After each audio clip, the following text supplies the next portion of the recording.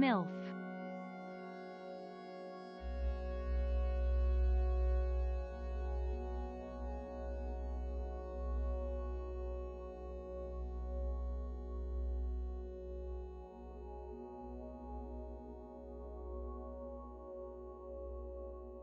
Cheese.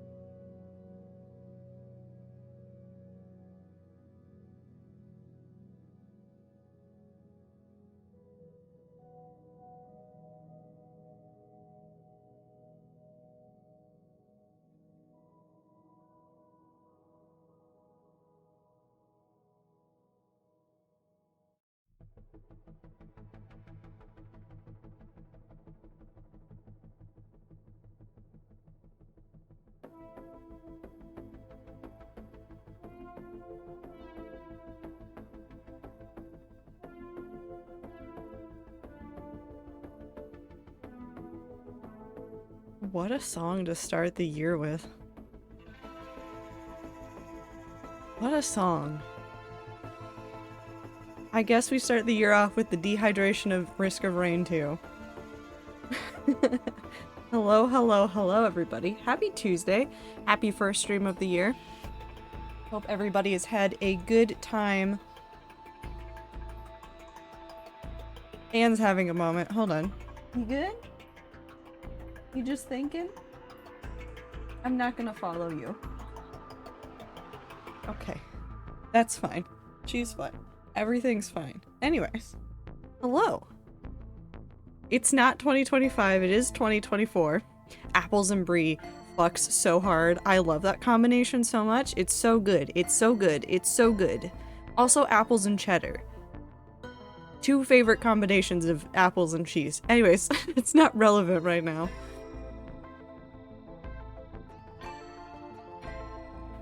Oh, I just made my shoulder pop. That was a nice pop. I don't think you even heard it. That's fine. It was just for me. We're all just thinking about cheese now. The entire stream, it's just cheese now. It's all cheese all the way down. But I have a face, a reel. My hair's still a little bit damp, but that's fine. So before I started stream, like not too long before stream, but a little bit before stream, I heard the funniest combination of noises, and by funniest I mean it was also terrifying. But I heard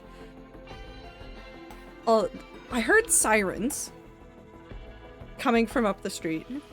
And then I just heard a chorus. Just like a chorus of like car alarms going off. And I got real confused and real concerned for a second, but I went outside and there's nothing happening in my complex, so I don't care. Whatever's happening out there, I will find out about it later through the next door emails that I keep getting, even though I don't use that website. So it's specifically where I hear about people arguing about dumb things that don't matter, and then sometimes they tell me about things that happen in my neighborhood, and that's really it. That's it. That's all I get. And you know you can lay down. Like, you don't have to sit like that for forever. You look so sleepy. Just lay down. He does not understand. Anyways, but I'm fine. Everything's fine here as far as I know. She's just there. She won't leave. Oh, now she's spotted the screen again. Man. We can't do this again. Yep. Yep. You good? You're so sleepy. You're so sleepy. She doesn't understand what's happening. She's just sleepy. There's a bed over here. Oh, okay. That doesn't matter. So I did something earlier today, and I did part of it yesterday. I grabbed one of my spare cheap notebooks. It is now the build notebook. It's not full, like it's obviously not full, but I've just gone through and I've listed out all the major builds that I need to do, and then I've broken it down into tiny little tasks. And then I've used little markers so I know where each task is. I want to tell you, Project Stronghold takes up almost 2 pages in here. Two pages. That's how many things I broke it down into. So we'll get there eventually. We'll get there eventually. I do want to keep working on maybe the Mumsa build or the path today. I don't know which one. We could just go walk around the projects that I have in here and talk about the things that I want to do first. Let's do that, actually. I think we're at the Mumsa castle. Many years I fell asleep in my chair. My neighbors decided to light up a firework, which scared me so bad I fell out of my chair. Yeah, that happens. Happens a lot, actually. People set off fireworks, like, all the time. They're still setting them off, like, yesterday. Over here. Which is frustrating and annoying. So, for the Mumsa castle, we've done most of the things that I wanted to do. There's, like, some little, like, detail work that I need to do. Obviously, the up here, these areas that will be covered in string. All of this will need to be done. So I'm going to have to spend some time AFKing at the spider farm, or we find a better spot and build a better spider farm. Which might be a possibility. So we need to do that. I need to do some work with the landscape. So if you weren't here originally, which many of you were not because this is very early on, this entire area was a different, like, there were like hills and things here. So you can see in some spots where I have completely like demolished the sides of hills in order to put in this. And you can see even in spots where I've put in land to rise up to meet. So I demolished a whole bunch of landscape to do this. So there's a whole bunch of terraform that we need to do. And then once the terraforming is done and I've gotten the landscape to kind of a shape that I like, I've decided I want one more thing around the castle. I want a low wall. I want like a little like 2-block high wall that's like mostly like, I don't know what I would use. What would I use? I was like torn between a couple things. I was like, I could probably actually use like real fences in it, or I could just use iron bars, which would look very gross looking. And I'm trying to figure out if there's anything sort of like that I can do texture wise to make it look a little less like a prison wall. I'll figure something out. But once I have that wall in place too, I want to do custom spruce trees and pine trees.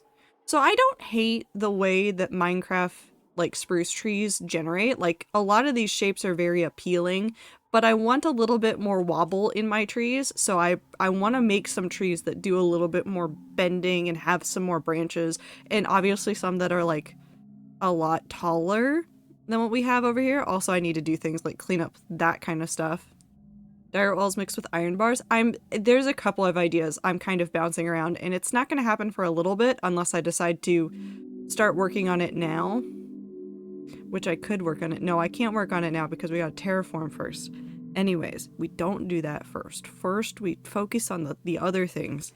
And then finally, obviously the last piece on the puzzle of getting this done is doing the path all the way to the town of stolen characters.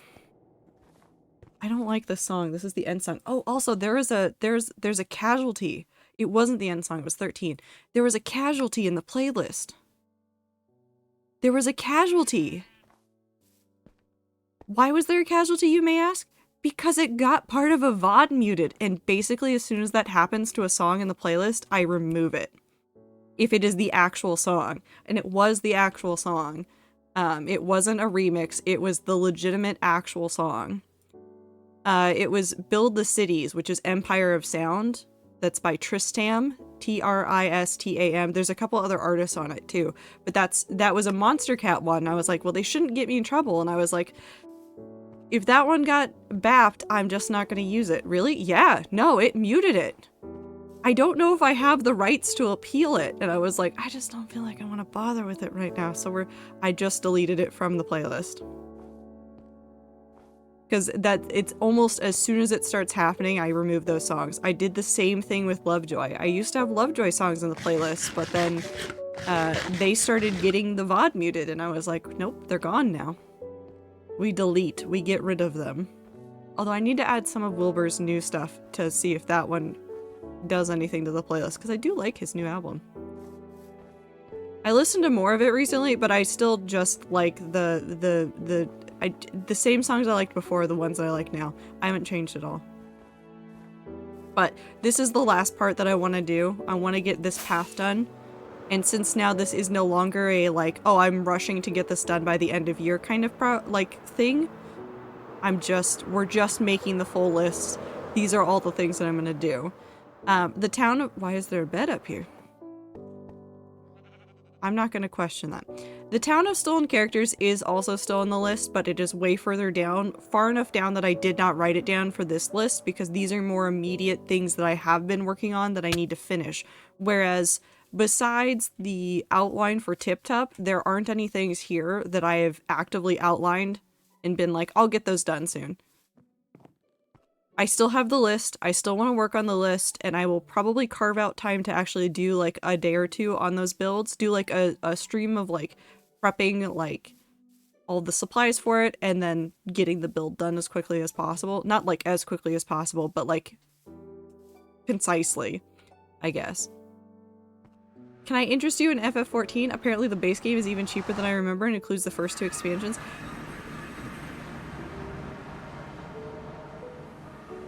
Do you mean that it's free, Woo?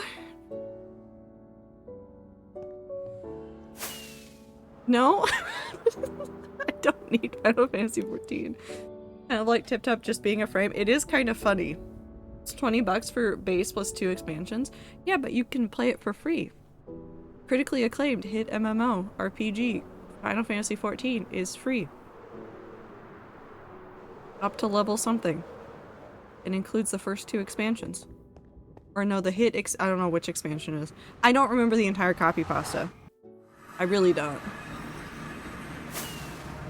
And now we're gonna go this way. I have Noida now? Nice.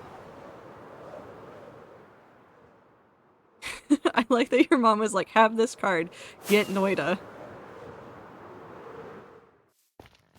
That's wonderful.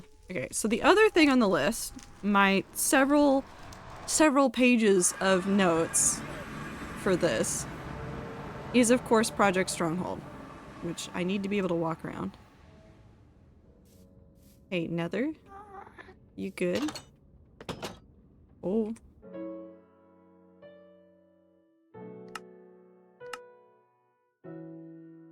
can turn this down just a smidge.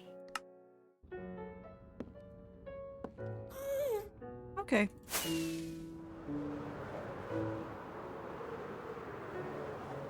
So excited to fuck around and find out. But deadly.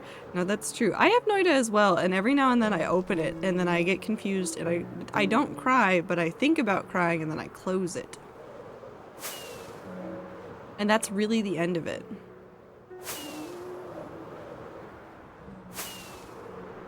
So, Project Stronghold. I haven't touched it in a while, and I know that, but I've been doing a lot of, like, just Fills of Minecraft. No, he's gone for a week. Don't do this to me, playlist. I miss Fills of Minecraft. I know he streamed earlier today, and I was watching the VOD instead of watching it live, so I could see everything that happened, but I still miss him. He's gone.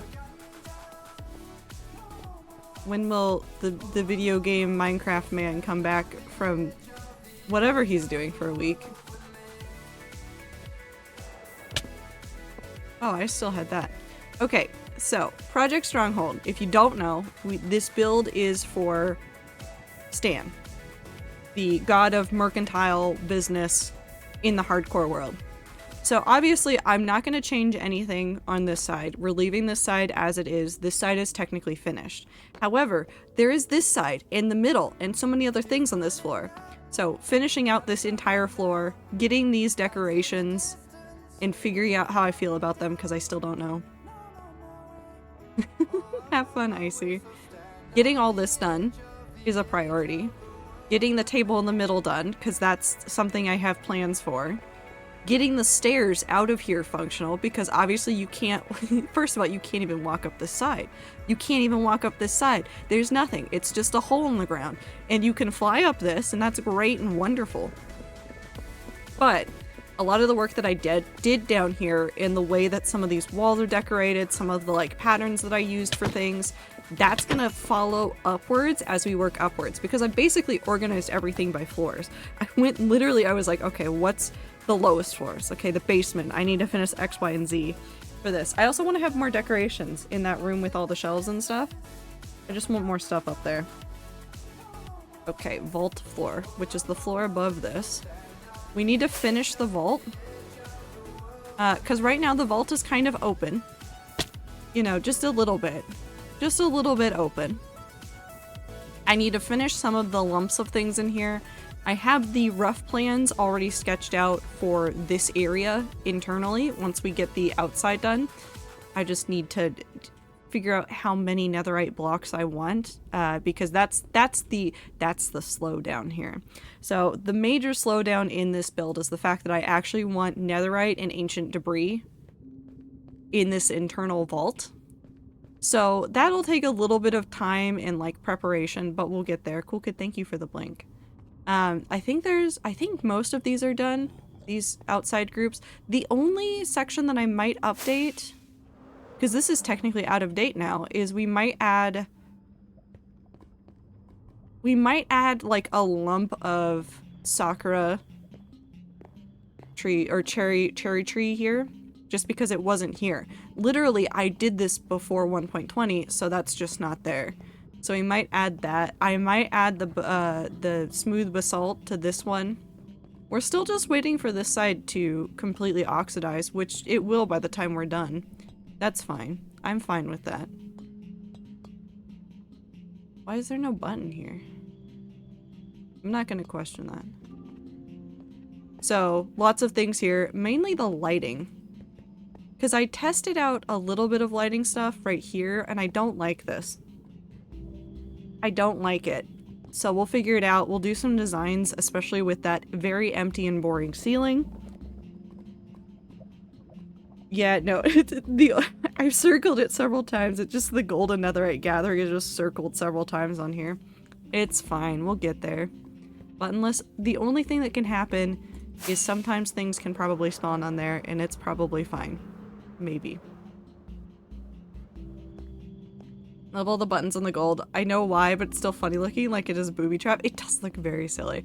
So obviously, the floor of the throne room is done. This is done. I'm still ecstatic with this. This was so nice to get done. I love a lot of the design elements. Again, some of this is going to go into other things that I do in other places, like some of the motifs and stuff I've done in here. I just adore, and I will scream about one day because I just feel so strongly about it. But we're obviously missing a couple things. A throne. We need the throne for Stan in here. I need to work on all of these balcony spots up here that you can barely see. I want to do some decoration here. We've done some work up here. Like, I've made the edges not quite as, like, sharp. The stairs obviously need to exist, but I have a love-hate relationship with them, so maybe I'll just cry about it. I might just cry about it for, like, several days. And then, what else did I need in here? Oh, I want to do a whole bunch of banners. I think this might be where I was getting, like, my want to do banners in the Mumsy Castle from. Because I want to do giant banners off of the balcony of this. Because it looks sick as fuck, really. It really, really would. So, a lot of designing stuff in here needs to happen. The stairs need to happen, which I will probably just cry about one day. I might even do some more stuff with the ceiling now that everything is actually balanced and I don't have to worry about dealing with the problems of my designs before. It's fine. If you didn't know, before, this was off. I accidentally made some floors even where they should have been, or I made some odd where they should have been even. It was so annoying. It was so annoying. It was so frustrating. Anyways, it's fine now. Everything is fine now. I'm gonna turn down the music just a smidge. Like, you make banners and layer them, or you make things that look like banners out of Fool or something. It's not gonna be banners. It's not gonna be actual banners. It's gonna be like wool or concrete or something. Whatever is the right colors, really. I think this might be my foray into trying to paint with Minecraft blocks, is doing banners and stuff, where it is like less important what they are made of because there's only so many wool colors. But like make them also look like they're moving. I want to make them look like they're moving. So we'll get there. I've already accidentally eaten dirt. Stop that. Then if you don't know what this floor is, we had a discussion about this, and we thought about this for a good long while about what we wanted to do up here. The thing is, there's a lot of piglins everywhere, and obviously I'm not going to stuff them all in here because that would be torture to my computer. But I did want to make a dormitory area for the piglins that would work for Stan and do all the things that he wanted to. So the original plan, and this is the plan I'm still going to stick with, the center and the like bottom of this area is going to be like a general gathering space, along with like some like mild entertainment things in like the kitchen, like a giant like cafeteria style chicken I think I just want kitchen that will be in this area.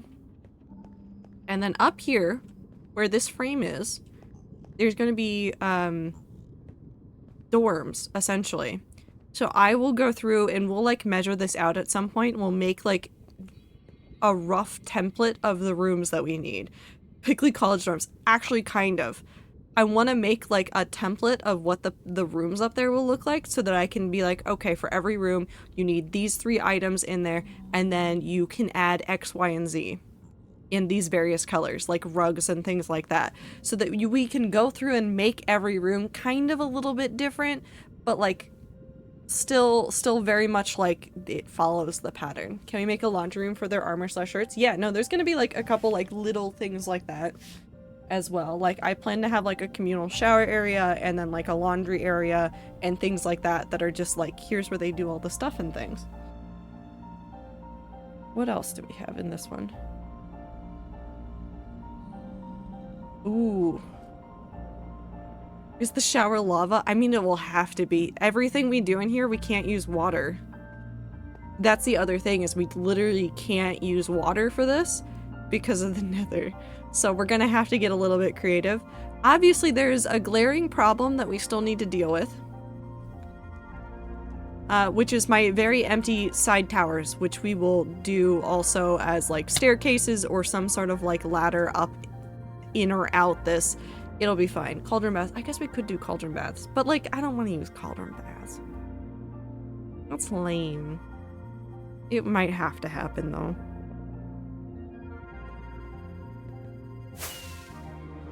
It might have to happen that way. So obviously, I have a portal. I also have a man that's about to go through a portal.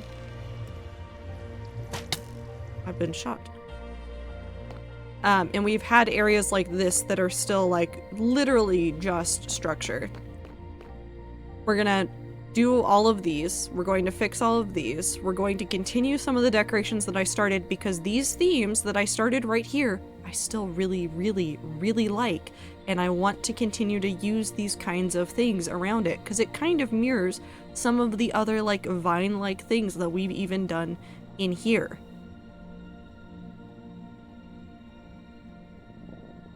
And I like it and I want to keep it. So we're gonna take some concepts that I've used here, some concepts that I've used on other floors, some other things, and we're gonna finish the decorations here. We're going to cover this area and make it an actual walkable area instead of just a pit into lava.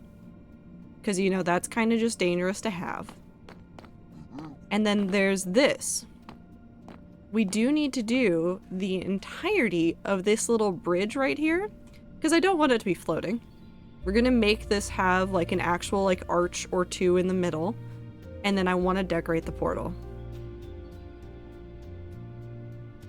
We're gonna make the portal nice. We're gonna make the portal look nice. It's not just gonna be the square. We're going to add some stuff around it on both sides as well, because I want it to look so nice. And even on this side, we're gonna do some decorations around the portal. We're gonna make this look nice. This is obviously the next part of this that I need to work on. Why is there just EXP? Who died? What? Did I kill them? I might have. It's been a while since I've been over here, I don't remember. But we need to finish up this main area, which this is already like at a good spot. And in case you didn't know, this was the Pride build from this year. It's the Bi flag, and it's made out of flowers. And I love it very, very much. What did I have for this one? There's an island technically under here that I need to do. It's in here. You can see it. I've made like skeletal like structure for making like an actual island that this rests on top of. We need to finish that. We need to finish the plants here, including this tree right here. And then if you've never seen this build before, this consumed my life for many weeks. And it still consumes my brain periodically. This is my giant bridge. We've gone through and actually done some ruins on it, so it actually like feels a little bit more worn down. There's still some block like decoration stuff that I want to do, like some more like cracked bricks and mossy bricks that I want to add into this. But there's something that I've long promised chat, and I promise you I'm going to do it this year. Like, this is one of those things that I want to do this year because it's part of this giant build for Project Stronghold. It's gonna get done this year, or so help me God. We're gonna put a giant skeleton over here. Right here. So I've already mapped out some like rough spacing for some of the stuff I want to do. And it's all with the wool and the water. And we're gonna have it go through here. And it's gonna happen.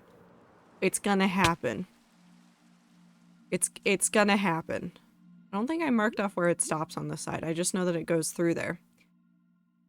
Big whale creature. It's gotta be something. I need to do some like testing. This is gonna require actual creative world testing. Because I don't know how to get shapes right. Yeah, this is the bone build. Yeah. This was originally going to be closer to spawn, but it fits better over here. And once I realized I was going to do the giant bridge, I immediately pushed it off and said, no, it's gonna go here. I have a plan for it. It goes here. So this is the bone build. I promised this a long time ago to chat, and we had a whole battle about which block the build was going to be made out of. And it came down to magma blocks and bones. And I'm gonna be realistic, chat. What if I put some magma blocks in it so that I get bubbles? What if I do that? Will you be upset? It's gonna happen anyways. You can't stop me. Well, I mean, you can, but I don't know what you think is going to happen. Which way is land? This way. Bubble crime. Yee. The other part over here that we actually have to deal with is getting this bridge to connect up with this. Now, you may just see a whole bunch of orange blocks on the ground. This is a promise of future wandering around the world that I will have to do. Because this path of orange blocks actually goes back to somewhere that we are very familiar with. I think it also turns into red somewhere in the desert because I ran out of red blocks over here and then I switched to orange because it was just the next thing I had in my inventory. A little upset, but bubbles. Specifically for bubbles. I'm gonna try to make sure they're not exposed magma blocks, I just want bubbles.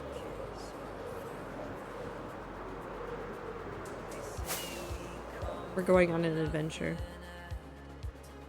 Because this is also an interesting place to run around, because it's like some new terrain, some old terrain. It's very funny.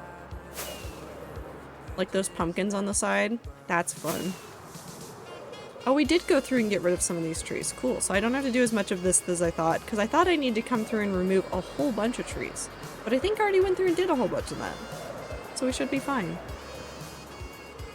Knowing to crash not only itself, but also Discord and Twitch, it's taken everything out.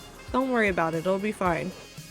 In Minecraft, you don't get to crash too. No. Not allowed. There's the red blocks. Wow.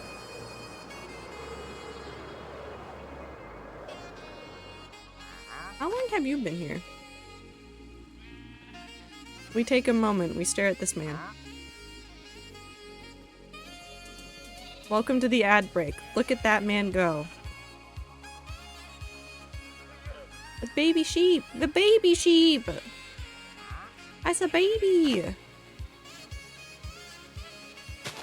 Blossom Snoid is gonna cause terraform. Exactly.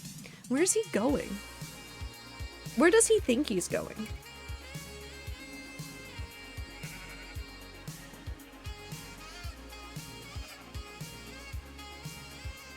Terraform? No. No terraform. Does he just want to be tall? I think he just wants to be tall.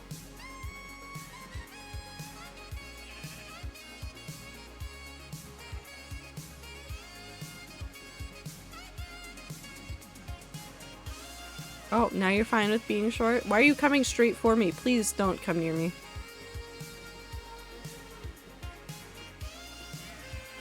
Yep, go back up the hill. Are you gonna go around that side or are you gonna go back over there? There he goes.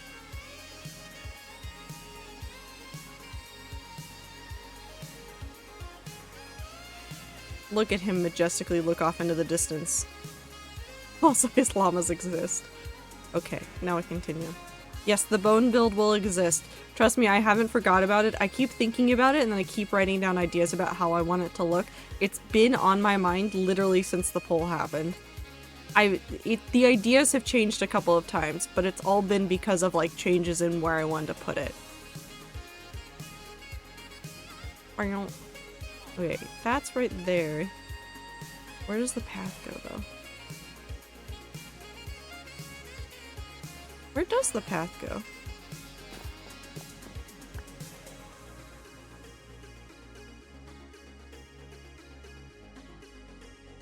Ah, right there. No, because that would have been where I came from? No. Nope, that's the right direction. Cool.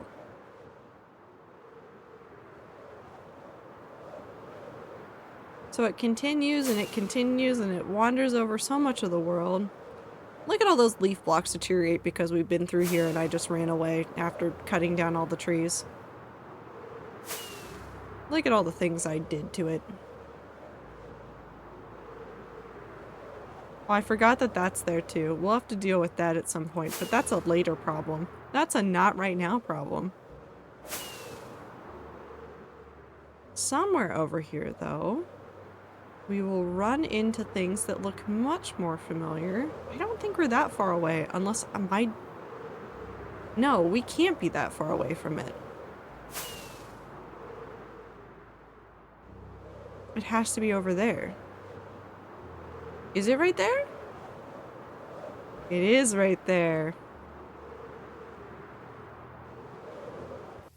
I have a path. I have a path that this runs all the way back to spawn. And it also goes to somewhere else where we have more things that we need to do. Because the path is also on here. This is also like later on the list. No, it's next on the list. I need to finish the shrines. I need to finish all the shrines and temples that I have along here. That's just known. We know that I need to finish this. I need to finish some of this stuff. I need to finish the terrain over here. I need to stop getting distracted. Anyways, I have this path that goes across the world, and the idea is, I like making the world feel connected.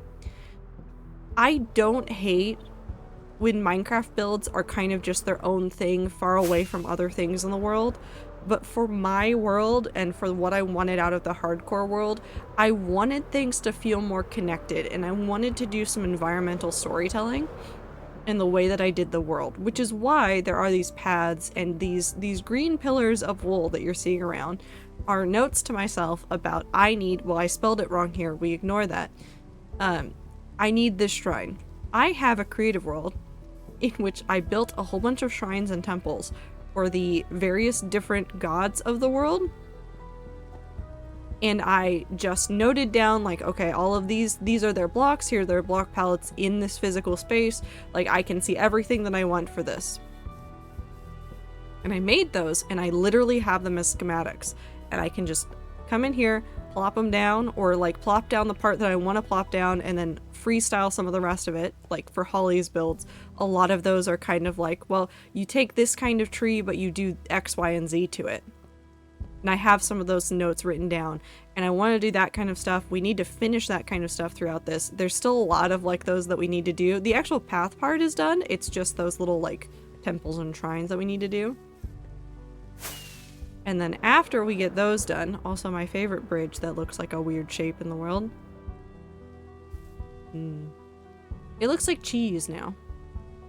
I just want cheese, I think. I want to add something floating in the middle of this, I think. We're going to add something floating in the middle of that later. That's fine. I'll write that note down to myself. Don't worry about it.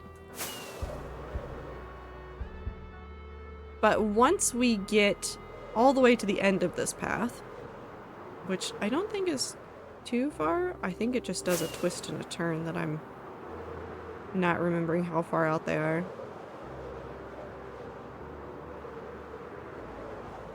Like, this is a long path. This is not a short path across the world either. I know it turns again somewhere over here.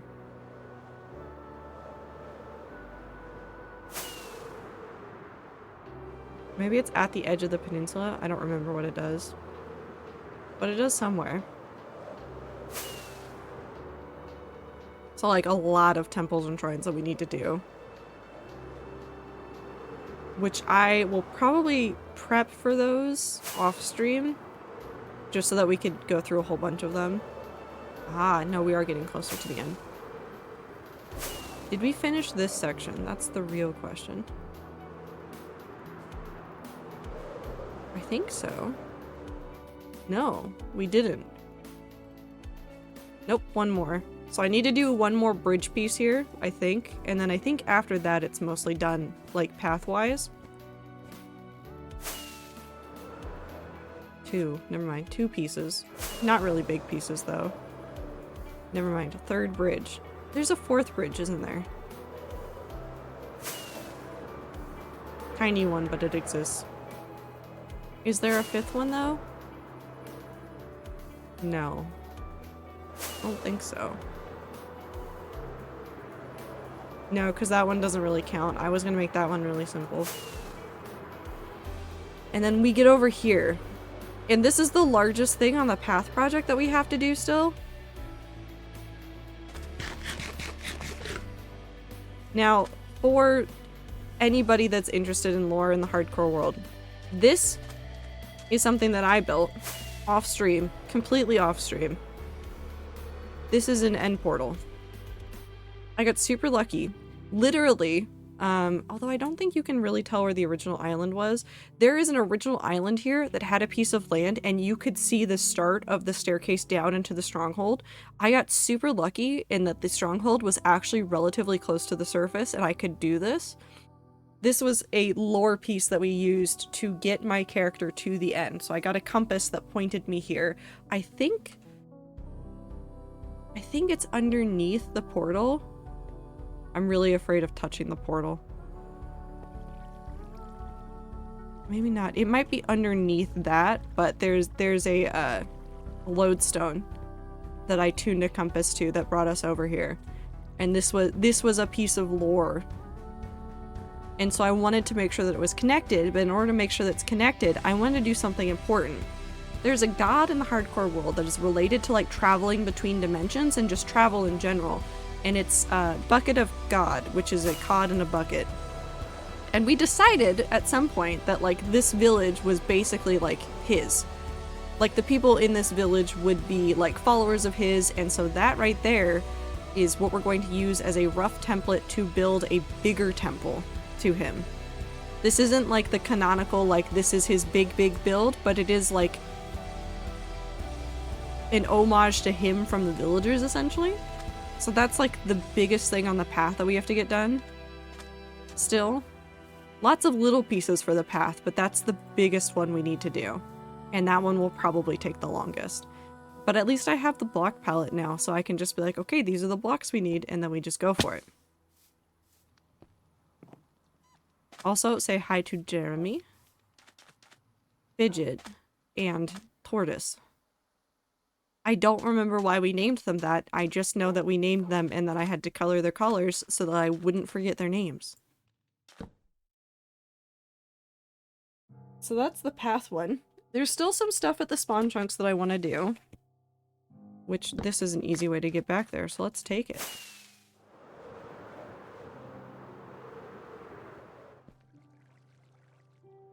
Oosh.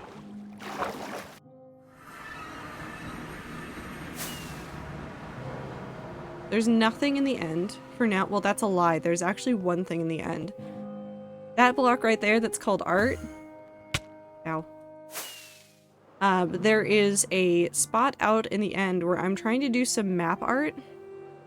We're gonna do that. We're gonna finish it because it actually relates to things in the spawn chunk. Which is the fact that there is an observatory here. Can I see above you of SFO? No, because I'm gonna die. I can't stand still in there right now because there's an Enderman that's still pissed. It's just pissed. So we have this observatory, and I really wanted to add a,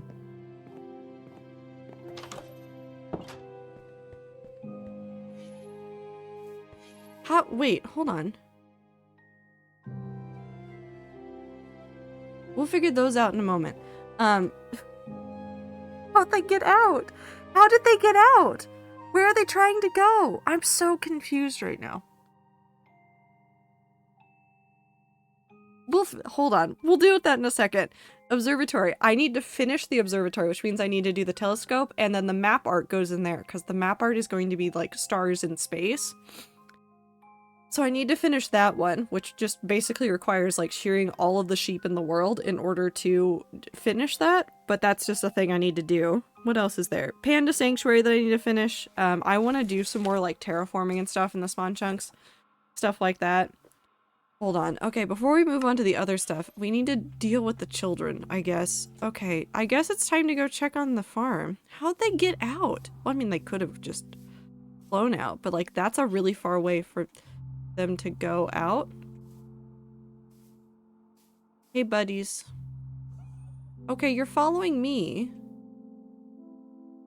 Come down here.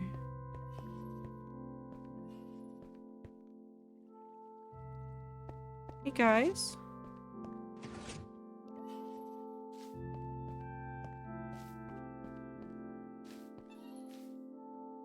Hey, guys.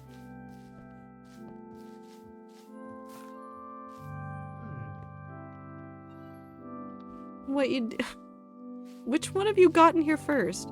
Oh, thank you. That's not where that goes, though.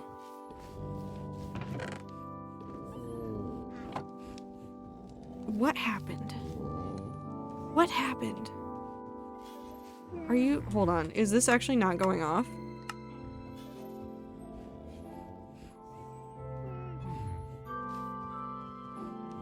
It's not. What happened?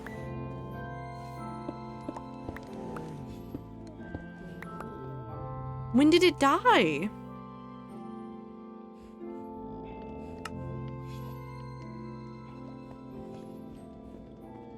It died at some point. Interesting. Okay, both of you need to come out of here now.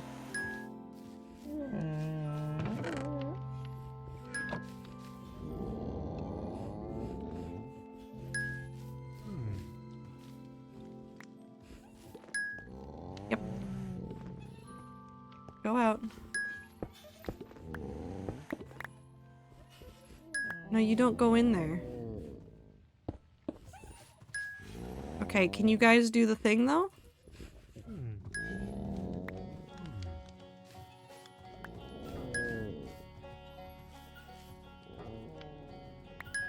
You'll get there. Well, maybe you won't get there. Come here, guys. Tide Pod. This is why this one is named Tide Pod. Hello, Twaiter. I hope you're doing well. You're so dumb. Oh, there was an attempt. There was an attempt. Okay. It stopped. Interesting. Alright, we're gonna turn that back off. 35 years, Pog you. 35 years? Jesus. Tiff, I hope you're having a good time zone. Also, hi, Ibit. Ibit, how are you? I just came to you to let you know, hey, our music is dead, please help. They did, though. The LAs just were upstairs like, our music turned off, please fix. That's so wild. Well, okay, at least they vaguely work now. Hopefully it doesn't turn off again. That has to have to do with, like, moving around chunks a whole bunch. I'll need to keep an eye on that to see if it fucks up again. Regardless, it works. It's still collecting stuff. What are the other things in spawn chunks I want to... Oh, I want to make this area nicer. I want to make this, like, more overgrown again. I miss the grass. Every time I play Minecraft, I, like, mow down all of the grass. And then I miss it. And I'm sad I miss the grass again. So we're gonna add the grass back. Happy New Year. Happy New Year to you too, Tiff. And we need to finish the Panda Sanctuary area. I went to work today after telling my manager I really shouldn't, but I understood we have no one to cover me. I had to call him for something and he immediately told me as soon as my coworker got in to go home. That's how I'm doing. Well, yeah. I'm glad you got to go home and rest some more. You've been very sick. I need to- the grass is gone. Like, there's, like, that one over there. That looks nice, somewhat. A little bit less grass would probably look nicer. That looks like I need to weed the area. This is just making me think about Animal Crossing and how I want to play it again, but at the same time I don't want to play it again. The entire island's gonna be covered in weeds. How about this area where it actually does look like kind of like on purpose? We did some of the stuff that I want to do over here. And I want to continue this kind of look around the main area.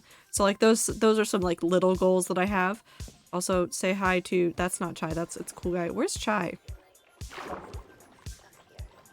Hold on, New Year, we gotta say hi to Chai. There's Chai. Our favorite fish. We're also gonna finish the aquarium at some point, but that's again not like a major project, so I'm not adding it to the list until I've finished other things. Chai's just hanging out over here. Meow. Chai is leading the school, truly. I want to do some like prettying up this area though. I want to make the spawn chunks even nicer. And speaking of making the spawn chunks nicer, if we make the spawn chunks nicer, we have to go finish these things over here. We have to finish this area. I actually might tear some of this stuff down, like make it like smaller. But I need to finish this area and all the ruins over here. This includes, I think, where was it? That one, I think? Or maybe, yeah, right there. I want to take the thing from the end, from Project Paradise, the desert area, the temple that's there. I want to take some of those elements and put them over here. So that's like officially on like my list of to-dos is I want to bring that over and put that over here. And then we gotta finish some of the tree stuff. Literally for the tree stuff, it's literally just 3 things that all start with the word finish. And it's like finish the terraforming, which there's a little bit more we need to do over here. Finish the tree root over there, and then finish the lakes/ponds that we have around the area that I haven't messed around with that much. Like, we got most of the way through this one, but this one needs a little bit more work and then it will be done. So those are the major goals right now. Will I focus on them? Has yet to be seen. I've so far spent an entire hour of stream procrastinating working on any of them by telling you about them, so I don't have high hopes. But it's fine. It's fine. It's very fine, and I definitely won't suffer a whole bunch. But those are the major ones. So major projects that we've been working on, kind of piecemeal. We're gonna finish a whole bunch of them. The idea is to focus and get them done. We're gonna get them done. And on that subject of like getting things done, because I did promise things like getting over it and doing like Jump King. I think what I'm gonna do, at least for Jump King, I think getting over it has to have its own thing, because I think I will go insane playing getting over it, and I need like Power Wash Sim or like something else calm and wholesome. That gets its own stream, which I've already scheduled in my like rough idea of the things I want to do. On days that I would normally want to just do variety or just play Minecraft, we're going to just split it in half. I will do a couple hours of Jump King and see how far we can get. And then I'll move over to Minecraft and I'll have like a tiny little to-do list and we can be like, okay, we do these 3 things. And we'll just do that as a way to like push through all the things I need to do.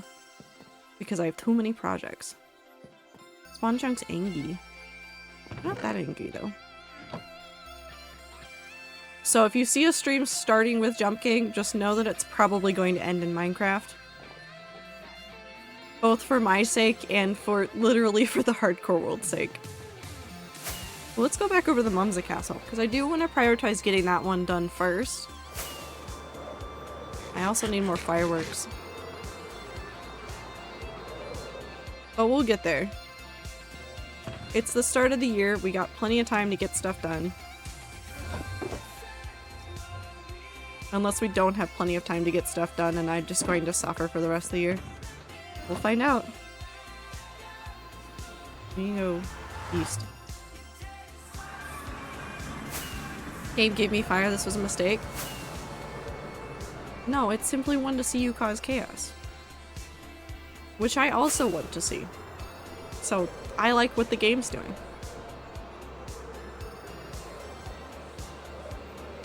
Anyways, it's time to work on a build and then talk about very specific niche things that I've been staring at for the last 2 days.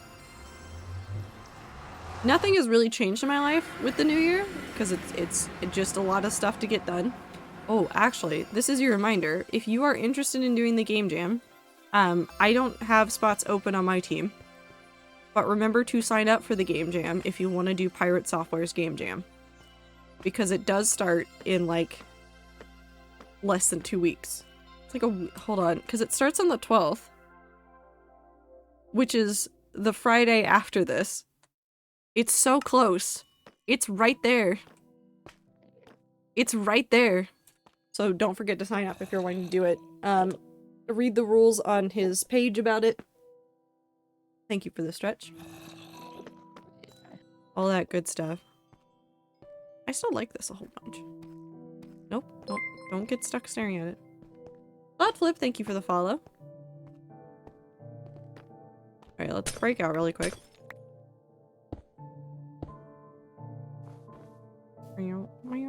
I do have other things on like the list of like projects that I want to work on, but I prioritized ones that I thought were like I've spent enough time procrastinating on this. I need to get this one done. If there's other things that come up or things that I want to do, like, for specific things, lore or otherwise, those will, like, jump around the queue. I kind of want to do the terraforming. We have a whole bunch of dirt and stuff right now. Well, not over here, but... Well, no, we should actually have a fair amount of dirt somewhere. We have moss, that's what we have. Let's go grab some dirt and stone from the storage area, and then we'll come back over here, and I just want to start filling in some of the terraforming, because honestly the terraforming is bothering me. I am procrastinating the trees. I understand that I'm procrastinating the trees. The trees are terrifying to me today, so I'm not going to force myself to do it.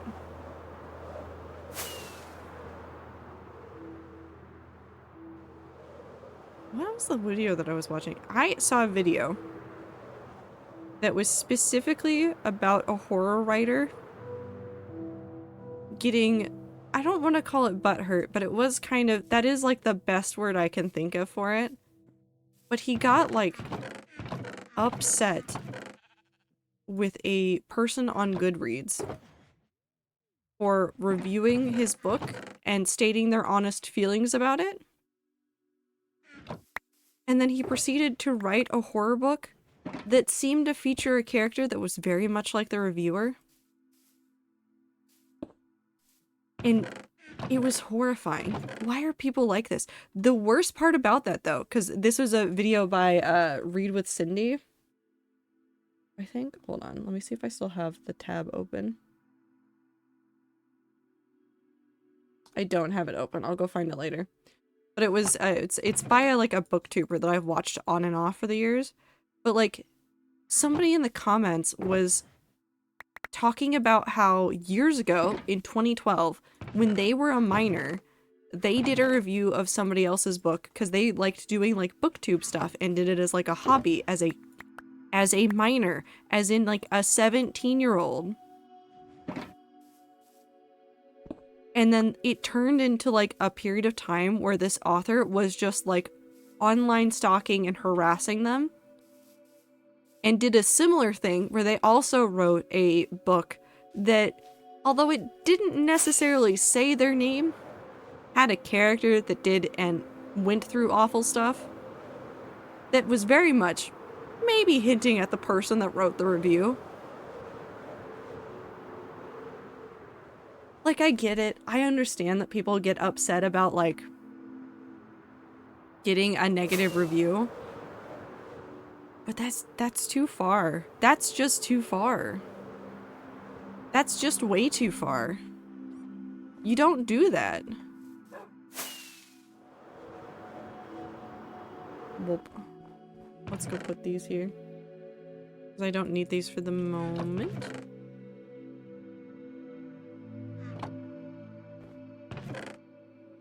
It's so weird. The publishing world has just gotten weirder and weirder as time has gone on. I've been listening to a lot of like, I got back into BookTube. I don't know if this is a good thing or a bad thing, but I've just been like listening to and watching a whole bunch of like BookTube videos and like getting back into creators that I used to watch a ton of. Like I used to watch Daniel Green, not related to Hank and John Green. I think there's an extra E. It's like Green, G-R-E-E-N-E. But he's done like book reviews and things for a long time, and I fell off of watching him, and then like some of his stuff popped up, and like along with like some of like the bullet journal, like all of that stuff, like some of those creators have been like reappearing in like my feed of things to watch, and I've refound some of them that like I was just not subscribed to anymore, which is always fun when that happens. But I was looking through some of them, and there's a lot of really interesting opinions about the publishing industry right now. Like a lot of them. Which has been really interesting. There's actually even a creator that I didn't associate with BookTube who was talking about it. Although I guess she's done a number of videos about BookTube. But Smell Entertainment, if you guys know of that creator, she did a video today about TikTok and publishing that was really interesting. So it seems like the stars are aligning on my interest being back into seeing like planner and like planner things, author things, like all of that stuff. But it's been really interesting to like see some of those conversations coming back up again. I know this isn't even, we'll fix it. There was a really interesting topic, and then I saw a really interesting rebuttal, which is really what I want to talk about. Because I've talked about this kind of before, but I think there's a more nuanced conversation to still be had about it. Which is about fast fashion, but make it publishing. Because I've talked about trash books before, and I am a huge advocate of if you like the trash book, read the trash book. I don't care. No one else is really going to care. The only caveat there being that you need to be aware that you're reading a trash book and be able to critically analyze like what you're reading afterwards. You can still read the trash book. Nobody's going to stop you. You just need to be aware that it is trash in one way or another. And Swell Entertainment made a video today that had the interesting premise of the idea that the publishing industry is turning into fast fashion. Now, there were a couple of things that she cited, and again, I'm citing her video. I'm not going to be able to quote it verbatim because I'm playing Minecraft and have 3 brain cells firing at any one moment. So I might misquote things, or might misremember who did what, because I don't remember all the authors' names very well. But it was about some of the stuff to do with, like, what's the dragon book? Fourth Wing? We're gonna pause for a second. Well, actually, give me a second to go look it up on Goodreads. What is the book? Well, there's a couple books that she talked about. Hold on. Nope. Fourth Wing.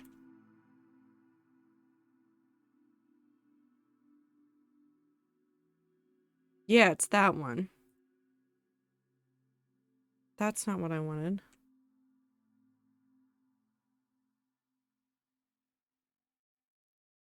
There's a fashion historian that covered this topic too. What's her name? Well, this ties back into some other stuff, and I'm not done reading it, but I still have this book, and I've been working my way through it very slowly because it's a lot to think about. But Big Fiction, which is a book that I've had and I've talked about before, which is how conglomeration changed the publishing industry in American literature. And so it's been interesting to see, like, because I've been reading through this and the way that things have changed, and then to have the, like, super recent stuff, too, going on with, like, fast fashion and just, like, fast consumerism, I think is how I'd call it. No, what is it? Iron Widow. It's that one.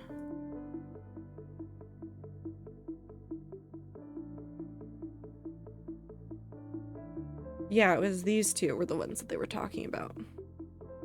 But it was lots of things happening in the industry. But basically there was some like interesting conversations about how things like Fourth Wing, which people have opinions about. I know people that have very strong opinions about the way that this book like does its thing and like really hate it. But this book got winner for best romantic fantasy book in 2023 on Goodreads. Like it won. Like people were like, we love this so much. But there's been a lot of like hype around like they'll like do like secret new drops, or they'll like reveal new books, or they'll do all these things, and like there's a lot of people that are doing a lot of reading that are getting like really into the like, well, we want to be there for the hype moment, so we have to be on board for this thing, otherwise we're gonna miss all the hype for it. And it has to do with the way that like drops happen, and I was like seriously having to analyze the way that like even the way that creators do things and like all this stuff. So there's like this really interesting weird conversation that's happening around like some of that behavior in the world, and I think I hate it. Basically what it is boiling down to, and this was stated more plainly by the author of the recent book Iron Widow. It came out in 2021. I'm gonna say her name wrong, so I'm also going to just copy it and paste it in chat. I think her name is Zirin. I'm not 100% sure how to pronounce her name. Please forgive me. But she has a TikTok where she talked plainly about what she was doing with Iron Widow, because this book came out and people really wanted the sequel, like immediately, and it didn't happen. The sequel to Iron Widow is coming out this year, and she actually talked very like candidly about what was happening in the behind the scenes stuff, about why it wasn't happening at the pace that other people wanted it to. And it was because the publishing industry didn't think it was going to sell. Even though the first book did so fantastic, they're like, the sequel won't sell. And the money they wanted to give her to do it just wasn't enough. So she didn't prioritize it. And she instead turned around and like, they instead like worked on a different series that then sold for 6 figures. And I'm not trying to say like, oh, you can never publish again. You can never publish in this world in the way that this is working. But it is kind of terrifying. Like, kind of actually terrifying that this is kind of the way that everything is going.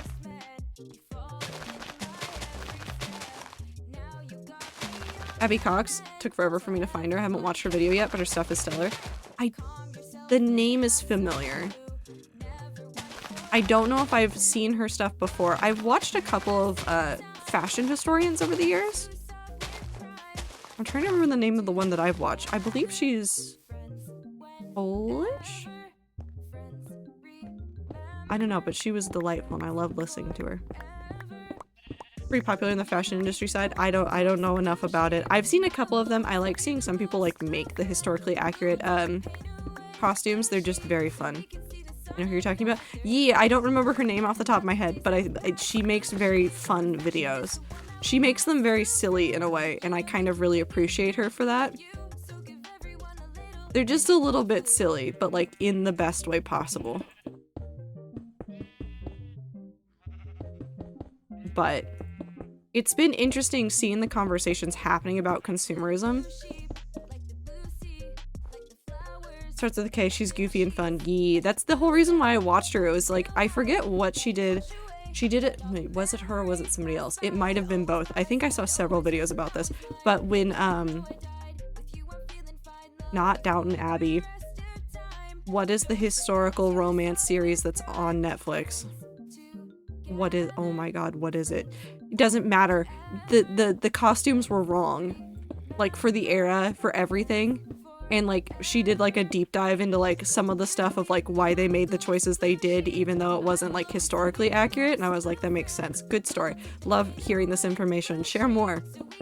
Was fantastic. But I know several like fashion historians did similar videos because it was a popular series and everybody was talking about it and it was very cool. But it is really interesting seeing more people talk about fast consumerism. Because it is becoming worse. Like, it is just becoming worse. This also ties back into planners. Because I also saw several videos that were nestled between other videos where I was diving into, like, okay, what layouts are people doing with the Hobonichi Cousin, which is the one that I have, and like other bullet journal techniques that people were using. And in between all these videos of people talking about their like 3 different planners that they use, and like look at all their notebooks and stuff where, hey, do you think consumerism and planners is going a bit too far? I was like, oh no. They found me, and they're right, and I'm not angry about it. But it is interesting to see like all of this stuff is converging more recently, because all of these videos were coming out like in the last like 2 years about like consumerism in the ways that it's harming different areas. It was really interesting. Anyways, I really like notebooks. No, I've been having fun. There's actually a creator who I may drop one of their videos into the Discord later. She does, I don't know how to call it. It's cozy. I found a content creator that just makes videos that just, I swear to God, this is not anything against her. I don't think I've listened to a single word that she said in some of her like non-planner videos. Like I haven't listened, but just the sound of it and like her doing her thing on the other screen is very calm and like very cozy. And what she also has like a lot of good points about her planners, and it's very interesting to talk about her journey with her planner because she's also like very open about her autism diagnosis and like the way that it affects the way that she uses her planner and like the systems that she uses. But like she just sits there and it's so cozy and so nice, and I like the aesthetic of the things that she does, and I will probably just give it to you guys and be like, have this content. Because it is legitimately just super cozy. Also, her planner is not goals, because I could never use it the way she does, but I loved it so very much. She's also British. So she keeps talking about places that I can't get things from, and I was very upset about that. Not actually upset, but just in the I cannot get the notebooks from there because they don't have online places to buy these from. Slash the things that you're talking about are specific to the physical stores in England, and I'm upset about this. Did that actually turn out the way I wanted it? Kind of. I don't like this awkward thing right here.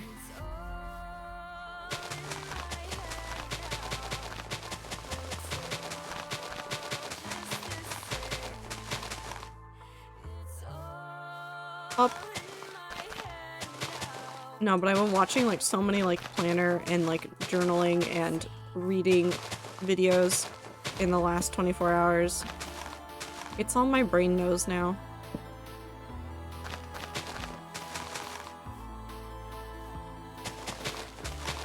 It's nice to jump into that side of stuff again and also like have the presence of mind to be like, I don't need all the journals and things. I just like looking at them.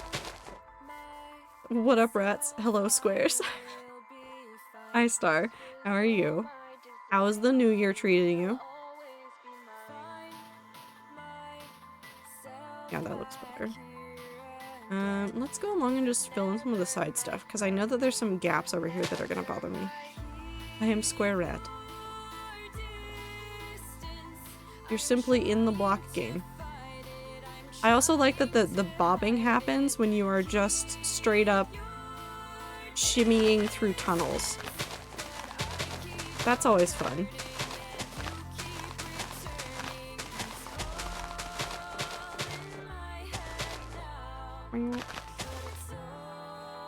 Still threatening Microsoft with strongly worded letters? What'd they do to you? What'd they break this time?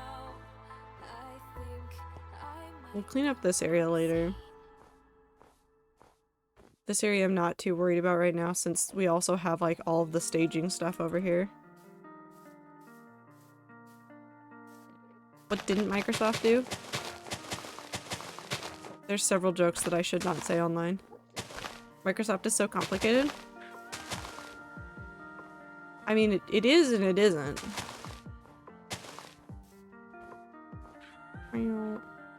OneDrive stealing proprietary property? Yeah.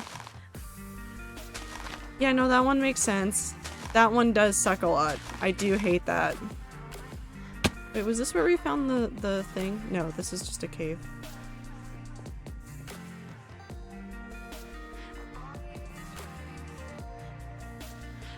We're gonna do this. That one's already lit up a little bit. We'll put another one right there.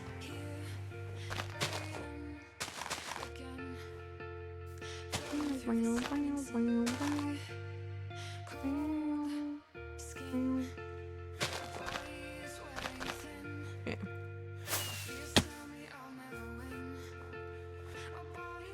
I'm not surprised with the way that like Google went with like the Google Drive stuff. I'm not surprised. I am disappointed. Because Google was like, well, we can train our AI on anything you have in your Google Drive.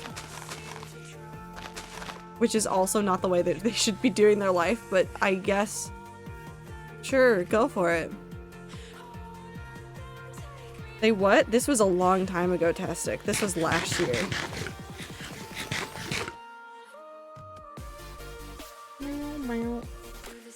Hold on.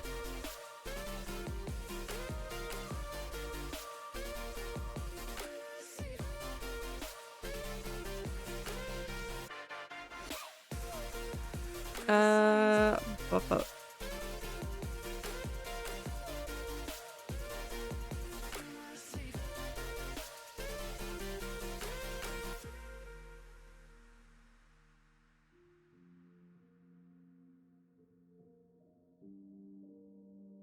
So I think a lot of this was because they did not specifically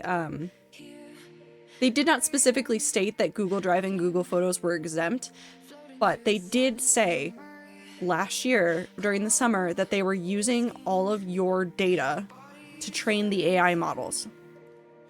So years of your interactions with Google, with YouTube, with all of these things were going to be used for training Google AI. This is just horrifying. Thank you. You're welcome. And they didn't specifically say Google Drive and Google Photos were exempt. So the assumption is that those things can be used. Which is the worst, actually. 365 is banned in Germany because they doxed all the public school students. How'd they manage that? Microsoft will put your pics on OneDrive and then use geolocation data to dox you with AI. Not kidding. That is fucking ridiculous. I hate that. This is why I don't... Okay, you know how sometimes when you open up a Microsoft computer and you have Windows on it and it goes, hey, do you want to log into OneDrive? I've just ignored it because I'm like, first of all, can't be bothered to remember my password to get into my OneDrive. Second of all, it's like shit like that I hate. I hate it so much. I'm so pissed about so much of it. Because it's not just Microsoft. It's everything. Every company is doing that to you. It might still be uploading certain files. It shouldn't be, because it should not be uploading anything. I've told it not to upload things, and I've turned off a whole bunch of settings, so it should be fine.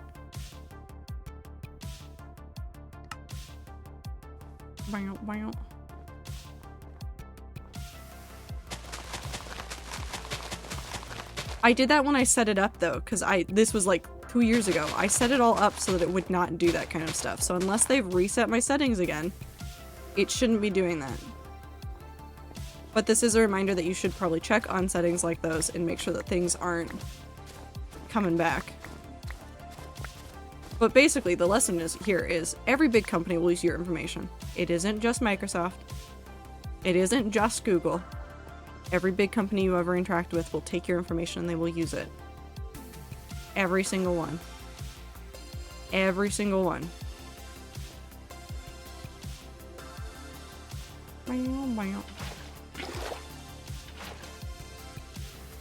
This even extends to things like companies like Starbucks. They're like, oh, sign up for a card. You'll get discounts. They will use that data. The data of where you're purchasing things, how much you're purchasing, how often you're purchasing. They'll use all of that information. Always. And I know, and I understand, sometimes you just need the deal from the app. You're in a position where, like, legitimately, you need it. And I'm not saying don't use it, but I am saying be smart about it and understand the consequences of what you are doing.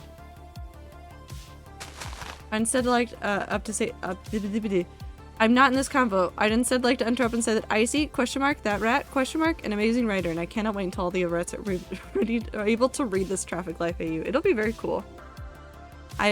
Icy shared like just a couple of things from it. Not like actual written pieces, but like some of the outline. I'm very excited.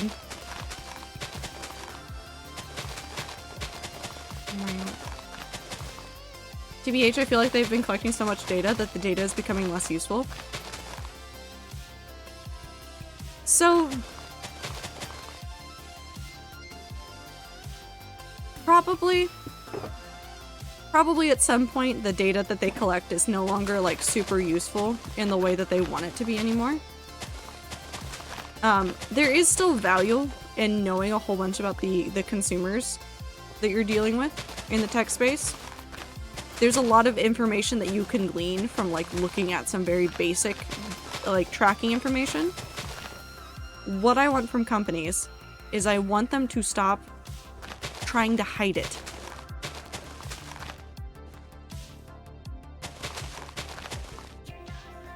They want to take the information, just tell us. Tell us what information and why. The transparency will help. And if they can find ways to anonymize our data instead of like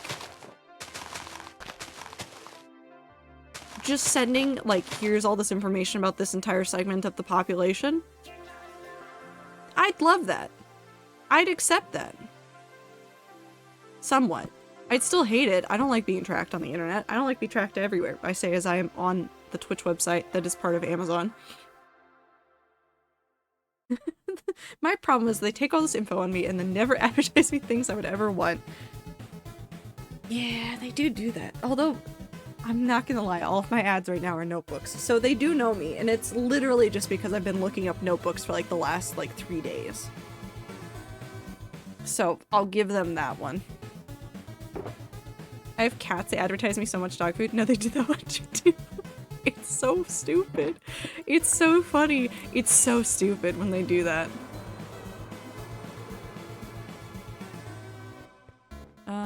Do I have more dirt and grass? Yes.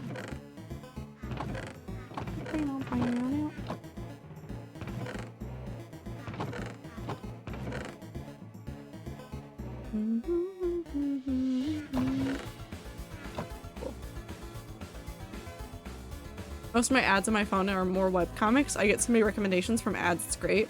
Well, that needs to stop giving me French and horror movies though. No, that's fair.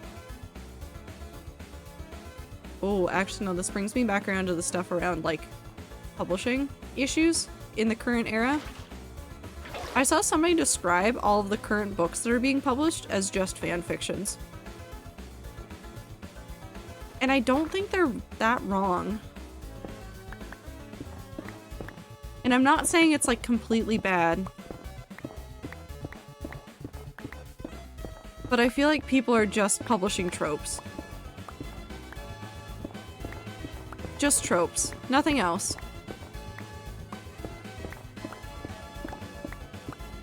Now, what I'm hearing, what you might be hearing is that like, oh, people are relying too heavily on tropes. No, people are publishing just tropes. Just tropes. They'll have one scene and they will advertise it to hell and back. And it is specifically for a singular trope, and then you sit there and you go, okay, but where's the rest of the book? Where's the rest of the thought that could have existed here? There's more to this. You could have gotten there. And again, this leads into like the fast fashion portion of it, of like the companies just want the quick buck. They don't care about good writing, they want the money. And the money isn't in good writing. The money is in things that appeal to a mass audience. And sometimes that is just fanfiction. You want a full book? No, you get just see and that's all. No, Tastic, it's worse than that. You get the whole book. There's a whole book there. The whole book is predicated on the fact that you will really enjoy that one scene and you will forgive every single mistake in the book.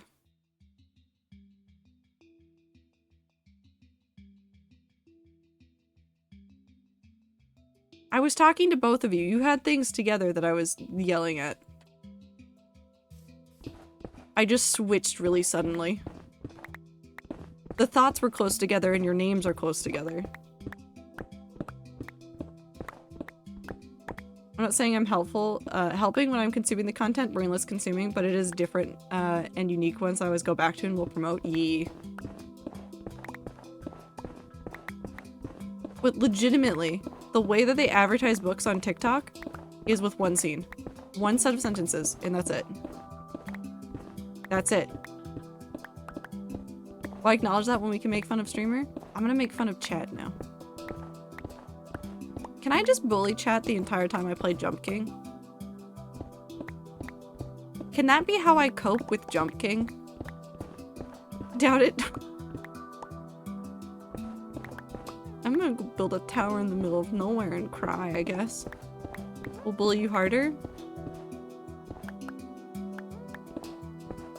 Wait, if I just don't look at you, it won't matter. I can turn off chat. I could just pretend chat doesn't exist, but then I can't bully you effectively. I need to know what you're saying at me so that I can bully you effectively.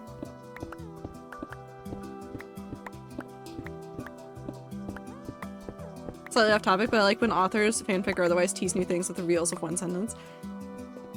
I don't.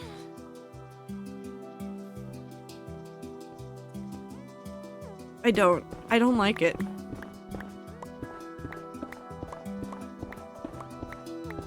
Because I don't want them to worry about crafting a perfect sentence for an advertising scheme. I want them to just give me the concept and then watch me go feral thinking about the concept for like 3 months. Which is the same thing I do to friends. Friends will tell me about stories they want to work on, and then I brain rot about that story idea until I want to cry. Because the story doesn't exist yet, because they're not done writing it. But that's a personal thing. But I also agree, I don't know, it's like movie trailers. Because sometimes that sentence reveals too much, and then you sit there and you go, okay, so I know how the story's gonna go.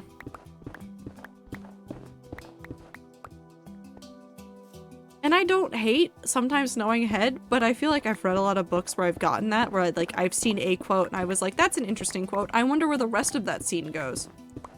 Goes nowhere. They got that one really good line, and that's it. That's it.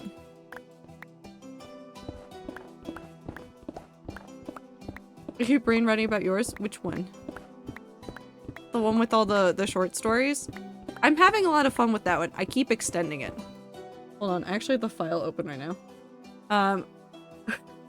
My edit version is at 6,550 words. Where did I stop writing? In this one. If I select all the words up to the point that I was essentially writing to, I'm only at 4,079 words. So I've somehow added 2.5k words. Somewhere in the middle of that. It's just... They appeared. Made more. Have fun, Ducky. Have fun with D&D. I got that one really good line. That's just the Warrior Cats in general. No, that's true though. The Warrior Cats has like some hard-hitting lines, but it is just like, okay, I understand why you wrote this whole sentence. It's literally, you wanted to just get over to this idea over here, and you got there, and there's nothing else here. Can we please have the rest of it? You kind of got there. I like some of it. More of this, please. And then they just go off and then forget who they've killed. It's fine. It does got some good lines, but they are very consumerism books. Oh, 100%. Oh, 100%. They're written by a team of people. They are literally made to just be quickly consumed and quickly published. When you've got a team like that working on a series like that, that is what they want. They want easy to read, quick to consume. And they did it. Like, for all intents and purposes, they did it. And it makes me think about the Guardians of Ga'Hoole as well, because who is that by? Hold on, who is that by? Because I don't remember if that was a single person or if there were more people involved. Catherine Lasky. No, she's a real singular person. Although she could have, she could definitely have ghostwriters working for her.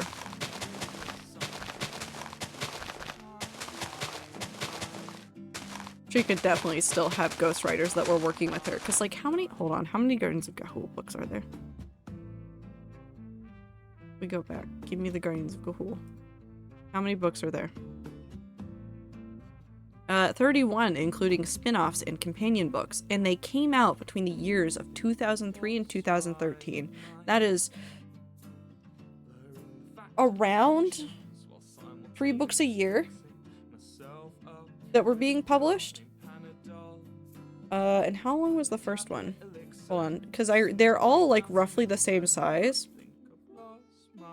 Hold on, we're doing math. Guardians of Ga'Hoole word count.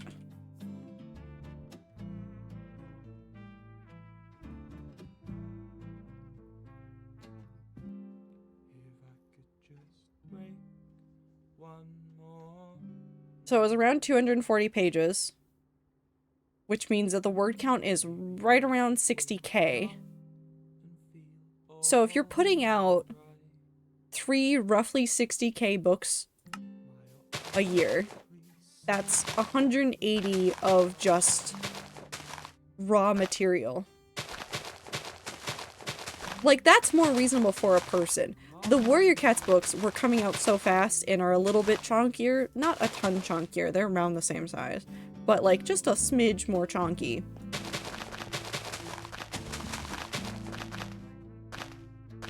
Yeah, I mean, there's no way they could have been written without ghostwriters and like a team. Soon there will be 100 Warrior Cats books. Soon. When did the first Warrior Cats book come out? Hold on, I want to see how long ago it was. I looked this up before. 2003, also the same year as Guardians of Ga'Hoole. 2003 was a great year for animal books. There's a lot of stuff happening. So think about it. In basically 20 years, we'll do math. Hold on, let's do some math. Okay, so they're almost at 100. So they're not really at like 100 books yet. So we'll say like 95 books. 95 books in 20 years is going to round out to what? Plus all the spin-offs and other things. 4.75 a year. And you know they ramped it up at some point to deal with like a huge increase of like just kids everywhere voraciously consuming the Warrior Cat series. Hold on, can we find the average length of a Warrior Cats book? What's Into the Wild's length? Hold on. Average length of Warrior Cats books. The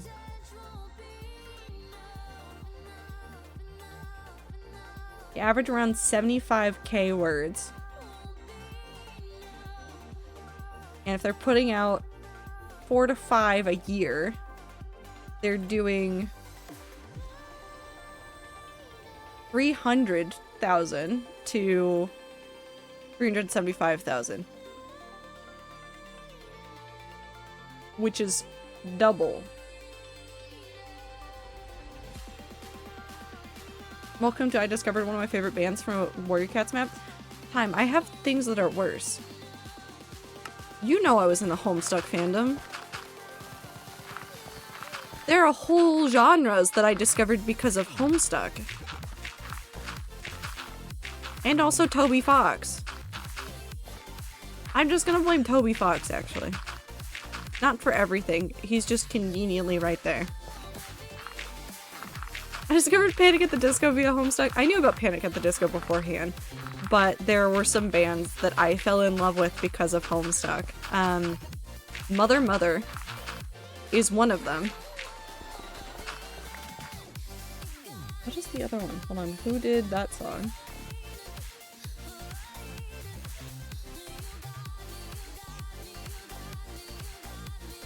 The Hush sound I discovered because of Homestuck. Little Pistol is Mother Mother, right? Yeah, Little Pistol's Mother Mother. That's the song, that's the first Mother Mother song I ever listened to was Little Pistol. And that was forget what the purpose of it was. I think it was mostly, no, I liked it for Jade's section. There were multiple people that worked on the video, but I really liked the Jade section of that video. Because it very much fit Jade. I feel so many things about Jade from Homestuck.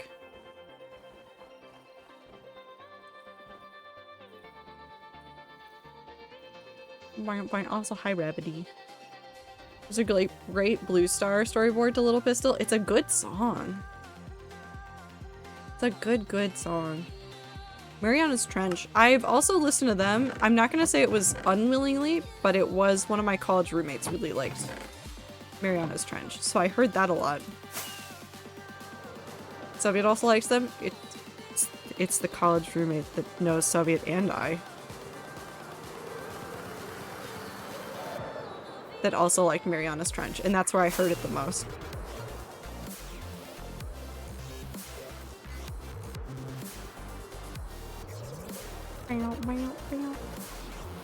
Five Giants Warrior Cat map is to Masterpiece Theater 3. Nice. I need more dirt.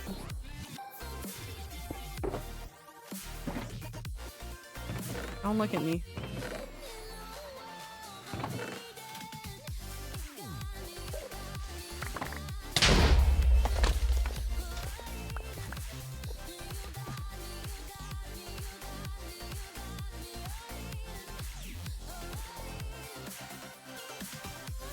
No. Hold on. We're just gonna spend a moment to just be in a little bit of awe about the fact that it blew up none of the chests. None of them. And I already have dirt in my hand.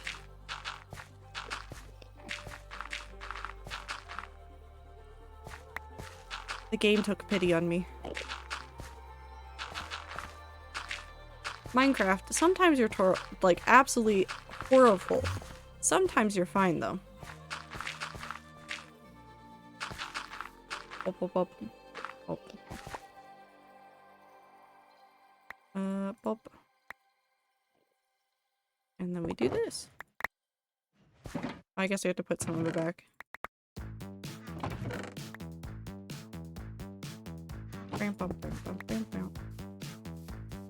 Sorry I joined and the brain immediately zoned out, but I'm here for real now. Hi. It's okay. The brain does just space out. That was the best explosion that could have ever happened. Sorry, I'm never gonna be over that. It didn't blow up the chest. It literally blew things up to the edge of the chest and not the chest. The world took pity on me. Is this... Does Minecraft like me again?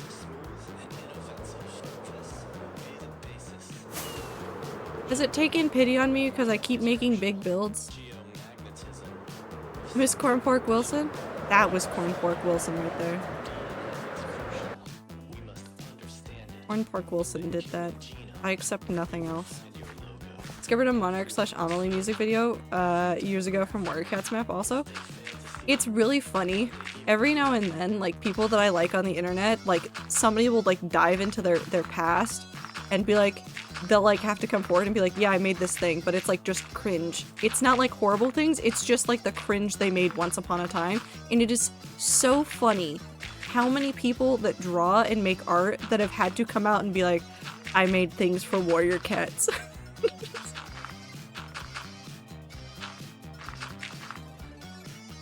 It's so funny. Hi, Aether. I remember how I found Amelie. It might have been the anime OP cover. That's, no, listen, totally. She's done so many things. Read more, Aether. Just read the whole book. I made so many things for Warrior Cats. It's so funny. I like finding all the authors that made, not authors, well actually even fanfic authors, like figuring out what they used to write is so funny. Every single time. Lackadaisy really looked out with the Warrior Cats animators. No, that's true.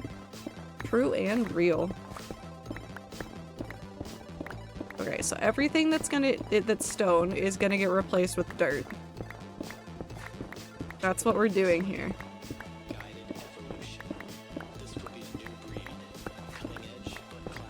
All the way around. Actually, we need to finish using this up first.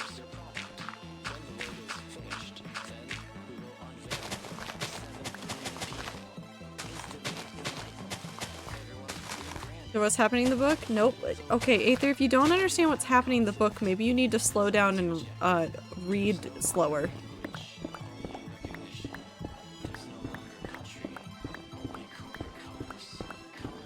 So that you understand what's happening.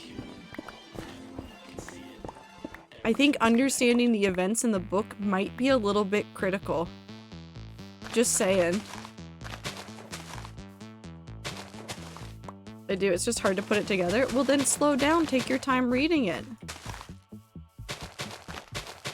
Take a break after the chapters and then go, okay, so how does this fit into everything else that I know? I read so slowly because brain process slow. That's very fair. Every brain works at a different speed. Don't feel like you have to rush through the book just because other people do. Like, I know I read insanely fast, but I also slow down when I don't understand a book. Like this book, I can read like 2 pages and then I have to stop and I have to think. But like some fiction books, I speed through and I know the story immediately. Well, I recently found out she was a VTuber and saw her collab with...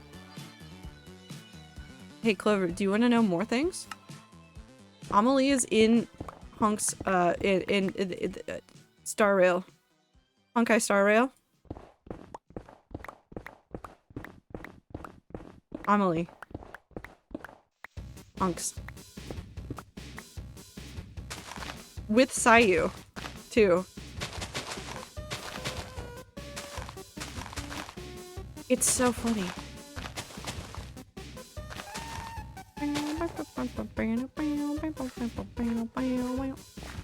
Yep, I want this all to be Grace. I love Sayu. He's something. He's just a silly guy. They're VTubers, Rabbity, and also voice actors that have been in many things. Help Brain so much? Yes.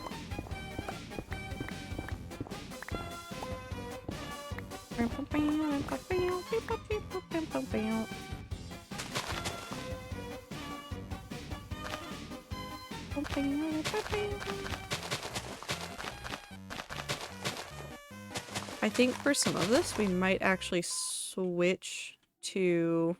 Because I want to leave some stone, especially when there's like several blocks that are going to be exposed like this. I don't want like straight... Oh, stop doing that. Straight lines like that. We'll have to find a nice balance. Trying to play Star Rail showed me a trailer. I stopped and said, that's Sinosia. Aren't Amelie and Sayu's characters though, like, they're rivals of some sort, right? Because I know the joke is that their rivalry is now in the game. And I'm not saying they actually have a rivalry, but it is very funny because they pretend fight. And then also Amelie just needs help with her computer. She's so bad at technology. Okay, listen, the rats sometimes commit like technology crimes. Nothing compares to the things that I heard about Amelie. She was using Microsoft Explorer and Edge to use the internet for a very long time. I'm gonna reiterate that. She was legitimately using Explorer and Edge to explore the internet. How does she live life? How does she live life? I also like the fact that she has a 2 PC setup for her stuff and it like only works some of the time. Just some of the time.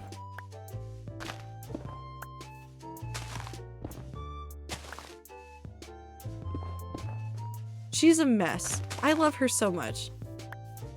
She brings me so much joy. Isn't Edge just a web browser? What's the issue here? It's not a great web browser, Woo. Woo, are you using Edge? Never mind. The rats are committing so many crimes.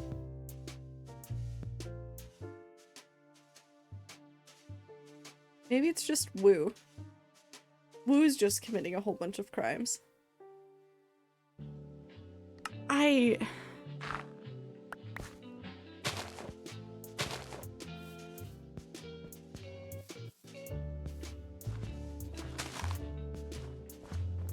Like the geese. No, the geese know they're committing crimes, Woo. They know.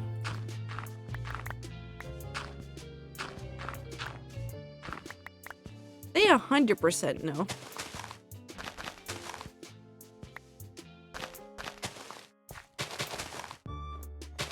I use Edge simply because it works best with millions of accessibility settings I've turned on. I think there probably are browsers that have better, like, settings, like privacy settings, but I don't know for sure if any of them would work with all the accessibility tools, unfortunately. I know Edge is the default, so they tend to design for that, but it's not a good browser. It's not a good browser.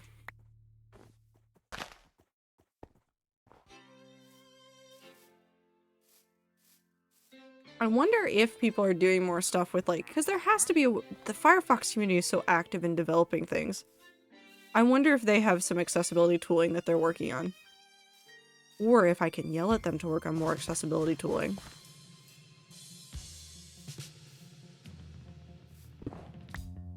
I mean, do you want me to stop using it then? I don't understand what you want from me. I want to understand your brain, Woo.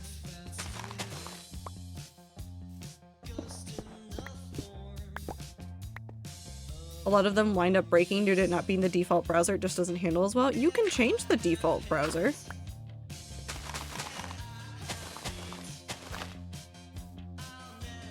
Fern Gully live action remake? Fern Gully?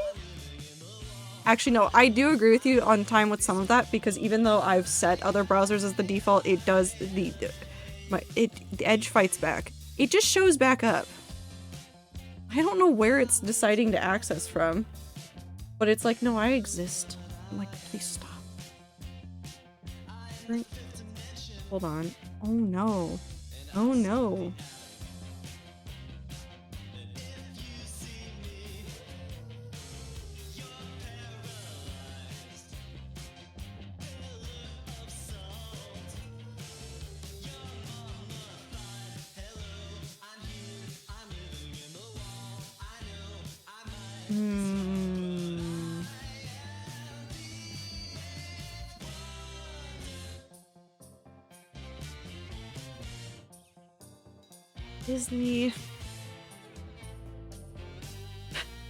Disney, can we just leave Fern Gully alone?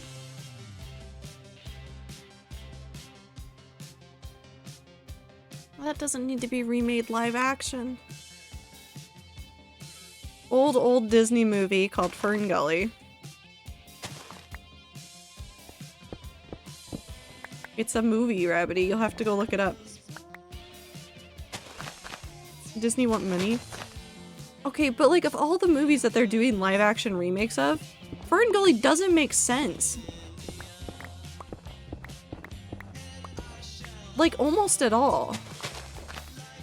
Yeah, it's a hippie movie about rainforest. It doesn't make sense for them to remake live action.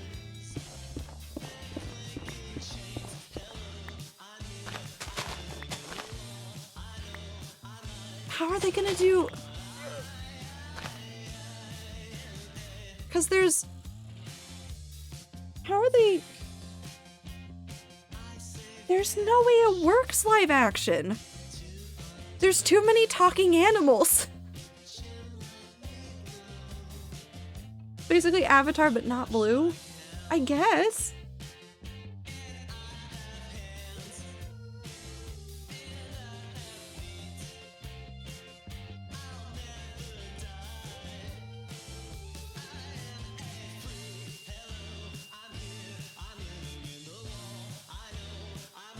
Yeah, but they're gonna try to do it in like, look, it all looks realistic, but you can't do the talking animals like that. It's gonna look insane for that movie. It doesn't even make sense.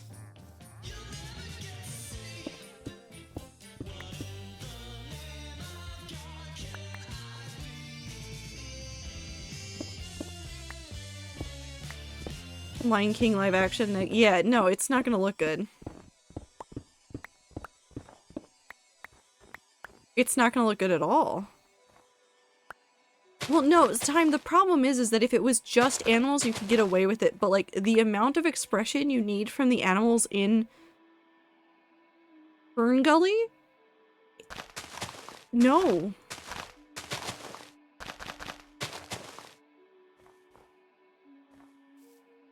Cause it's not just like, oh, there's animals there and they talk. No, they're like,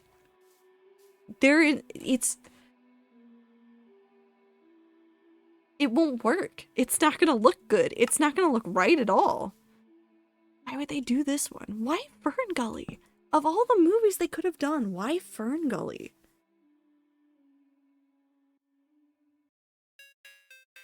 There's so many more famous movies. Like, Fern Gully is a classic, but it's not...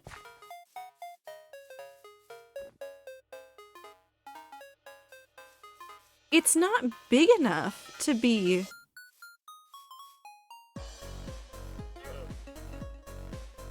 I have so many questions about Disney choices right now.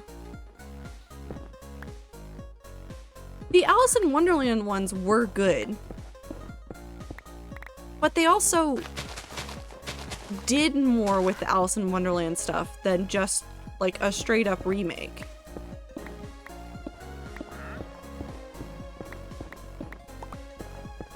Whereas some of the other ones, like, yeah, they added a thing here, they did a thing there, but they were 1000% remakes. I'm still not over the Beauty and the Beast one. Where they made What's-His-Face- they claimed that What's-His-Face was gay. Or something? What did they do? They tried to make it queer, but it wasn't. And I was like, no.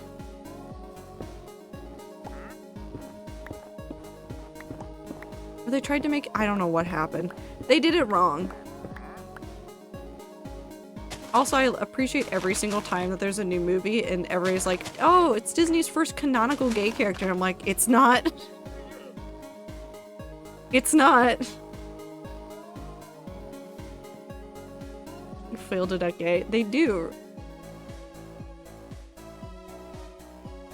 Hold on.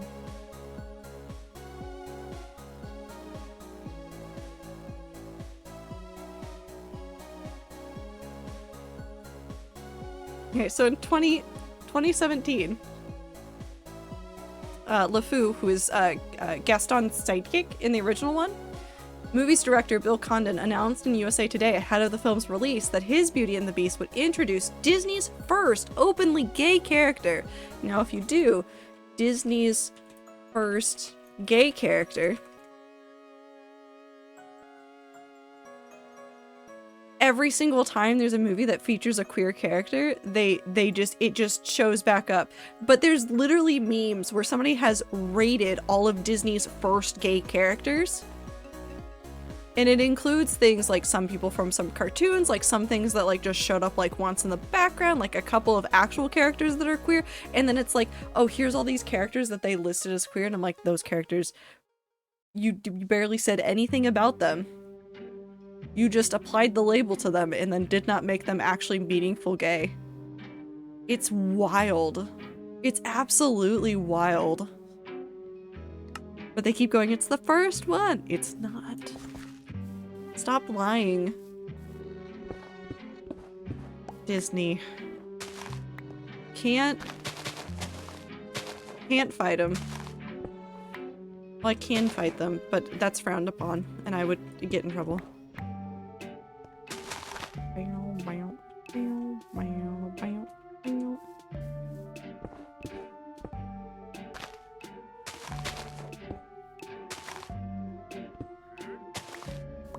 I'll do that.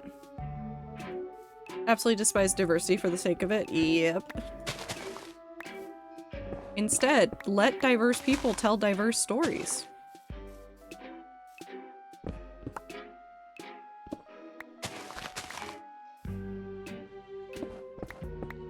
Which is really the solution there, but they don't want to hear that either.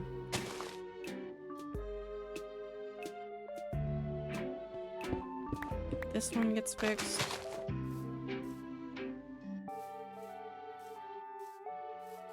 We left a little bit of stone. That's a hole that I don't like. We'll go fix the other side as well, because it's like just like a straight line. And I don't like it.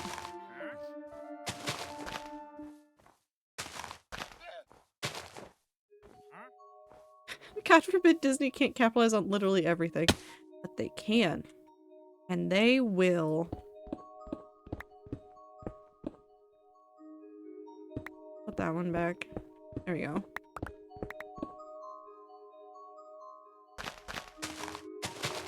But wait, there's more. They'll continue to do it until they can't get any more money out of it. In a rare tour events, I'm actually adding more stone to this. And we'll take it down here.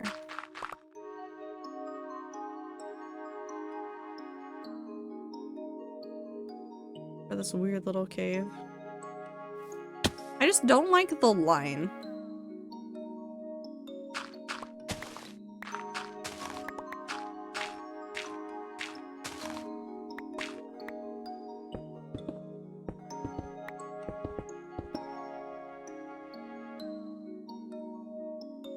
I just don't like the weird little lines that happen. Sometimes they do a good job though. It's a Native American Pokemon. Pokemon has its own wonderful barrage of issues. Every company does things a little bit wrong. Does America exist in Pokemon? Yeah. I forget what regions, Pokemon regions.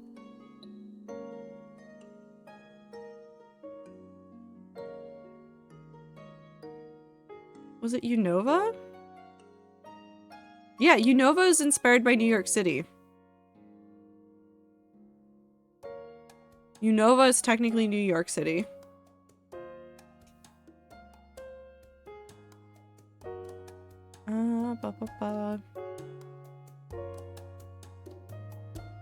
The Pokemon Sword and Shield area is based on England? England, Wales, and Scotland. The Alola area is based on parts of the United States. Alola, I think, is based off Hawaii. I don't think the Coliseum area is technically canonical Rabbity.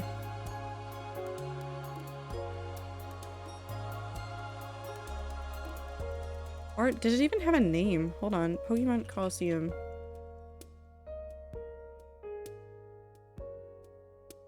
Or region. Oh, that's where it did have a name. I miss Pokemon Coliseum so badly. I don't think they stated specifically. I don't see it.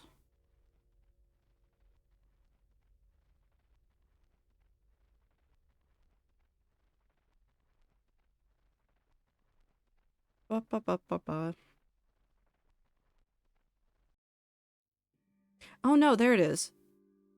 Phoenix, Arizona was OR region. Specifically Phoenix, Arizona. Which does make sense. But it's a wonderful game. If you can ever play it, do.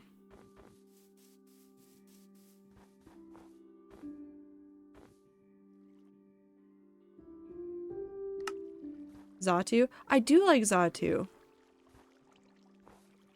No, Xatu came from somewhere else. Hold on, what generation was Xatu?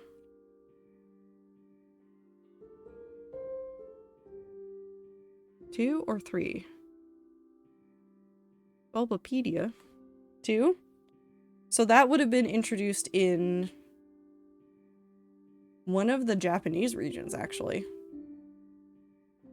Because it's like Hoenn, Johto, and Sinnoh are all Japan? I don't think Johto is China.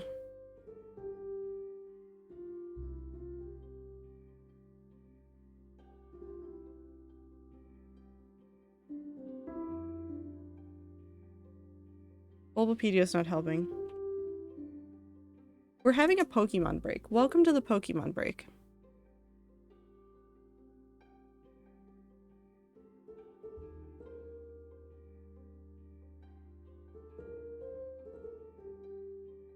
No, wait, what was the second reason? Johto is 100% Japan. Pokemon region list. Just give me the list.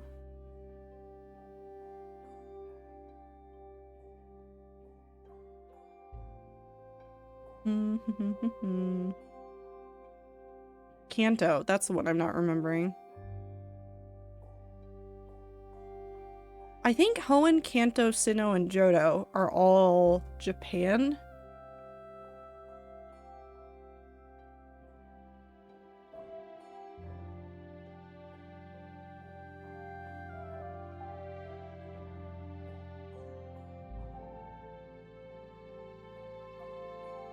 Is it media? I'm not gonna go look at it right now because I really should be playing Minecraft and not getting distracted by Pokemon. Me, I will focus this year. Also me. Pokemon regions. I was pretty sure the original 3 were all based in Japan. The first one for sure, and I'm pretty sure the second one.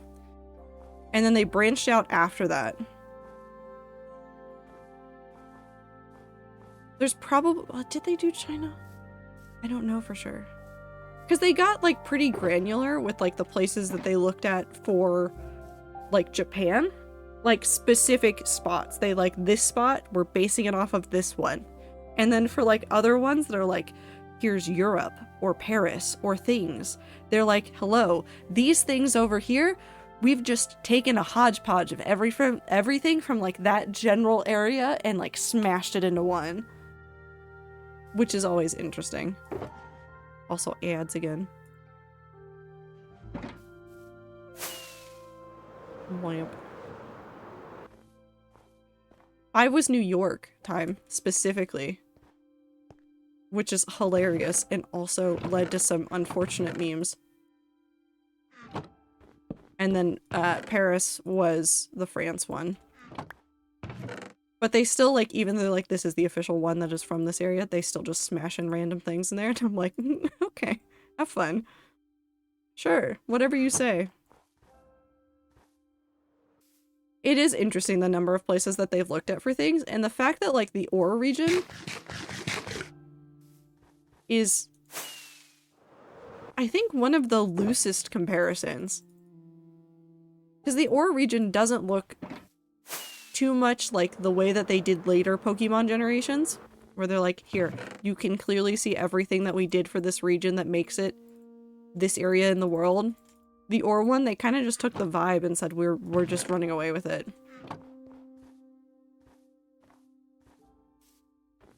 Over here is England and over there is Spain. Yeah, it's... They really did do that, though. Anyway, here's England. We say that we based it off of this area, but here's stereotypical England. Over here, Spain.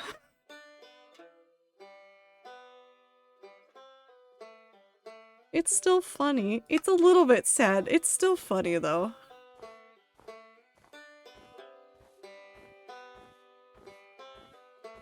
Yes, yes, get water.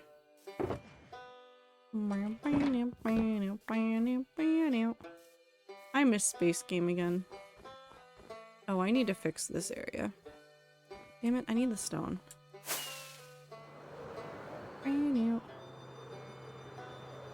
That's fine.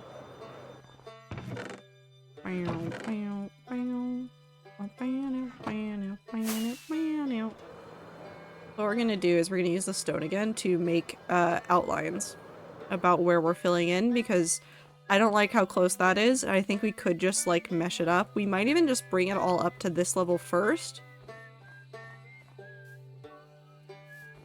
And then use this as a hook across. Actually, let's do this.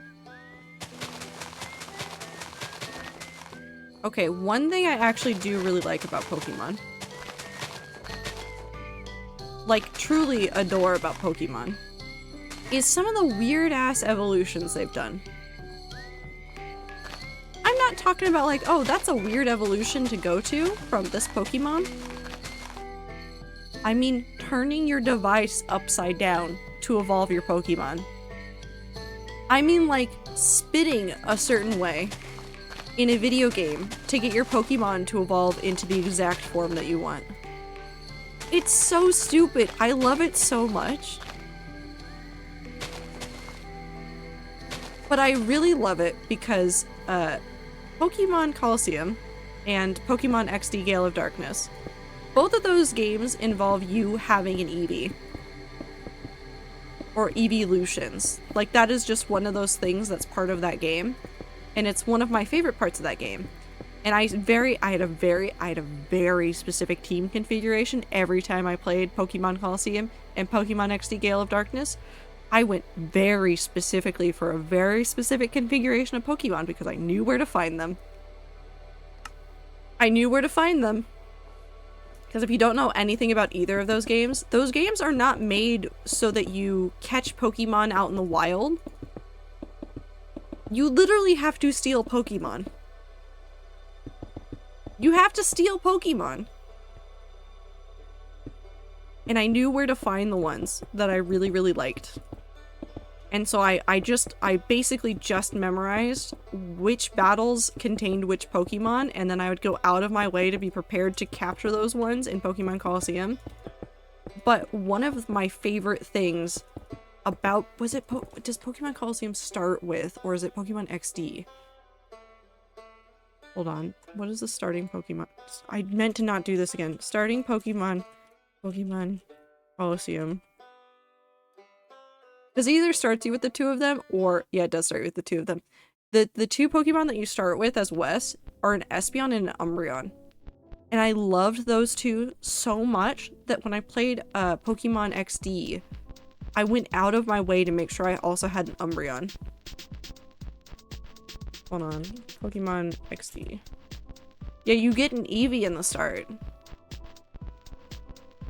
And then I immediately turned it into an Umbreon. Because then I get an Umbreon, and then I get Houndoom. Well, Houndour first, and then Houndoom. Because my favorite combination in that entire game was having Houndour and Houndoom. Not Houndour. Having Houndoom and Umbreon as my first two Pokemon in my party. Does it make any logical sense? No. Absolutely not. Two dark types. A fire type. Not a great, like, combination. Did I just basically plow over every single Pokemon in the game, though? Yes. Absolutely I did. Mercilessly. Because in this household, we are an attack-only household. I do not learn defensive moves. I do not learn status-changing moves. I learn kick ass, and that's it. That's all I do in every single Pokemon game. I still have my copies of XD and Colosseum, which is one of my favorite things that I own. No, I refuse time. No. You can't tell me to do anything else. I simply refuse. You can't teach me anything else to do with Pokemon. I know exactly what I want to do, and all of the type matchups that I remember are from Generation 3. That's it. That's all I got in my head. That's what I burned into my brain, was playing Sapphire and Ruby for so many hours that I had a 100 level Swampert that I would just move across cartridges. And it does not matter that the level 100 Swampert could not listen to me in the cartridge that I moved it over to, because it would steamroll everything. Literally everything. Literally everything.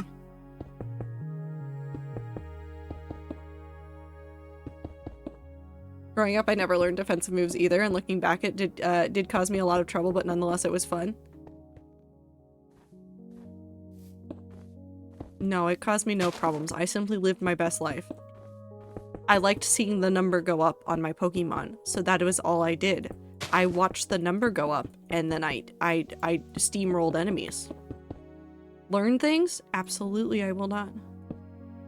Destroy my enemies with my own two fists? Yes, I will. I will just kick the shit out of whatever team is opposing the world in the game that I am playing. I will send them straight to hell. Do not pass go. Do not collect $200. Straight there. Straight there. The only time I use non-attack moves in RPGs is when it's like actually useful and fun.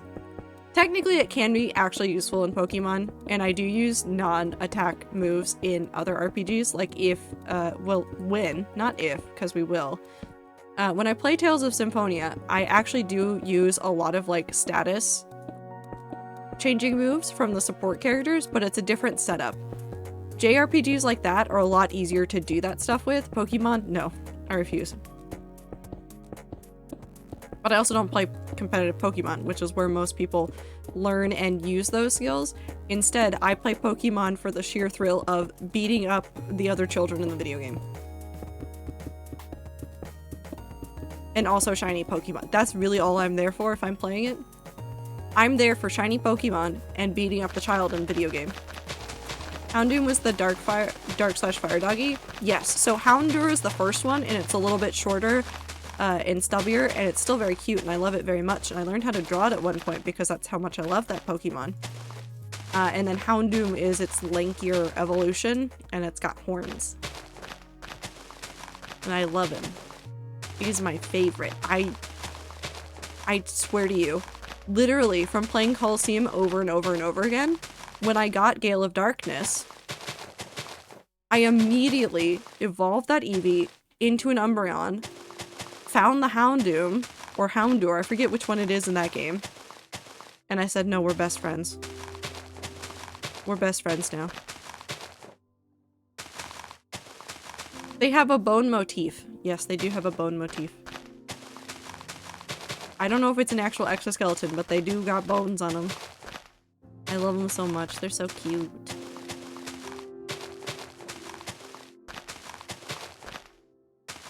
I play Pokemon to have a little ball, a guy in a ball. Yee. Just gotta collect them all. I've never collected all the Pokemon in any video game. My brain goes, one day I'll do it, and then I get to the next game and I'm like, I will not do it. I will simply not. The closest I may get is I still have Legends of Arceus on my Switch, which I want to go back and play just as a leisure activity.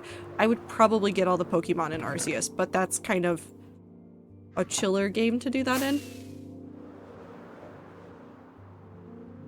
Rather than the main games. Hold on, this is gonna bother me.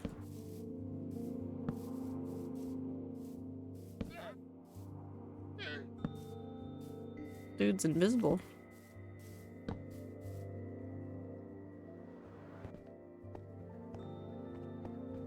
Well, but no, I will never learn I will never learn non-attack moves in Pokemon games. Even if my life depended on it, I don't think I could do it. I don't think I could. I think I would just cry. Well, we need to finish the rest of this. I'm just thinking about Pokemon Coliseum. I love that game so much. Cheese. EP cheese? Have a good sleep.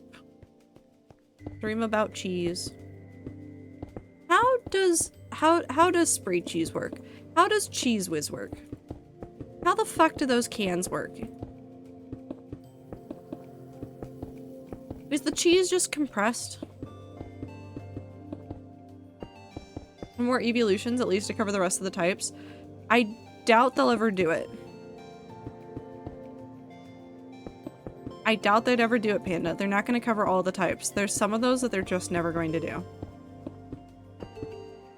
What's Cheese Whiz? You gotta Google it. It's cheese in a can. I don't know how it works. I can't help you. I'm confused by it. I was thinking too hard about Cheese Whiz the other day, and my brain is still stuck on it.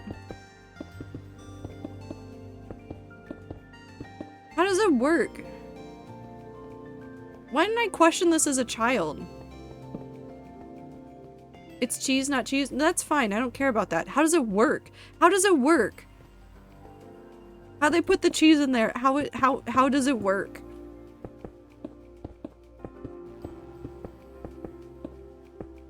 It's magic? It's not though. I know it's just full of cheese. I've seen a hydraulic press destroy a Cheese Whiz can, but it doesn't explain shit. It doesn't explain how it happens. I don't understand how it works on the inside. I just really want Cheese Whiz now. It's not good for you, but it makes my brain happy and it tastes like my childhood. Welcome in, Big. I hope you're having a good time zone. Do you know how Cheese Whiz works? Like compressed in there maybe? But there was nothing in there that would make sense for it to be compressed. Like how would it be compressed? What's inside of the can? Cheese Whiz. Spray cheese is the other way that it said. Compressed CO2? Is it actually compressed CO2? Why did that person put in a hydraulic press?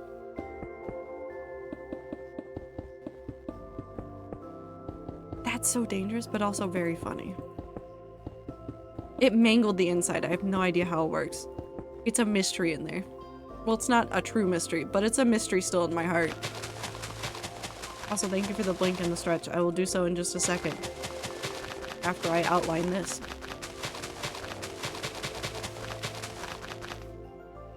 That was not what I wanted. It's dumb.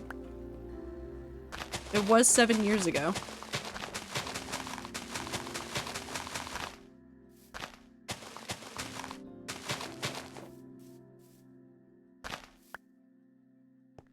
Well, yeah, that's why you don't want to, if it's got, yeah, you don't want to do that. Don't do that. Don't do that. Don't, don't explode it. You can though, it's very easy to.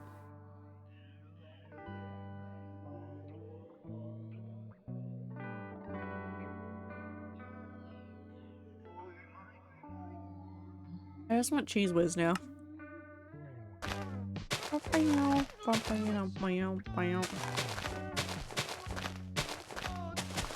I haven't had it in so long. It does just taste like childhood.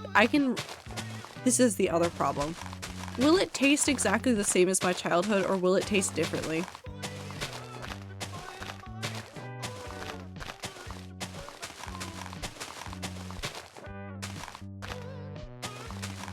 Will it taste worse somehow?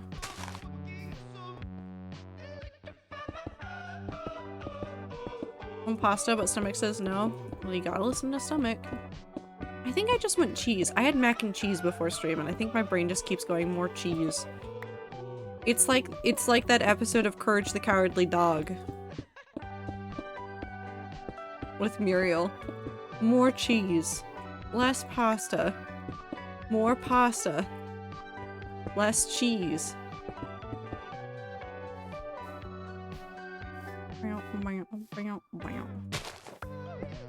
Actually do that.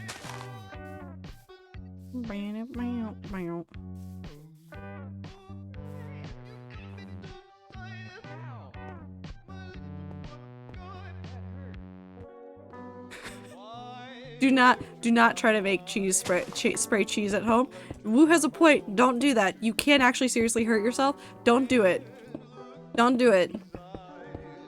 Get the ones that are already made. Do not do that to yourself. Courage the Cowardly Dog nostalgia memory unlocked? Well, listen. I'm here to remind you how old some things are. Also, it's not cheese. It's cheese product. It's not real cheese. There's a lot of products that I've had to like relabel themselves because they keep removing enough product that they legally cannot be described as what we still call them. Woo, that's a bad sentence. Don't say that. Don't say that kind of stuff.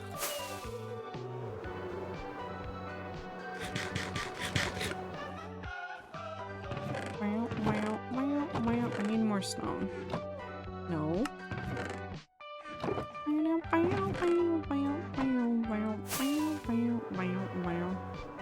what Courage the Cowardly Dog is either, but I feel bad about knowing half of the things I talked about. No, it's fine. I'm old, Rabbity. That's the thing here. I'm old, so a lot of my references are just old, and some of them are just incredibly niche too. So they're old and niche, which is the worst thing I could do to an audience. Like, I could spend so many hours talking about Tales games, and you guys have seen a very modern Tales game, but many of you have never seen a Tales game ever in your lifetimes. So it's always really funny to try and like explain some of the Tales game stuff to you and be like, no, this is just how it is. This thing right here has been in the game for 30 years. There's legitimately some things in the Tales games that are just there, and I'm like, it's just because of this. It's just been that way. So if it can't call itself a thing, you know, it's only 49% of what it's supposed to be pretending to be. Yep. It's happened to some ice creams, actually, over the last couple of years. With all the inflation stuff and all of the companies trying to make their products less expensive for them to produce. There were a number of, like, ice cream products that had to be relabeled. Because they're not made with enough dairy to be considered ice cream. Think about that. That's nuts.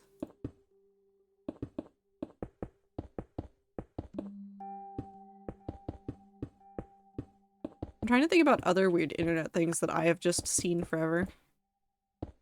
I know some people know what DeviantArt is, but I don't think some people were around for what DeviantArt was. Frozen dessert? Yeah, it's just a frozen dessert now. It's so funny. Capitalism sucks? Yep. Always will be. It's always the worst. It's also snowing.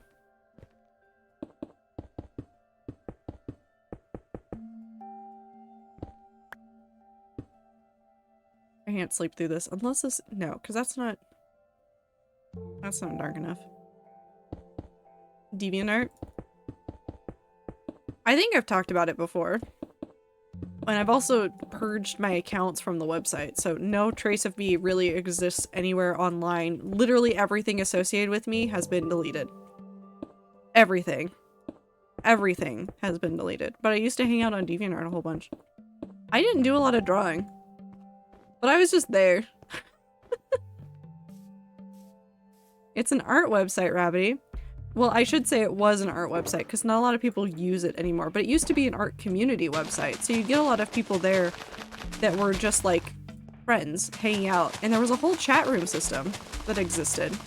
It was a whole place. Have a good night, Panda.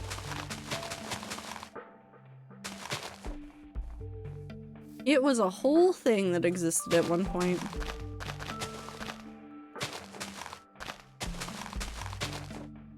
But yeah, it was a very, very different place when I was using it in like middle school, high school era.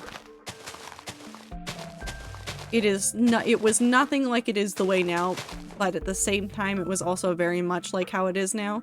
If that makes any sort of sense to you, I'm so sorry. There's still some webcomics I read on there.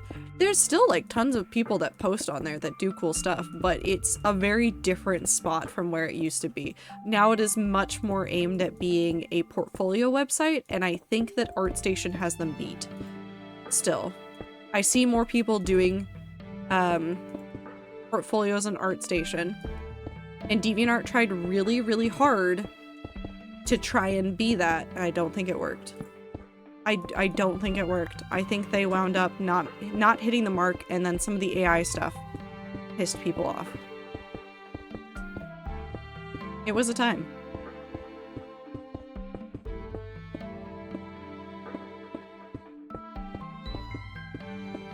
But that's where I met a lot of like my first group of online friends who I think about from time to time, because some of them disappeared.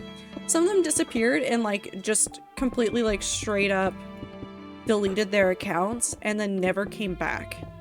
And that's always the worst, because every now and then I could like re-find somebody, but when they deleted their accounts and nobody that knew them came back, I had no way of figuring out where they went. And so there's some online friends that I think about and miss to this day that I have no idea what they're doing, but they're somewhere in the world. People were dreading going back after some of the Twitter BS a while back. Yeah, people were looking at old websites that they used to hang out on, and DeviantArt was one of them. And DeviantArt was like, would probably be one of the better spots for like some art stuff, and still wouldn't be the best website out there. They made some interesting choices in their rebranding many, many years ago. Not all bad choices. I can understand a lot of the choices that they did make, but just didn't land. Just didn't land as well as it could have. My favorite part, though, of DeviantArt history that I witnessed firsthand but didn't really understand what was going on because I didn't participate in that area. Tradables. And closed species for all those things of like adoptables and stuff.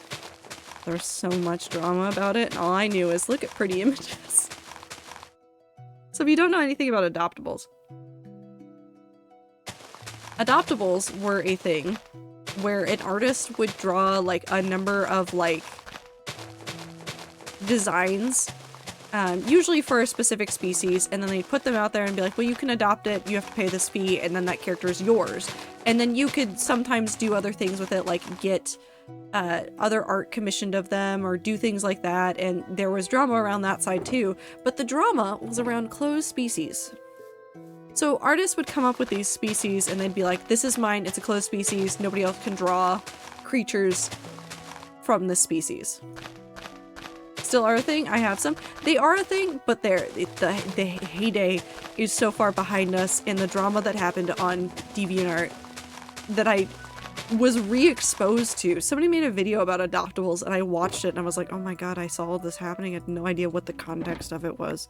I didn't understand the gravity of the situation that was happening around me. I just understood that people were angry. But people would make closed species.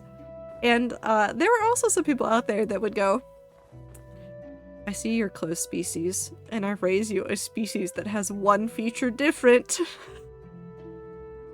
And is open, and then everybody would just take the open species and run with it, and then the artists would get pissed because everybody's copying them.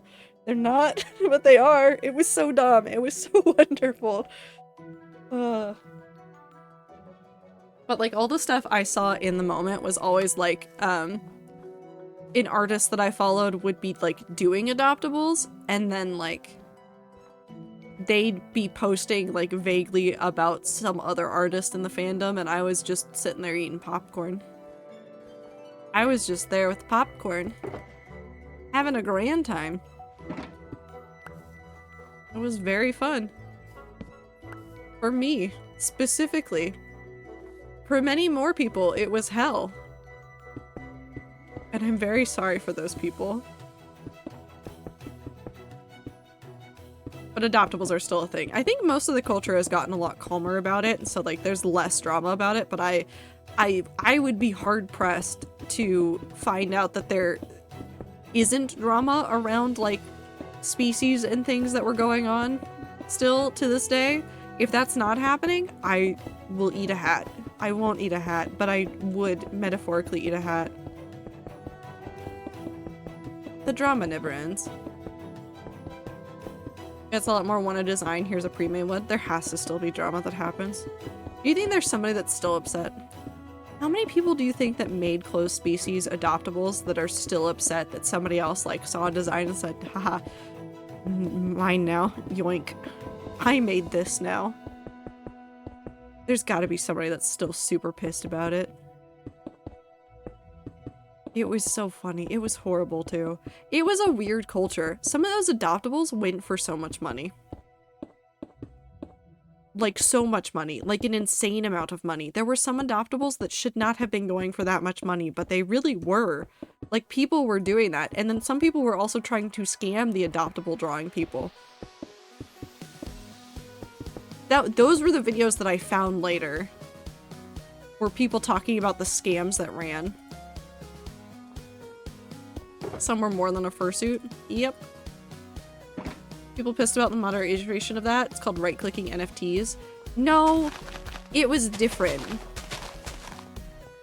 Kind of.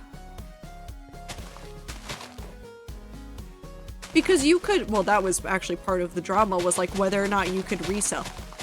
So what I'm telling you is that the furries went through the drama of NFTs and what was okay with them with adoptables very long time ago, and then pretty much decided that it didn't really matter and then kind of dropped it. And yet the crypto bros went, hey, NFTs, we should do that.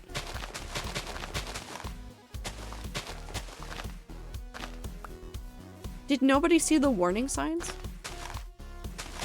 I hope there are more that are embarrassed than still mad. Not that something to really be embarrassed about, I just think people would feel that way looking back. Oh, there's definitely some people that are embarrassed about it. That's still in species. No, I will definitely say that too. There's probably more than one person out there that's embarrassed about some of the stuff. There's always people that are embarrassed about like the drama around stuff in the past, especially in like DeviantArt. It wasn't that deep. Although the scamming people stuff was funny to see in retrospect. I don't know why that guy did it. And when I say funny, I mean it's horrifying. And that's why I laughed at it. I had a water dog at one point, was really harassed anytime I drew them. Really? Time, were you actually? That's horrible.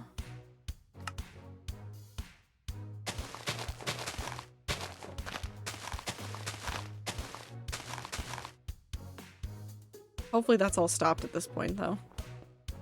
You can tell Shekro's not that know nothing about tech because there's so few furries among them. It's true, though.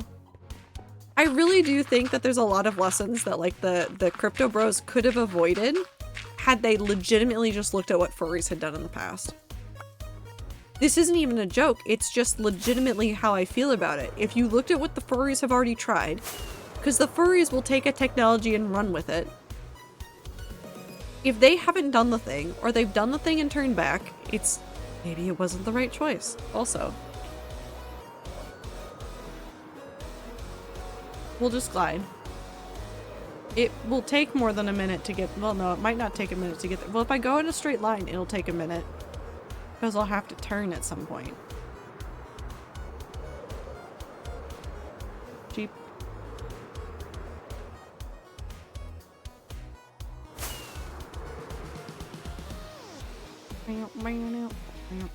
Actually, let's just sleep through the night. Sowing the seeds of discord throughout the Fury communities is my favorite flavor. Watching people fuck around and find out on the internet back when I still had any form of social media. I don't want to fuck around with the furries. You don't mess with them. Seeing the things that happen, like, you don't fuck around with them.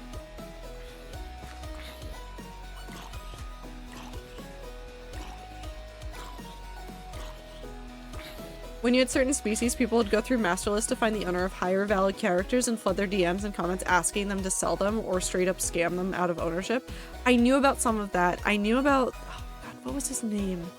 There was somebody who legitimately would go to high value adoptables and then he would like bid way high and then commit to paying them and then would never pay them. He was funny in like a horrifying way because like you don't promise that much money and then like turn around and run away. Also, if you see somebody promise you a shit ton of money for anything, just randomly, and they're like, yeah, I'll pay it. Do not believe them. Ever. It doesn't matter what it is.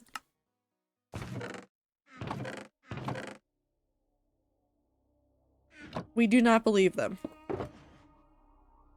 Don't fuck around with the furries. Oh, watching other people do it? That's fair. This song is about to get very dramatic. By the way. In case it crescendos and you're wondering why it's so loud suddenly.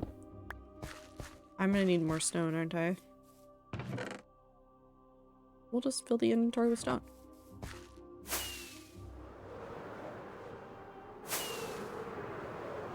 Wow.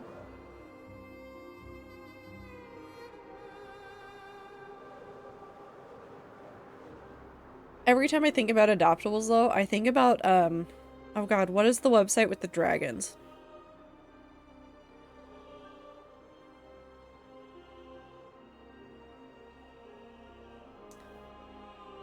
Where you can breed the different dragons, and then you can get the cool-looking dragons, and then you spend a lot of time trying to get the exact right traits to happen from a certain litter. Oh god, what is it?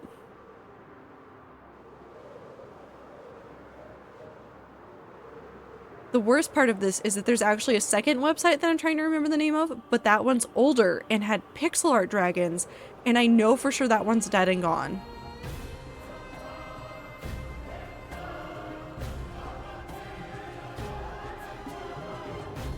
Hold on.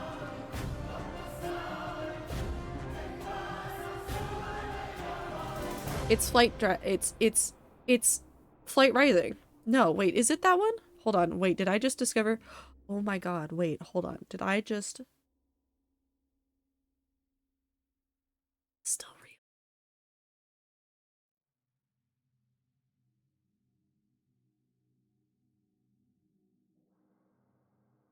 Hold on, wait. Oh my god.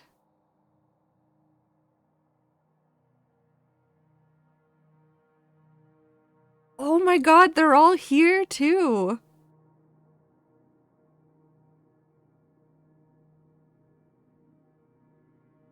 Oh my god. Sorry. Okay, sorry. I'm having a moment. Okay, so Flight Rising exists and has very pretty art, and if you go look at Flight Rising, it's so good. Flight Rising is amazing in the way they did things, but there was something that preceded Flight Rising, which I also have an old Flight Rising account as well. I forget how old mine is. Oh, I'm not going to do that right now. It wants me to authenticate. There was a website called Dragon Cave. There was a game called Dragon Cave, and what you would do is it was like simple. It was like pixel art dragons, and that was the entire thing. It was like you would collect eggs, you'd figure out the eggs, you could trade things around, you could go different areas, you could do all sorts of different things. And I thought it was dead and gone. It turns out I just didn't have the right like name for it. I've had this account since 2013.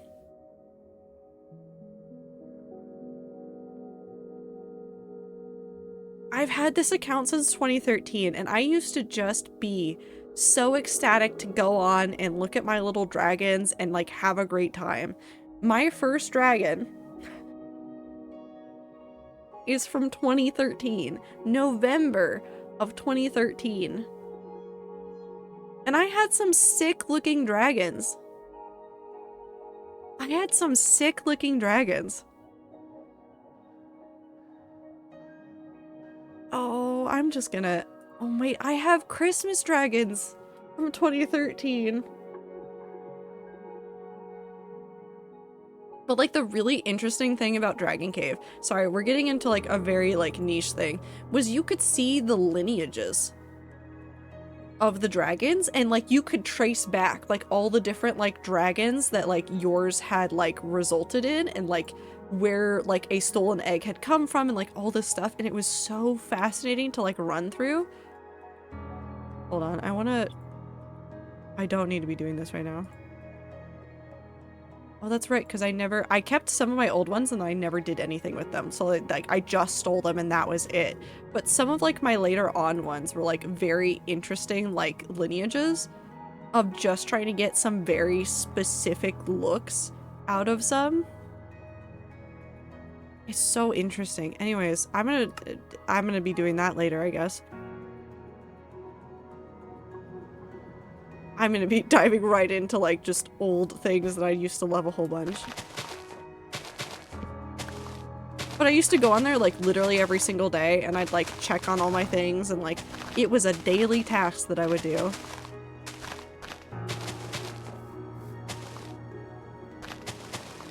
I didn't kill the website though. I didn't kill the website. It is old though. It isn't very active still. But I just love all of the dragon things.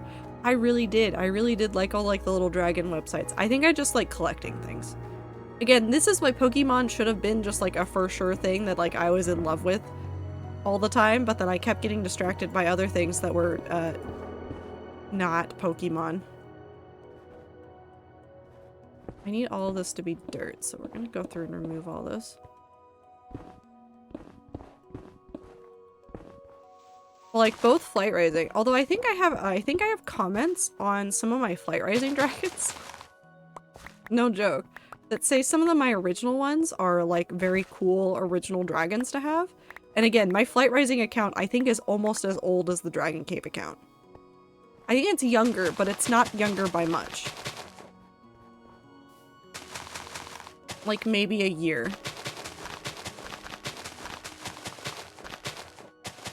I just like collectible things. I like trying to get rare things in games, and all of those specific games are like... I wouldn't even call them games necessarily, but they're like very much geared towards like you get the rare thing. Hey trader, what? What did I do? I'm just thinking about dragons again. You're so cool. I'm talking Clover, you're telling me I'm so cool. I am rambling at you about how I feel about the dragon games that I played when I was in high school.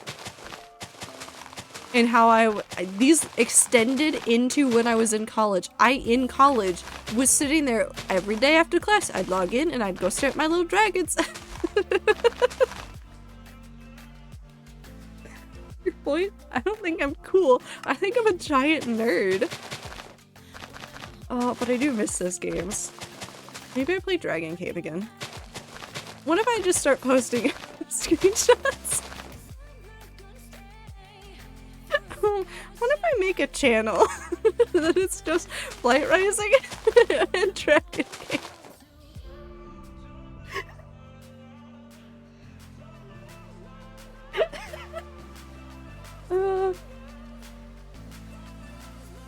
Clover Trader is a very cool and funky and a wonderful, talented person who's built a safe place I feel comfortably myself in. That's always very cool to see.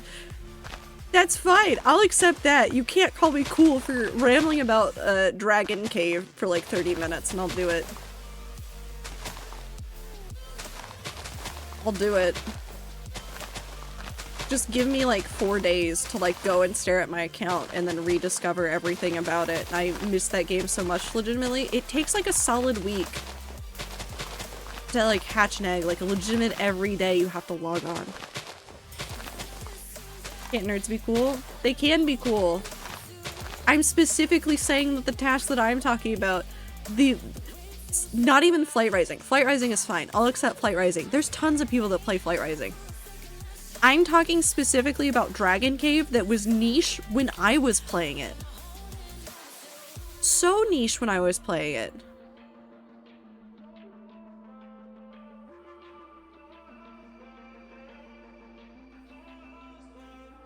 I want to do that one.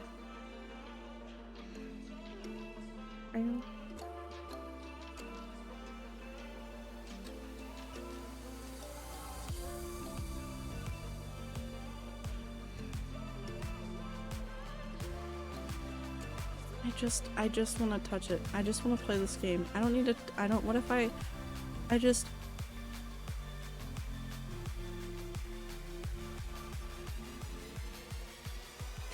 Sorry, there's exactly 3 other people looking at the page I'm looking at, and it's very funny to me that it tells me how many users are viewing this page. Hey Rats, you lost the game? Okay, Rats, I'm gonna give you choices really quick. You guys are gonna help me get back into Dragon Cave. We're doing this live. Okay. I'm gonna give you 6 choices. 6 choices. Alpine, coast, desert, forest, jungle, volcano. Again, alpine, coast, desert, forest, jungle, volcano. Let's see, 1 for alpine, 2 for alpine, 3 for alpine, 1 for volcano. I'm thinking alpine.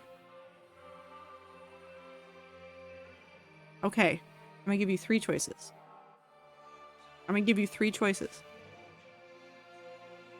Well, I'm gonna read what the flavor text on the website says. As you reach the summit of the mountain, you see many large dragons scattered about, some with hatchlings. Nearby, there's a pile of several eggs. You don't want to disturb the dragons, but some of the eggs are far enough away that you could steal one. 3 of the eggs catch your eye. Which one do you take? 1. This dense crystalline egg seems dangerously unstable. Number 2. This egg is unusually large and heavy. And number 3. This heavy egg feels slightly warm. So, dense, crystalline, unstable egg, large and heavy egg, warm egg. Okay. Oh, hold on. Okay. Crystalline, warm. Crystal, unstable, warm. So right now it's for unstable. Do I listen to chat or do I take the one in the middle?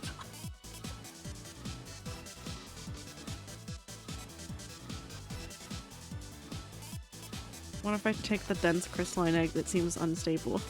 I'm unstable right now. I stole it. It's mine now. And now I have an egg. Now I have an egg. Now I have egg. I have egg. It says Nexus Dragon, but I don't know what that is. I've never seen it before. Do not kill the egg. We're not killing the egg. Hold on, wait. Hold on, wait. Hold on, hold on, hold on. I need to read you what it says under the option to kill the egg. You can use this action 5 more times before you must wait for a few weeks.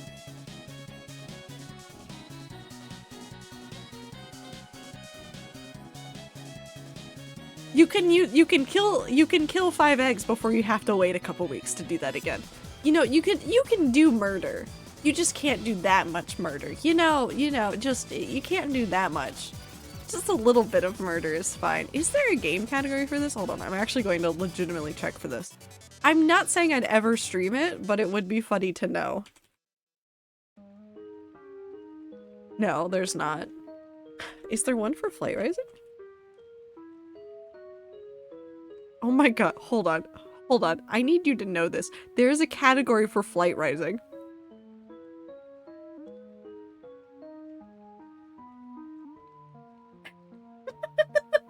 Okay, we're going back to Minecraft. Not mass murder, just medium murder? Yeah. So now I'm committed to staring at eggs every day.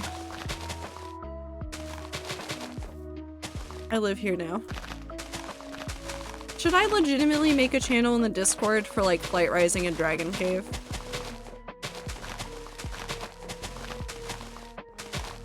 Do you guys want this? Is this something that you now need in your lives? Please? Okay. I will add it.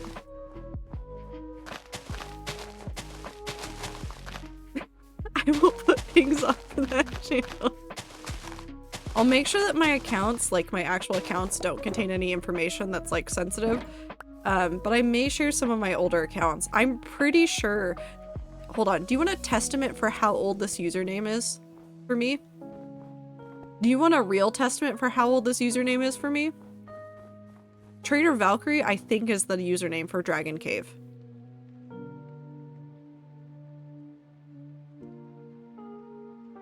That's how old it is.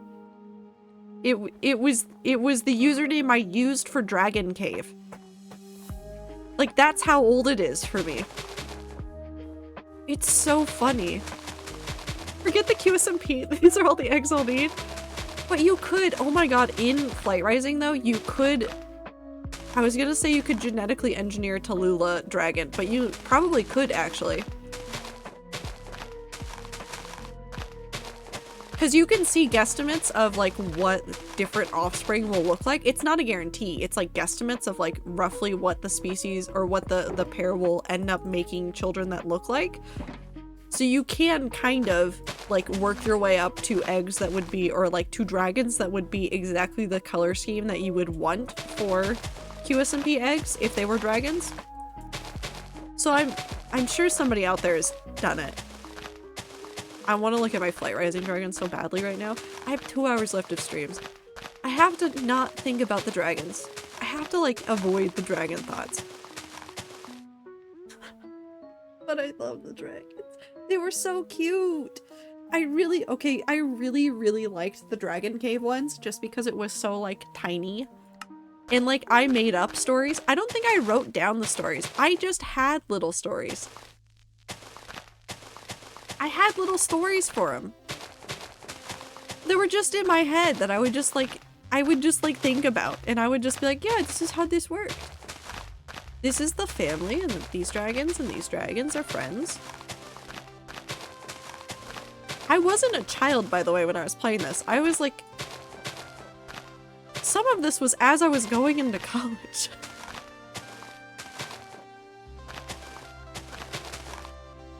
It's so cute.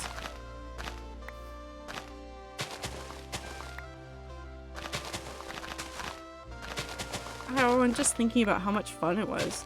Because it wasn't like a serious high stakes thing. I think that's actually probably what I really, really liked about Flight Rising and Dragon Cave.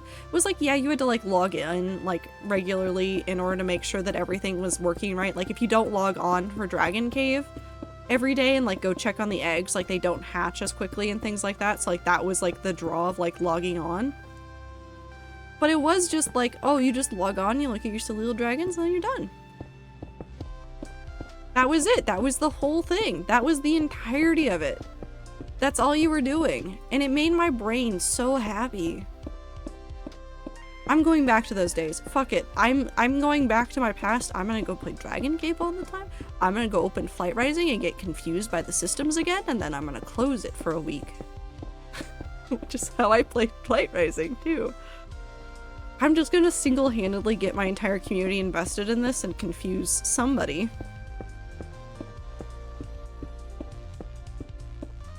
Yeah, no, we're gonna have to like... I'm making channels. Well, I'll probably just make one channel for it unless people really want separate channels for Flight Rising and Dragon Cave.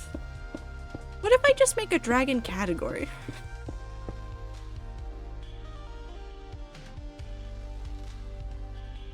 What if I just make a dragon category and there's just 2 channels in there and it's just Dragon Cave and Flight Rising and that's it. That's it. That's all there is. How many games have you made me sign up for / get in the last week? Well, I made you get Wonder Draft, which isn't a game, but I did do that. And then there's Block Game, which I did get you invested in. And now there's Dragon Cave. And who knows, maybe Flight Rising will be next. 4? What's the 4th? Hold on. What's the 4th one? The sad one. Oh, Spirit Fair. Have fun! Go cry. Go cry when you get sad. Go look at the dragons. Go play a sad game. When you get too sad, go stare at dragons. Everything fine now. There's dragons. It's a joke, but it's not. I'm only a little bit sorry. Like, I'm a little bit sorry. You're just exposed to, like, my brain rot. Then go dig a pit to forget everything. So true.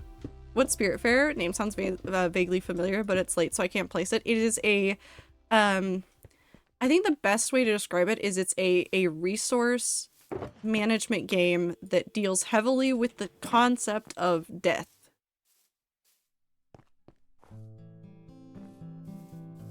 So just be aware of that when you're looking it up. It is a game about death. But it is a very nice game, and it will make you cry, and if you're a streamer, never stream it. That's my official piece of advice to everybody. If you're a streamer, don't stream Spirit Fair. Play it. Don't stream it. I know that there's some people that'll be like, I'll do it anyways. Don't do it. You'll hate yourself. I've seen several people stream it. It's one of those games that I can understand people wanting to stream it because it's a very pretty game and people talk about it.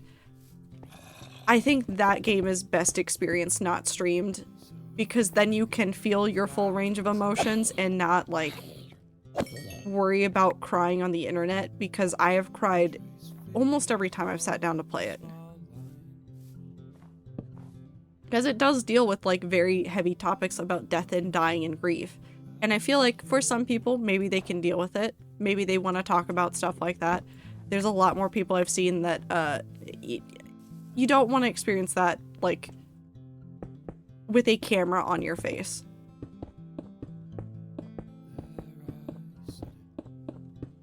That's how I feel about it though. If you still want to stream it, go for it, but just be aware.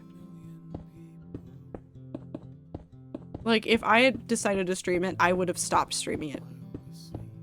There's a couple of things that happened during the game that hit way too hard for home. I probably would have legitimately just hit the end stream button had those things shown up and I was streaming. So Desert One has an egg in a pile of leaf litter. I cannot not pick it up, right? Yeah, that's your egg now. That's your egg, Clover.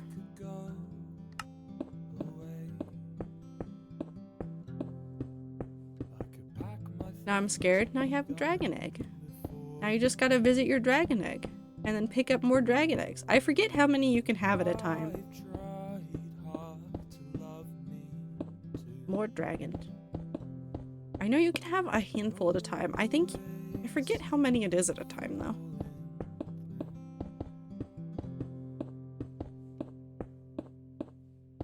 Pestered when they were playing Spirit Fair. It was a time. I played it at the recommendation of a friend of mine, and then I think I sent a text message to them that was just swearing at them. They knew going into it, like, how, like, not bad, that's not the word I want to use, but like how much stuff it dug into, and they were like, they warned me because they know that I cry. That same friend banned me from watching, what is it? What is the film? It's a Ghibli film. Graveyard of Fireflies. I was banned. I was banned from watching it. Because I cried every single movie anyways, and they're like, if you watch that movie, you will perish. Like, legitimately just perish. Like, you will destroy yourself crying that much. And I was like, thanks. I guess. Which is true, because I have cried so hard at movies that I've given myself, like, migraines before. Graveyard of Fireflies. It's a very sad movie by Ghibli. It's not by Miyazaki. It's by another director, but it is also, like, from the studio. Okay, I need to figure out how this works, because we have all of this that exists, but also it doesn't exist. Let's do this.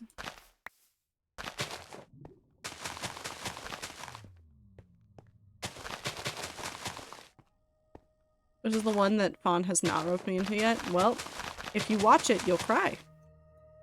Just be aware.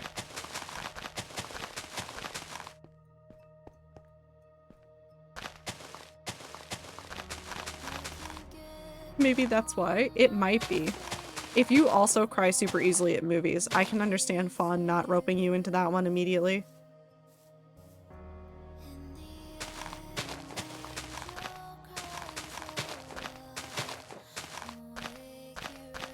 Then again, most of the Miyazaki films can make me cry.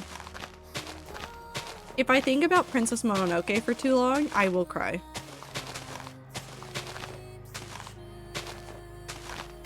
But that's complicated. Not complicated,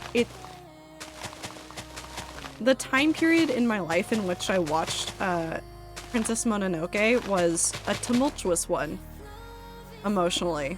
So when I rewatch it, my brain remembers that entire period of my life, and then I go, oh, emotions. And then I cry. The same thing happens with some books. If I reread some books, I can immediately recall where I was in life when I read the first one. And sometimes that's great. Sometimes you don't want that. Sometimes you don't want that.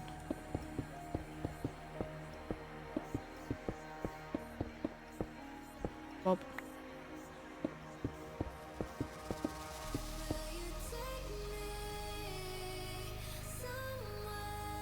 I'm run out of stone again.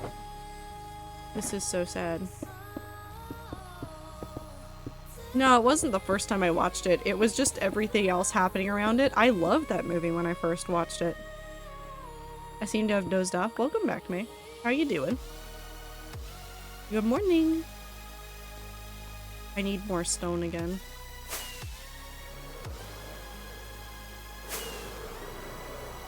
I also need to go redo my elytra.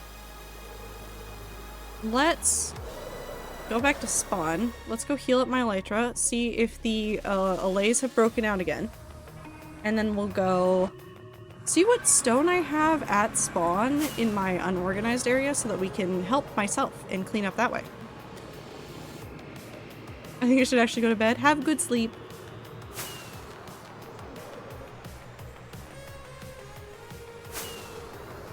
I'm just so excited about Dragon Cave. I'm not gonna lie, my entire brain keeps going, oh, Dragon Cave. Actually, you know what? My throat is getting a little bit stuffy and like sore just from talking. I'm still recovering from the 12-hour stream. I'm gonna make a cup of tea since the ads are about to run anyways. And get up and stretch. So if you guys are sitting still and have been sitting still for a while and are feeling eepy, stand up, stretch, get some water, make some tea, get a snack, do something that makes you happy. I will be back shortly. Hi Supersonic, thank you for the follow. I will be right back. Have fun with the jams. Get a snack. Take care of yourselves. Stretch.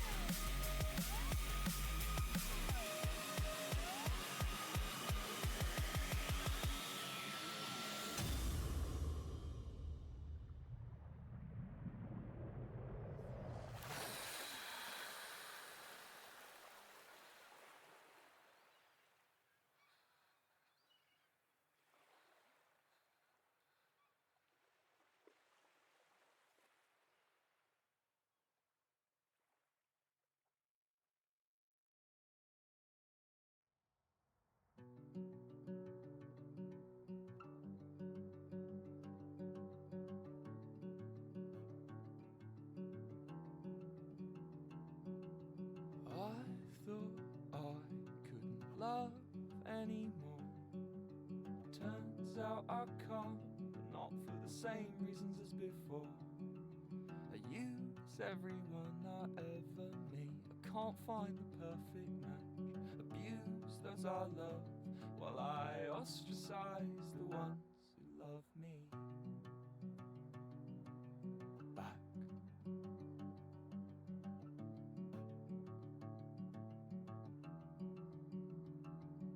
On the path of least resistance. I find myself salting the earth every time that I miss you. I feel the way you hurt, and I don't deserve you. You deserve the world, though it feels like we were built from the same dirt.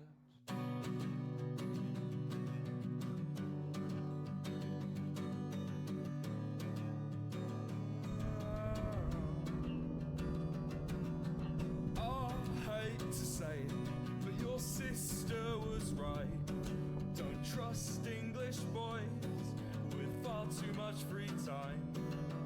I hate to say it, but your sister was right. I'm nothing but a problem, leave you crying overnight. And I hate to say it, but your sister was right. I can't focus on the future, only my short sight. I hate to say it, but your sister was right. I'm a wanker, complete wanker, a fucking waste of time.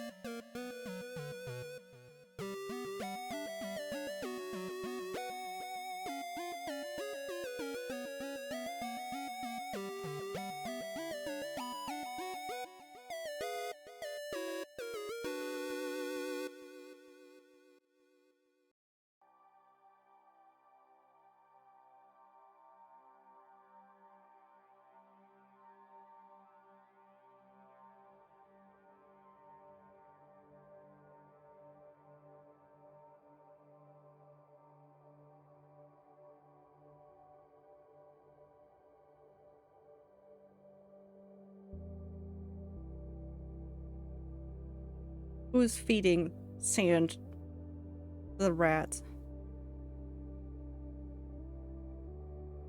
Fess up. Fess up. Who did it? Also, Super, if you're still doing, or if you're still around, I'm doing well. I hope that you are having a fantastic time zone. I traded. It may or may not have been me. It was Rabbity. Unclear. Could have been anybody. It actually wasn't me, so it was Time. I'm drawing. Never mind, it wasn't Time. Time's doing wonderful stuff over there. Time, have fun.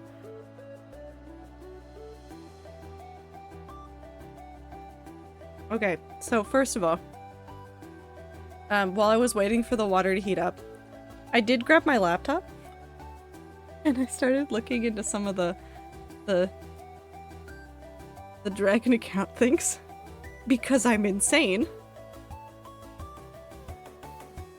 I've discovered several pieces of information. So the Dragon Cave account that I found first is not my first Dragon Cave account. It's actually my second. And I found the login for the first one and felt even more nostalgia. I don't know why I have two of them. I don't know what happened. I don't think I could change the username, so I might have made a second one just out of, like, I wanted to change the username, or I forgot the login information. Somehow, even though the internet remembered, I didn't, and I just forgot what I was doing. So I found the old account and found all of the names that I gave them, and I was like, oh no, here's all the nostalgia. Because I used to name all my dragons just absolutely ridiculous things. There's some dragons that are on that account, because it's a year older. So the one I found is from 2013. Literally almost exactly a year before that, I made the first account. I won't share the first account because that does have a username that I don't want out there. Like that one can stay with me. I'll keep that one to myself. But it does have a lot of like my old dragons. I remember the second account more because I got cooler dragons on the second account. The first account has lamer dragons, but more nostalgia. Second of all, I don't pick numbers. I don't pick random numbers for chat. Chat doesn't like helping me with decisions, so I don't help them. I logged into my, oh yeah, 6 would be a good one. I logged into my Flight Rising account. Because I had to do the verification and I could do that from my laptop. I logged into my Flight Rising account. This is hilarious to me. So the order of operations here. First account on Dragon Cave, 2012. Second account on Dragon Cave, 2013. 2014, Flight Rising.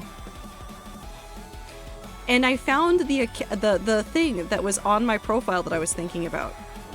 Somebody, once upon a time, sent me a message, or like a public profile message, that told me that one of my first dragons was on the front page in 2018.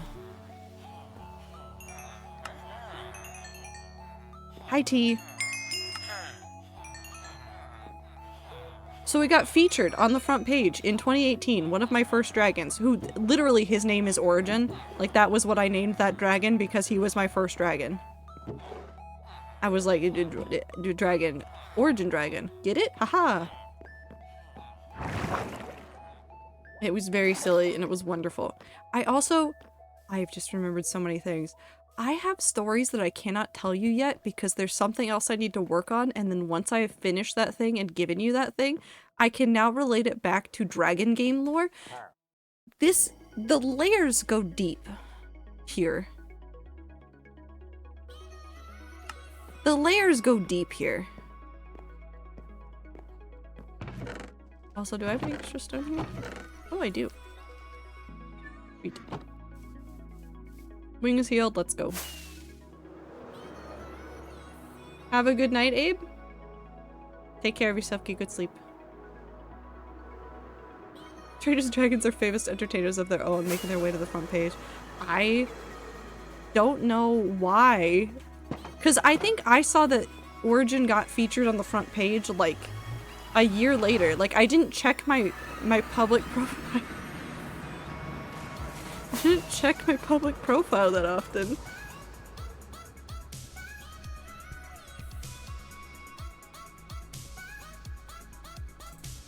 Who is your fire alarm going on?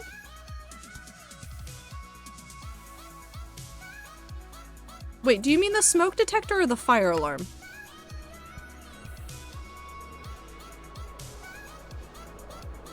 Fire. And is there a difference? Yes. So if the fire alarm goes off, that means that somebody has pulled the fire alarm and that will alert the fire department. If the smoke alarm goes off, it just screams at you. That's the main difference. It doesn't alert anybody. Well, it alerts people, but not like automatically alerts the fire department. It's a localized disaster? No, it's not a localized disaster. Sometimes it's just the fire alarm, or not the fire alarm, the smoke alarm decided that there were too many particles in the air, and it doesn't like it here. It's much more temperamental. Whereas the fire alarm is like, has to be like manually pulled. So it's a localized disaster. Too stinky. Must scream. I didn't know there was a difference, so that's good to know. Thank you. Yee! I've made the mistake before too, so don't feel like you're alone. I've also made this mistake. And I've said one when I meant the other. My smoke alarm has gone off 3 times this week. It's outside the bathroom and people forget to turn on the fan. I have a problem because the best ventilation in this apartment is that door. That balcony door. And if I forget to even crack open that door and I'm cooking in the oven, sometimes there's enough things that just get cooked enough, and the oven and the fire alarm, which is in a hallway that has no ventilation, gets angry. And then it just screams at me, and it's because a piece of cheese burned. And it's upset that the cheese is burned. It's not even smoking. There's no smoke. It just smells of burnt cheese. And it's like, this is unacceptable.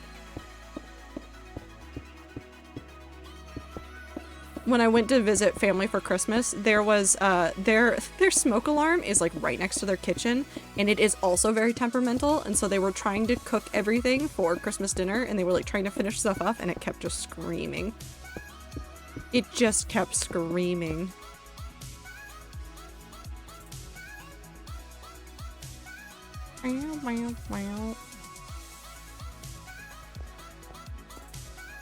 Yeah, no, smoke alarms are very important. Don't discount them. However, I will say, as a person that exists in the world, sometimes, if you are trying to make something, and the smoke alarm won't shut up because it is hypersensitive to a particle or in the wrong position, and you are trying to make something, and if you need to for 15 minutes so it isn't just screaming at you and you are certain that there is nothing else on fire, take out the battery. Take out the battery for that 15 minutes apiece so that you can finish making the thing and move on with your life. Because I've had to do that once or twice. I don't regularly turn it off, but if I know I'm going to be baking or making something on the stove that has set it off in the past, sometimes I will just turn it off. Feel free to temporarily disable, just remember to put it back. Yeah, no, when I do that, I leave. So I have the step stool, because I have to have the step stool to get up to it because I am short. And so I leave the step stool in the hallway. That way when I'm trying to walk away from the kitchen and go like lay down for bed, I am confronted with the memory of you need to plug back in the everything. That way I actually do it. Because if I don't do that, I would just forget. Do exercise if you mean regularly taking a towel, clipboard, and other wind generating items, waving it at the ceiling like an angry old man, then yes. It does work out your arm muscles a little bit.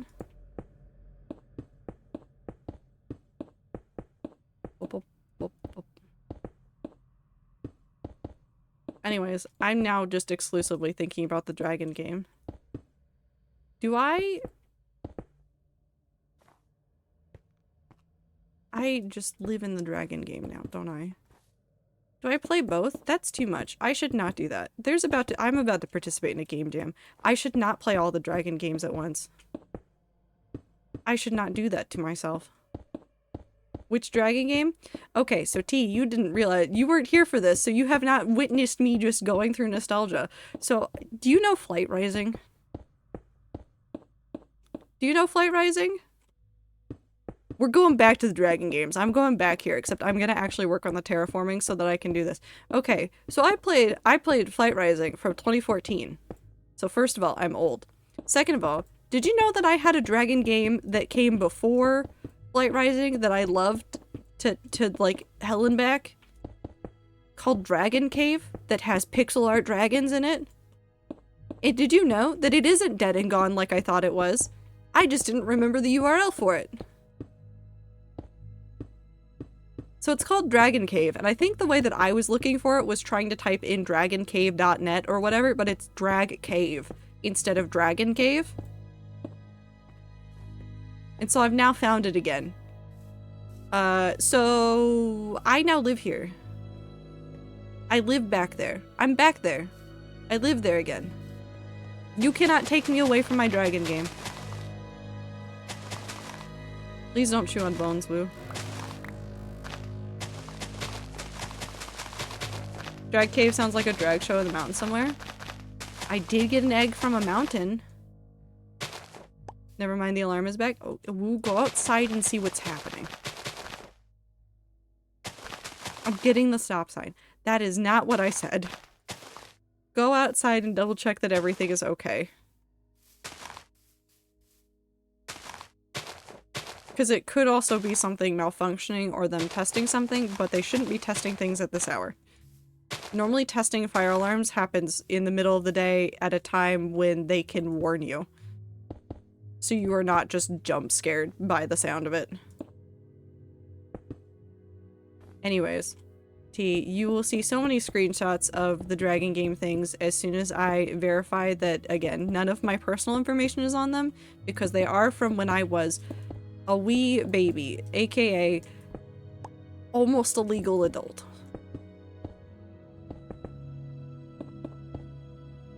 Hold on, I'm making an account. And I have single-handedly done this to several people now. Okay. I have a question for the dragon rights. The dragon rats. So I'm gonna make a category, and I'm going to put Flight Rising and Dragon Cave in there. Do you want it to be so that you have to click a button to get into the dragon area? Or do we want to confront everybody with the pictures of dragons?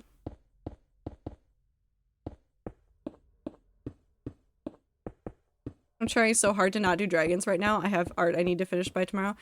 Time, I have great news for you. Dragon Cave?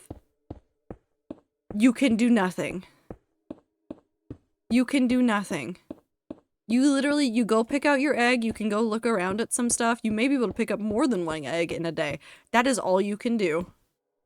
There is literally nothing else to do in that game when you start it. That's it. You go, you look at your dragons, you do stuff, it's fine. Yes, but I'm saying that it will wait, and it is not that exciting, it's just little dragons. Everyone, all dragons for every red. Okay, got it. Don't worry, I almost convinced Clover to download Final Fantasy XIV earlier today, like 5 minutes from an interview. Clover. Clover. Clover. Clover. Clover. Almost. Clover. He's making sick. Clover. No, that's fair.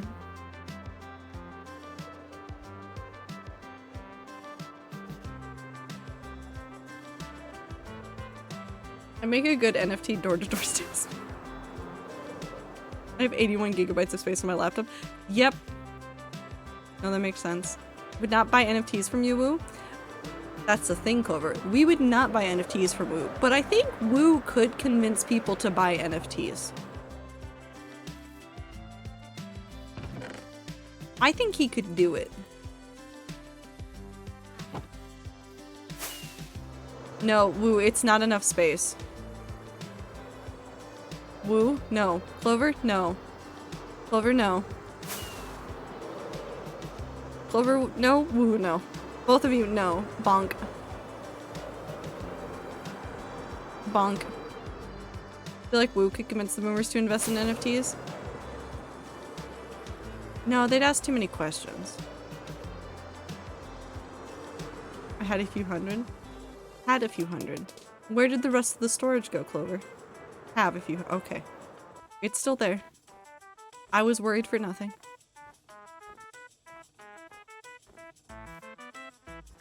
The real question is, would Woo want to talk to boomers for long enough in order to convince them to get NFTs?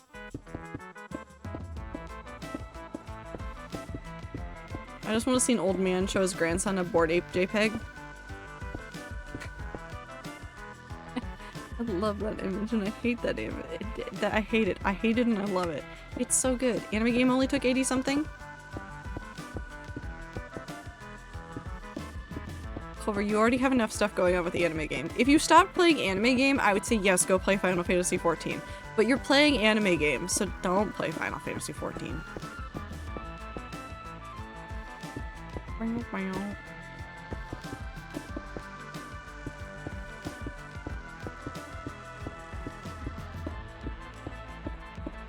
Would the 80-year-old guy just be like, I bought this on the internet? I'll talk to anybody for the correct amount of time or fun. This is like me talking to my niece and nephew's friends. I am afraid of that, I think. I don't know why, though.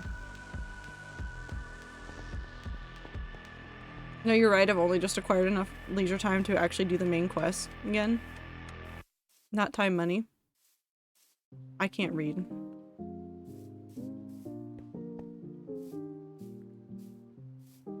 I also just cannot imagine Wu trying to convince people to get NFTs. It would work, but it also wouldn't. It's such a confusing place we exist in. I miss time. I miss time.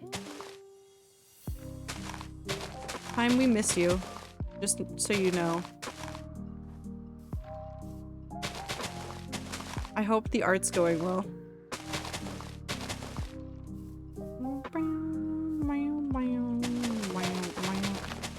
I'm right here. It's almost like I can still hear him.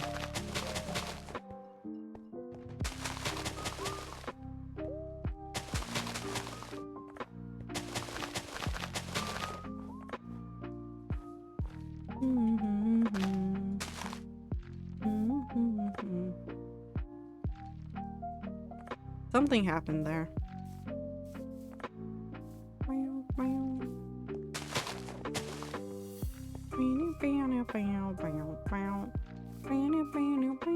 I need to back up the hardcore world today. I meant to do it before stream and then I got too close to stream and I was too invested in writing. And now I'm too invested in dragons. I want to go stare at my dragons so badly.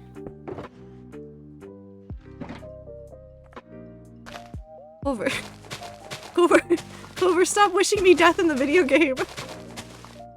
It's not even malicious, like I can't be angry about it. It's not malicious. It's not malicious, you just want to see Terraform and I can't blame you.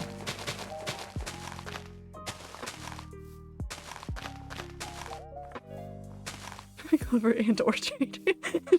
We're fine. Nothing horrible is happening.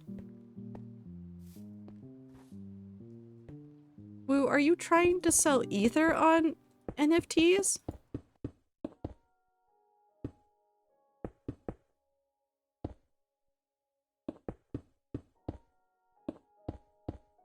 See Terraform? No Terraform. None. No death. No. I don't want to know what it is. I want to know what it is so badly. You can see it? Can you? But Clover, have you heard of critically acclaimed MMORPG Final Fantasy XIV? I can't even yell at you now. I can't even- I'm leaving. I'm no more face. I'm gone. Goodbye.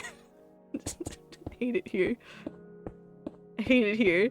I hate it here. I don't hate it here. I love it here. I'm gonna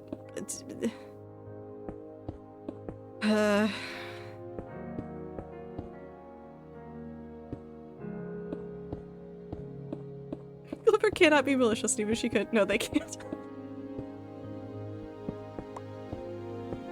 Clover can't commit any wrongs. But if Clover did commit any wrongs, we would be in full support of them. If at least 3 rats download and buy the base game, we can create a new cult. We don't need another new cult. I already have dragons, Woo. Let me have my dragons. No, I don't want a streamer cult. I want dragons. No more cults, just dragon cult. Never mind. More cults, just dragons.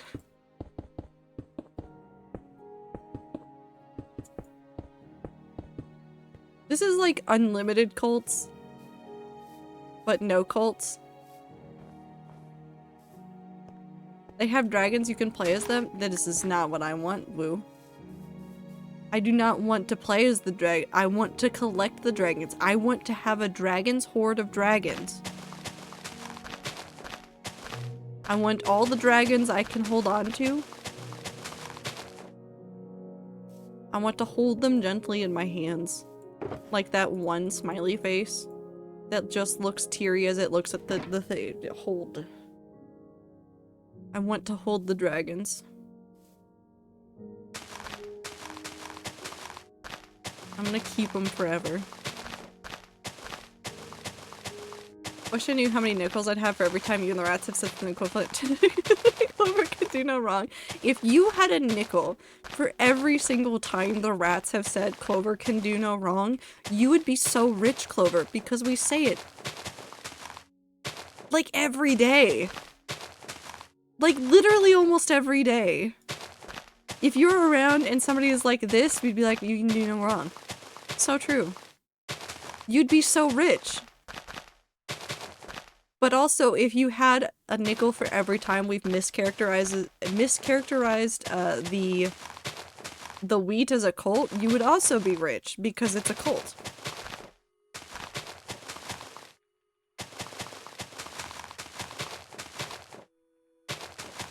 That's a lot of nickels.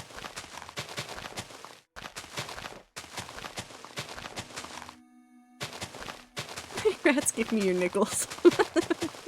Just needs the Trado 10 gun with it too. I don't know, Clover, you're making money.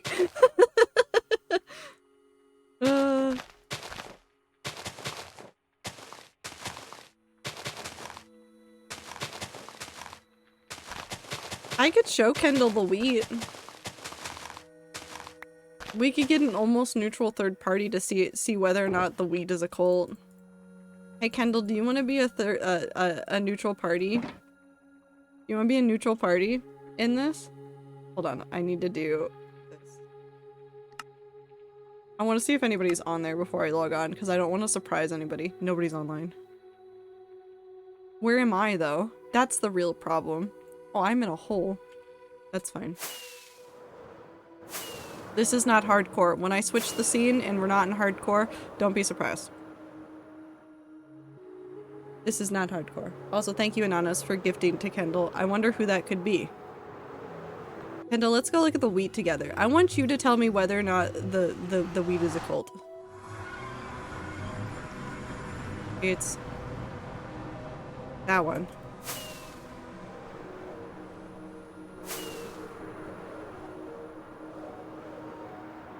My really extensively well-named waypoints on Rat Server are wonderful. I really like this one that is where the tree is that Woo made that I just named Woo ? Old wheat? I think it's a cult. Where I'm gonna ask you what you think it is. I'm gonna ask you what you think it is.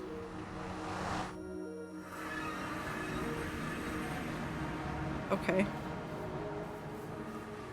Is that rage? I have a lot of weird things. Why do I only have golden apples in my inventory? Potato. Okay.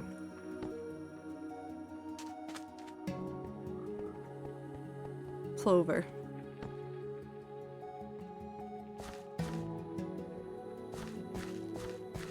Hold on. That should be the highest it can go. Traders. Fingers crossed. So Kendall, is this a cult?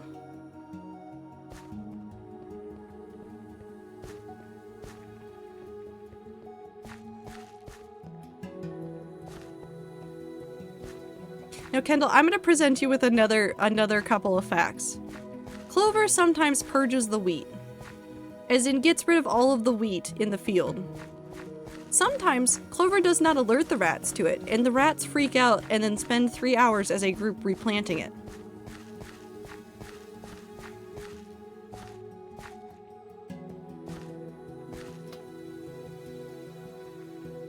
I don't see how it couldn't be a cult, honestly, at this point. My point exactly. It's also delightful. I really, really do like the wheat.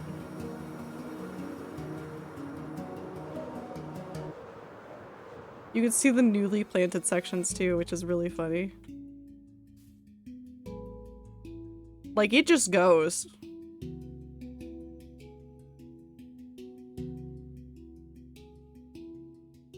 Also, hold on. This is legitimately my favorite thing. Did you know that why? Okay, first of all, why are there carrots here?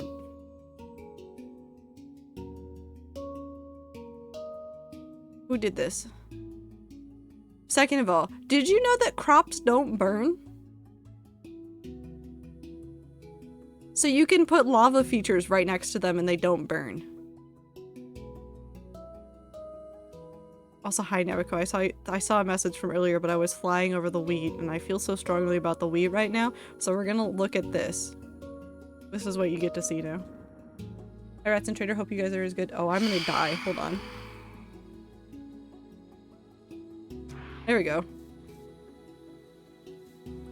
Come here. Come here. I can't even see what's in my... I could just do that, and then I could see what's going on.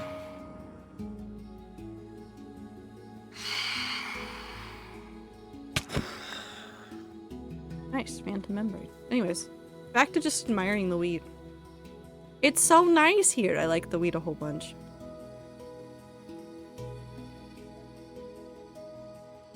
Oh, that wasn't what I wanted.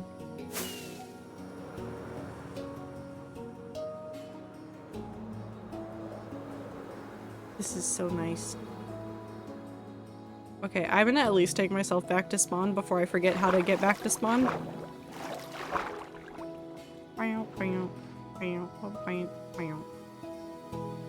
And then we'll go back to hardcore. Bop. Oh, actually, before we do that. There we go. Now we do this. So you can't see my secrets.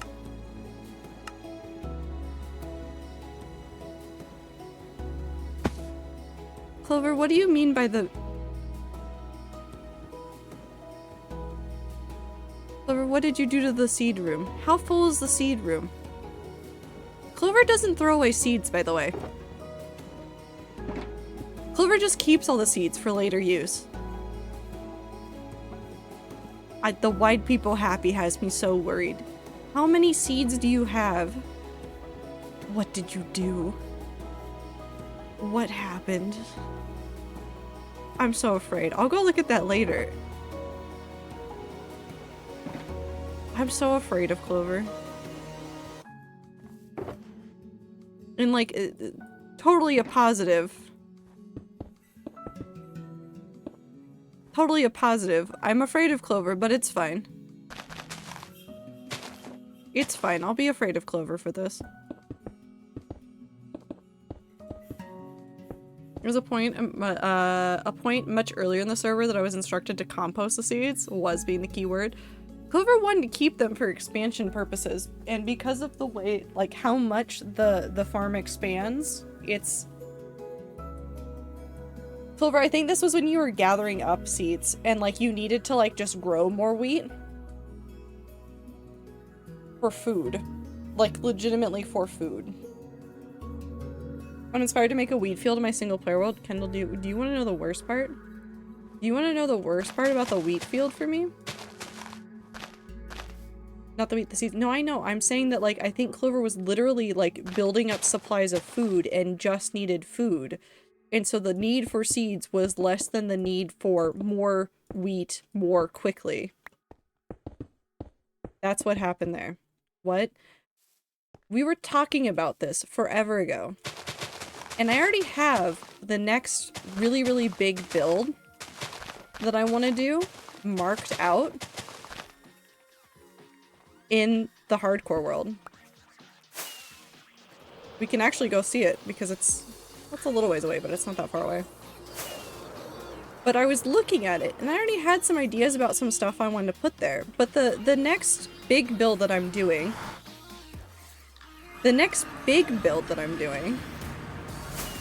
is one for the god of agriculture in the hardcore world. So the big current like lore build I'm working on is for the god of like mercantile stuff.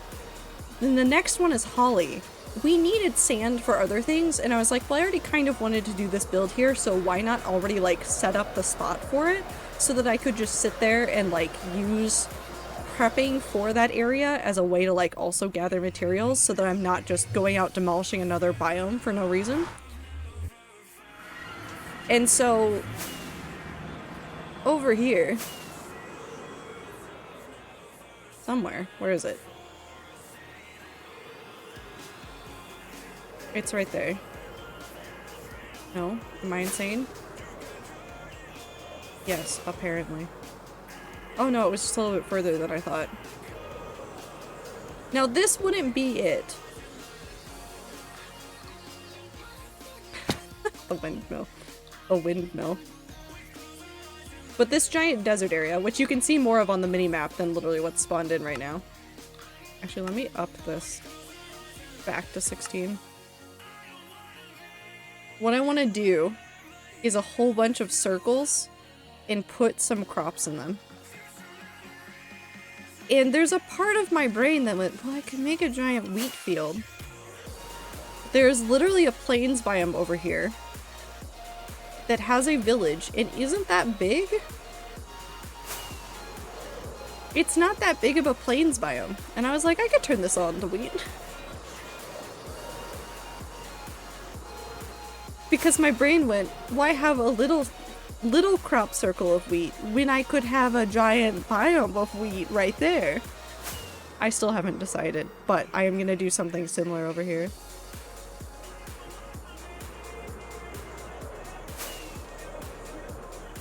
So all of us are insane and that's perfectly fine.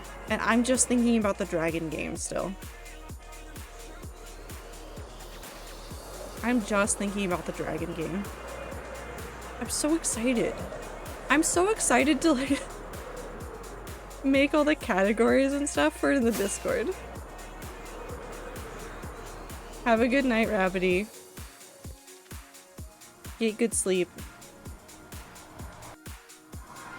Okay, we go back to Mumza. Also thinking about Dragon Game, I've joined a whole separate Discord already. Is there one for Dragon Cave? Do I want to join that? Do I just want to exist in my little pocket? We've all been clinically insane for a while now. Look at our project list. Yes, right here. It's in this notebook. I wrote it down, but only for the hardcore world. Yeah, there's an official one, I think. Oh no. No, I'm not going to join it. I'm only going to talk to the rats about it. And then one day somebody's going to find me and try to send me a message and I'll be like, I refuse. I exist in a little chaotic pocket of the internet. So, Kindle, we use BTTV and I think the 7TV command still exists. So they're extensions and they let us add some other emotes. So some sentences or phrases that you see people say actually have emotes associated with them through the use of those extensions. You don't have to use them. That's just what's happening there. Hippo Shy is a guy that's doing this thing. Hippo Lost is a guy laying on the floor. It's quite a mood, actually.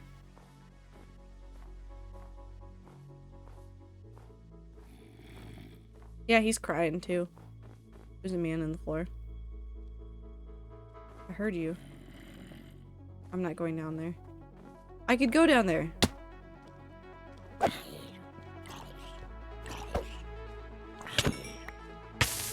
I'm on fire.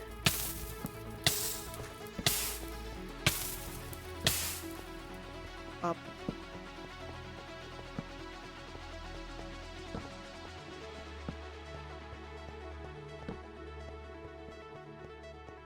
I'm not gonna die, Clover. That was just a single zombie. The zombie isn't going to kill me.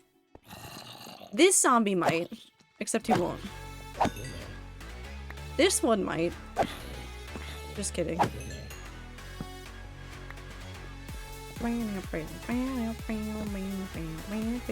A spider!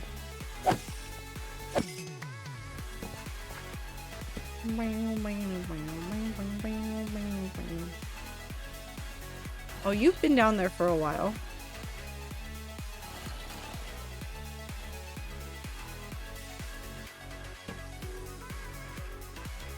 I wonder if there's a spawner over here somewhere.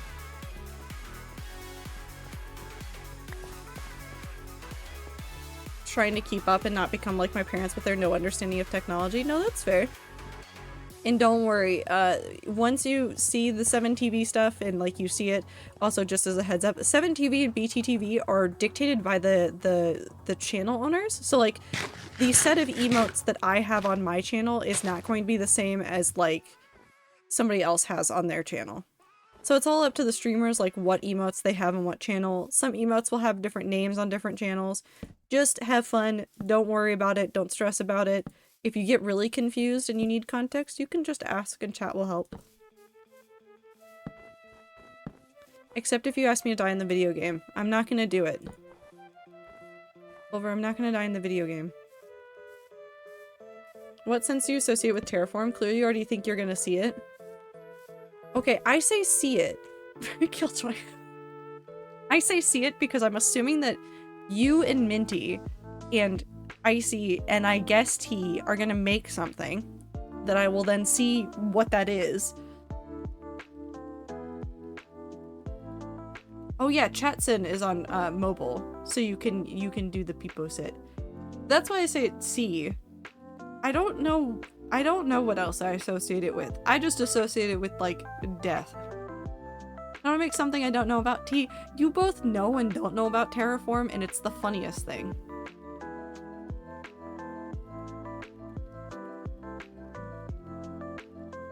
You really kept up the bit of sleeping through lore. Which, T, did you know that when I was looking back at like stream lore things that I needed to add, I legitimately made a note to myself about like chat memes that I had to bring back, and it was one of them was just T sleeping through lore again. That was in there. That was a note that I made to myself that has to be in there, that has to be explained, because I make that joke and I think some people don't understand that there was a point in time where you were around for lore, but you weren't around for lore. It was so funny. Appreciate the tips. I'm only like 4 Twitch days old. That 12-hour stream of yours was my first day. What a day to start. What a day to start. But also, don't worry, I've been on and off of Twitch, not as a streamer, like literally as a viewer. My account is much older than when I started streaming. I've been on and off of Twitch since 2013?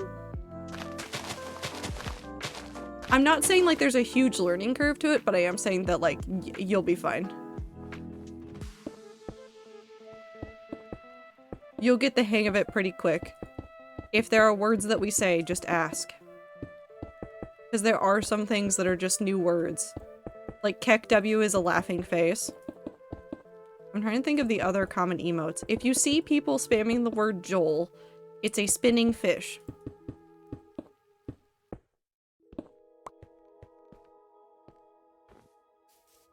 Happened like 5 times in a row. It really did, and I felt really bad after one of them. I mean, you can try to give the Kek W context, but we're not really looking for the exact context, more so just looking for like what it means when you see it. It's somebody laughing. I watched Twitch regularly for 2 years before I made my account. I had my account for a while because it was friends of mine that were streaming. And so I needed to be able to yell at them. Sometimes I forget we have Joel. We also have Unjoel, which I think is the funnier one. Actually gonna go now and sleep through Terraform. Hopefully not. Have a good time, Zone Clover. I'm not gonna die in the video game today. Unjoel is hilarious to me for some reason. It's just a blank square. I have to open up my own Twitch client to see it. It's Comfort streamer. Krato 10 love. It's just the blank square. You just remove the Joel. You just remove him. Anyways, Clover, have a good night. Thank you for hanging out. I'll make the dragon channel so you can see them. See, somebody else thinks it's a cult. I'm kidding. I love the wheat so much. I do just like Minecraft. Every now and then, like, Although I will say this, like, since I started streaming it, I haven't had the same, like... My dragon cave is already so on brand. I love that. I haven't had the same impulse that I normally have because before I started streaming, I did like a pretty regular cycle of I would play Minecraft for like 6 months and then I would drop off the face of the earth for about 3. But I've played a lot of Minecraft. I do still get days where I'm like, I don't want to play it as much, but it's... I don't know, getting to see you guys make a ton of cool stuff, like whether it's on Rat Server or just in general, and watching more streamers make cool things in it has really been an interesting way to like feel super inspired to be like, I want to build everything and nothing can stop me. I just had no desire to interact with chat, but it was also generally Dream SMP streamers, so chat was irrelevant to the stream generally. Yep. Yup. No, the Dream SMP chats were, they were just yelling. Granted, I was part of it. I was also just yelling, but they really didn't serve a lot of, like, usefulness. Managed to find a couple cool people. Hi, Anne. What's up? Hi. You want love? Want love? You're looking so...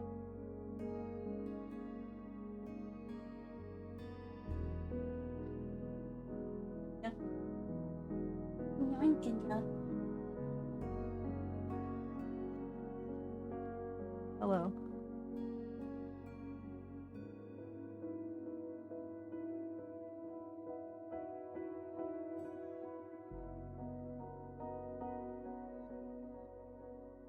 Bless you.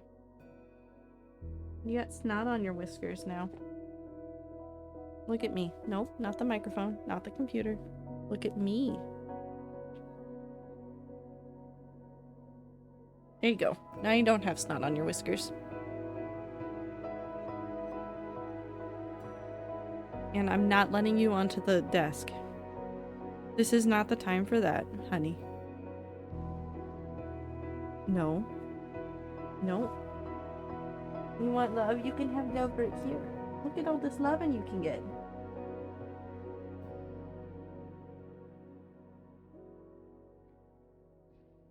Found a small streamer that I'd been watching for about a month and I wanted to chat, so I was like, ah yes. I feel like after 2 years-ish I should actually make an account for this site I use daily. That's fair. Wait, do you see you? Are you confused by the cat inside of the computer? No, you can't go to the cat inside the computer. No. Oh, okay. She was like, okay, I can't go in there. I will take the head rubs, though. Hi.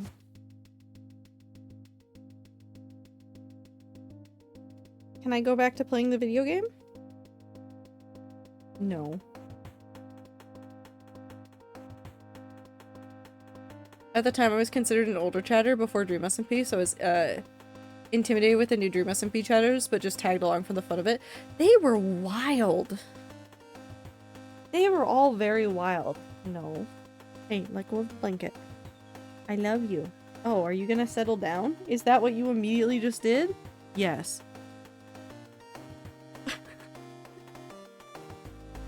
Okay, we can do this. You just need to stop trying to crawl onto the computer. Terraform? No. And is on my lap though, so this really isn't setting a good precedent for the way that this is gonna go.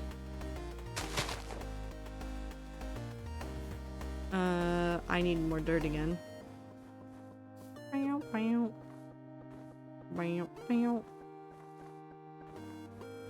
No, Anne.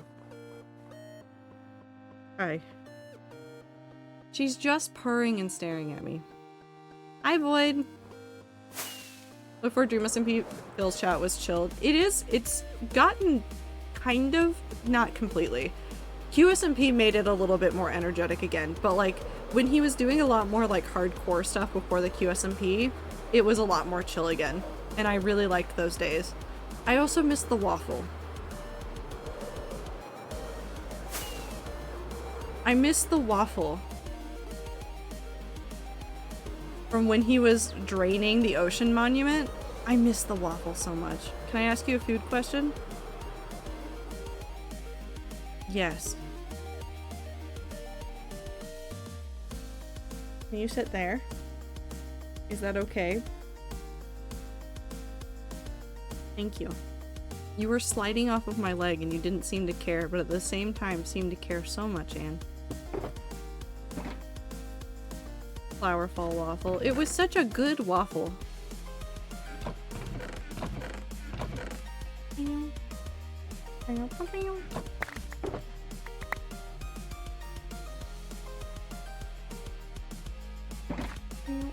I miss Sandamus ASMR from the Nethervoid days. I wasn't there for the Nethervoid days, but I did watch all of those VODs, and I loved those VODs so much. Legitimately some of my favorite VODs.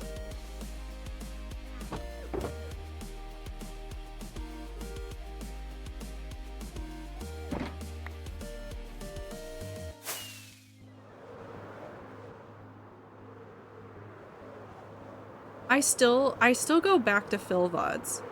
If I'm like working on stuff and I need noise and none of the YouTube videos I'm watching are doing enough to like make my brain settle down, I do go back and watch old Phil VODs.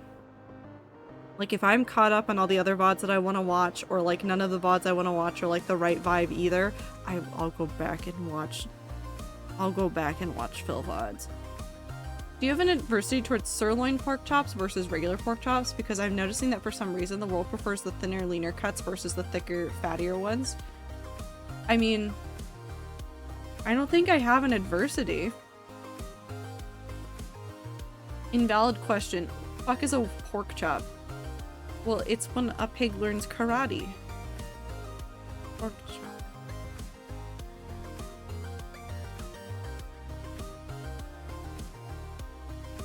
I'm just gonna let that joke sit for a second while I pet my cat, who is staring desperately at Minecraft. She wants into the game so badly. That's enough of the internet for the night. Goodbye, everyone. I cried because of that joke? Good. I am. Oh, you yawned at my joke, did you? Huh? You don't think my jokes are very funny, do you? She's purring the entire time, by the way.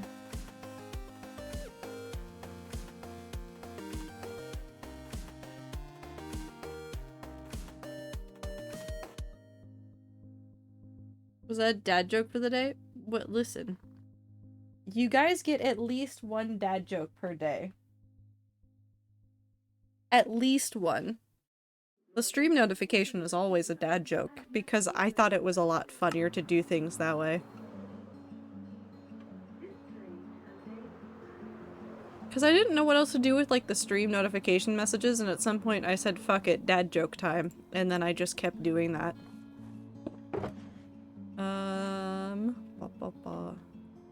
Get that.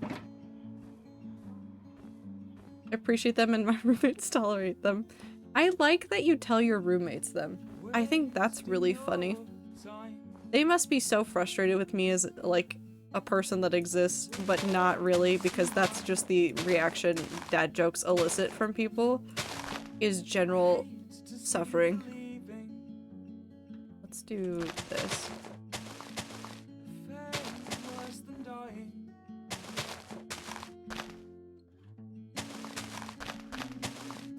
Like that.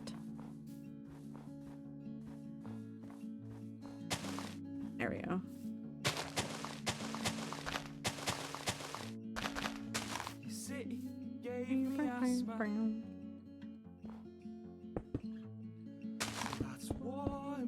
Everybody loves a good dad joke, except they hate it, and I think that's actually what I want.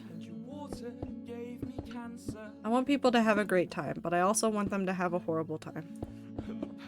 A great, horrible time. Somehow both.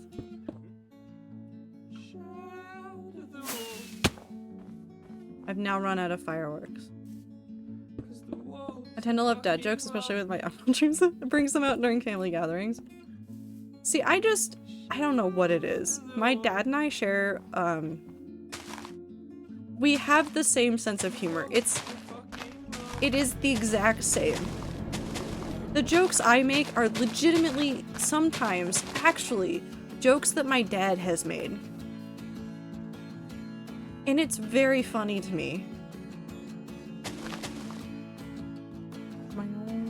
Okay, actually, let's bring this way.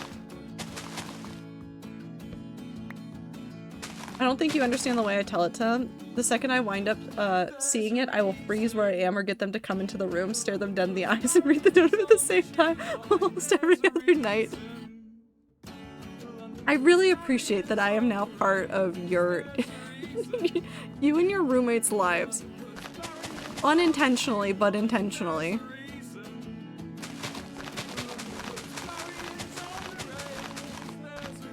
I've created a life that they have to deal with. I've created a reality in which there's just dad jokes that happen throughout the week, and they have to deal with them. Rats, I missed you. Icy, we missed you. Icy, do you want to join a cult? That's not how I should talk to people, is it? Is that how I should talk to people? Absolutely. Do you like dragons, Icy?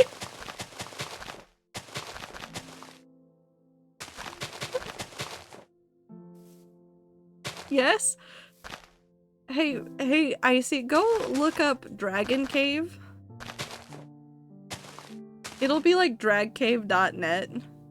Hold on, let me see what it is. Yeah, it's dragcave.net.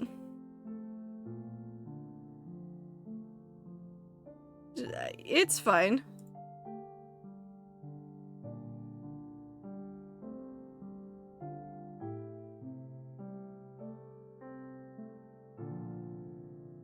We're gonna do this. So I've refound my account. Hold on. I see this gets better. I refound 2 accounts. Hold on. This is now just for the people that can see me right now. If you are in ads, I'm so sorry. Okay. So I found 2 accounts that I have. The oldest of which is from 2012. And so I'm not saying that, I'm not saying that we're going to spend a ton of time doing this, but I am saying that I am going to make a section in the Discord for this. And I'm not sorry. I'm just not sorry. I also really appreciate the fact that I was trying to find information about something, and now there's just a search bar in one of the Discords I go into that just says, searching for cult.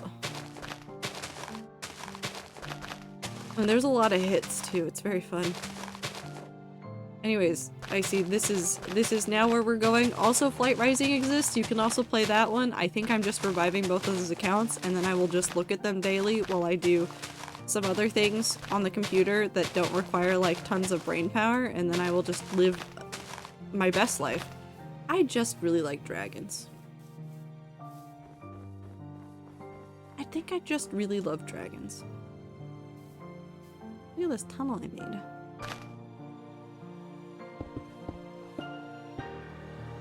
Dragon D's nuts. I'm sorry. That was also just in my head. What can I say? I'm a person of multiple emotions. I should get back into Flight Rising again, but I really shouldn't. I feel like you can spend so little time on Flight Rising and yet become so focused on it, and now I just want to make... Hold on, T. I came up with a bad idea, and you know it would be kind of funny, though. What if I just tried to get to dragons? What if I just made... What if I just mapped out what the perfect versions of dragons would look like for some of my OCs? What if I just... Hold on, wait, hold on. So I'm writing a book right now. What if I just mapped out what eggs would, or what dragon types and colors and genes would look perfect for all of these OCs that I have, and then I just spend a whole bunch of time focused on that? No, don't say that. What if I just become a little bit insane? The eggs are so pretty. I love the eggs in Dragon Cave. That's what I remember liking a whole bunch. Are you telling me you're gonna have a Excel spreadsheet to Dragon webpage game? Okay, Light Rising, specifically, yes. Well, I wouldn't have like Excel spreadsheets. What I would be doing is like have the list of traits that I wanted, and then I would selectively purchase and breed dragons in order to get those. So I might have like a spreadsheet of the ones I have.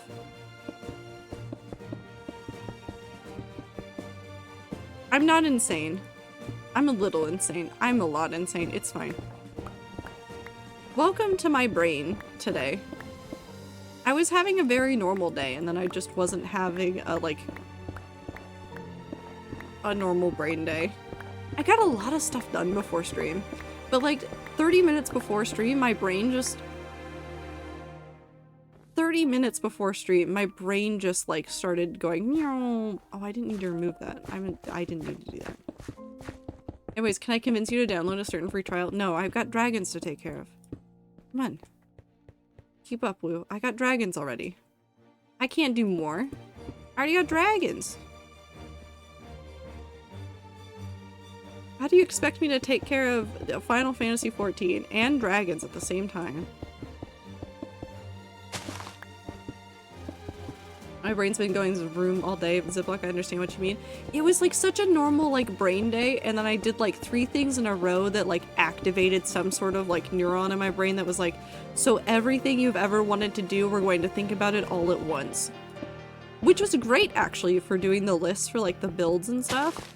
Because I had like the list of like the main builds I wanted to do, and then I was like, I will procrastinate looking at the exact pieces that I need to do for all of these builds. And then my brain said, no, you won't. You're gonna think about it right now. Oh, there's just a tunnel here. This is spooky. I don't know. Take advantage of the brain zoomies if you have them and you can use them. That's the best piece of advice I have. How many eggs can I adopt? I think you can only adopt 1 per day? I don't remember how many the max is, though. Hold on. Hold on.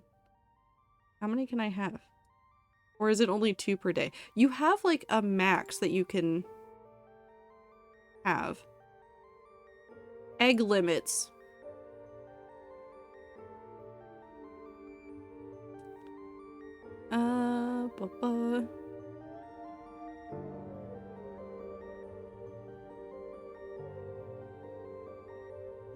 Okay, so there's 2 limits that you have.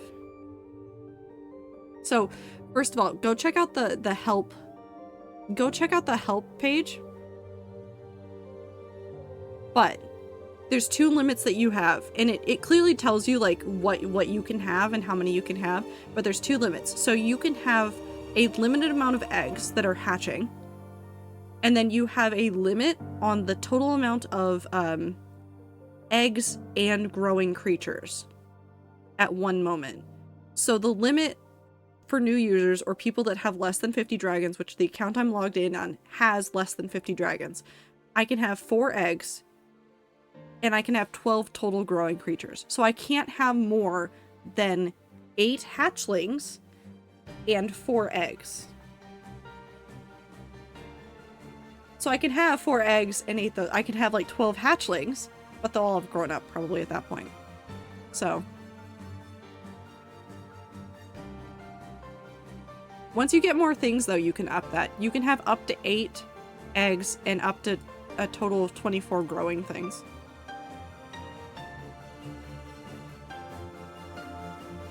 Which is very fun and interesting. And sometimes the dragon eggs that you're stealing are actually from other people's layers. Because when the eggs that people like get from breeding dragons are like first done, they like get abandoned.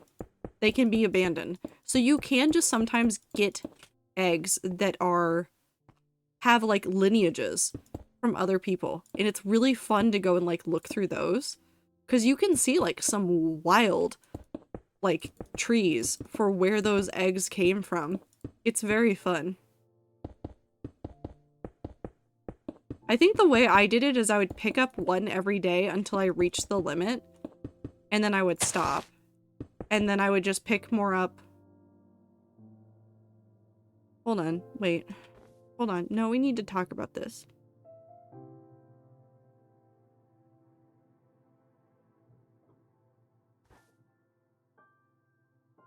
Look at him. He's got a hat.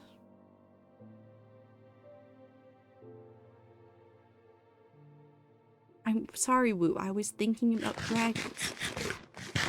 I was thinking about dragons.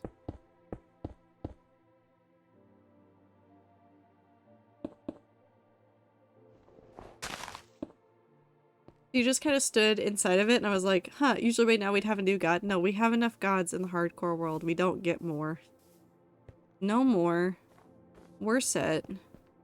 We're so set. We don't need any more gods in the hardcore world. I don't need more builds. I have 11 that I need to do. Well, not 11. I have... How many do I need to do? An amount. 10. Because I haven't finished Stronghold yet. Pop, pop, pop, pop, pop, pop.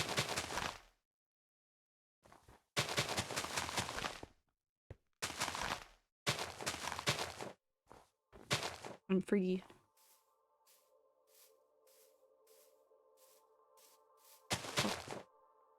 Up, up, up, up, up, up. I've stolen eggs from dragons already. I feel so bad, but no, I don't. They're pretty. Human instinct of pretty shiny. Yeah. What if I go steal an egg? I shouldn't go steal an egg. What if I steal an egg? Oh, they are pretty. Oh my god, I used to know what all these were. Oh my god, part of... Oh, the neurons activated. I used to know what all the egg types were.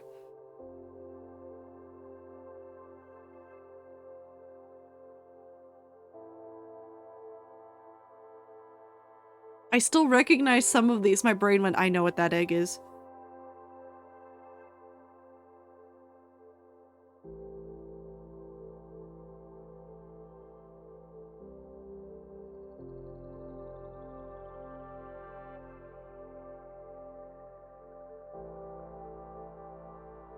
What if I steal an egg? Did I take this egg? Is this egg mine now? I did take this egg. I love this egg now. It's my egg now. Hold on, one more egg.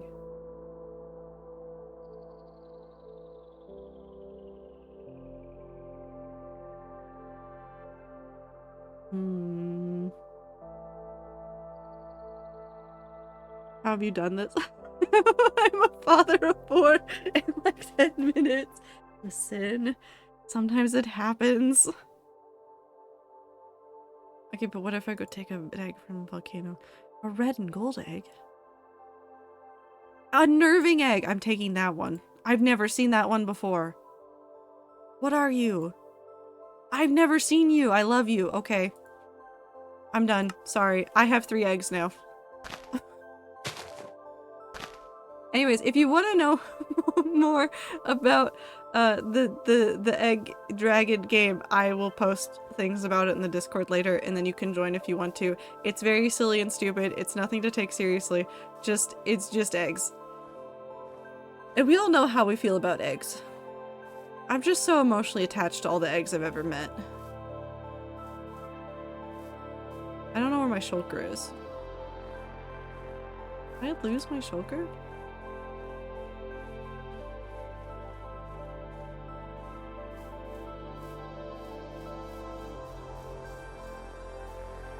I seem to have misplaced my shulker.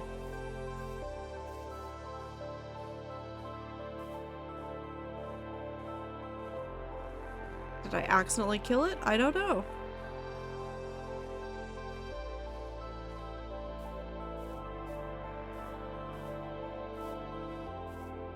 Or did it just get placed somewhere and then snow fell on top of it? Now I don't know where it is. All of it's a mystery. Does this require social interaction to care for my eggs? No.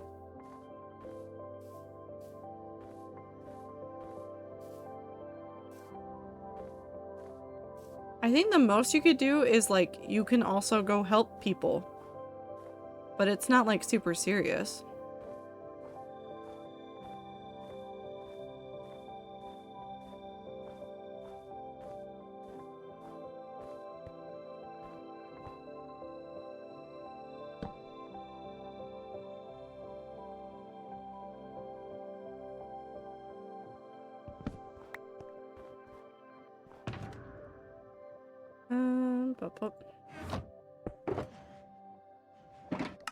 Up. Where did I put it?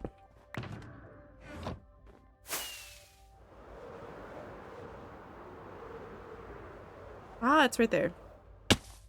Hello. There we go. Do I need to go look up how to take care of eggs for you guys? Hold on. We go to the help page. Raising an egg. Once you have an egg, you must take care of it to ensure that it doesn't die. Eggs are raised by feeding them. Views, unique views, or clicks. It's up to you to get views, unique views, and clicks for your eggs, but there are a few common methods. Hatcheries.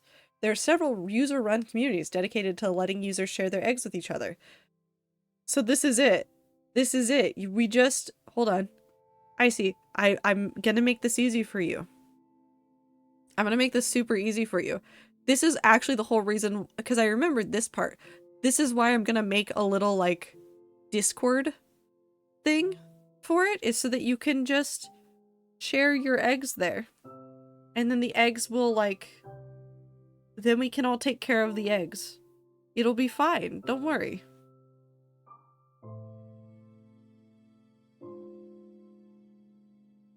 All the eggs will be taken care of. I think I used to share them on my,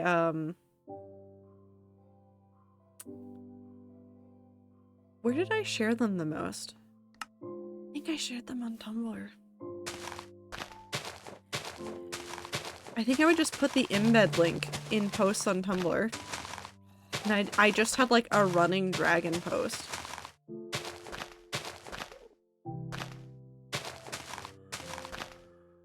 Or maybe it wasn't for that one. Where did I do it? I might have posted them on DeviantArt if I was still active on there.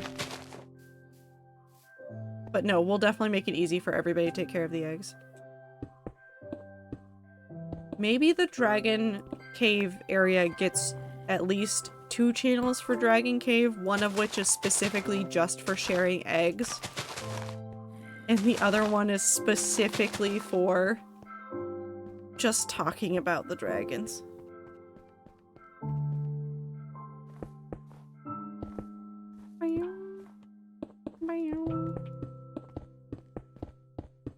There's gonna be so much dragons. I'm gonna look at all the dragons too. I hope that everybody is aware of that. Like, as soon as I am back into this, I will literally just spend time looking at everybody's eggs. And just being happy that there are dragon eggs in the world.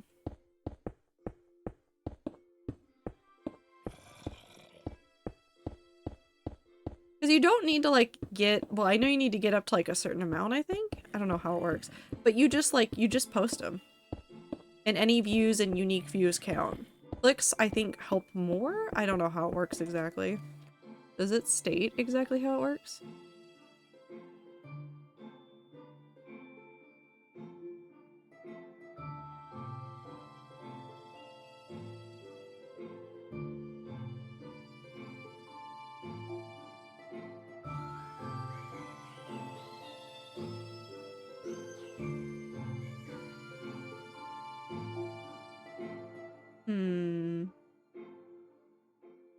Yeah, clicks are more impactful than unique views or views.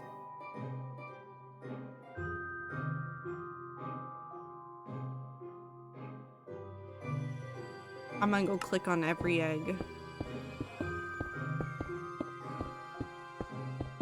It's like giving them a little boop. How click? Like, click on the image of them. Yeah.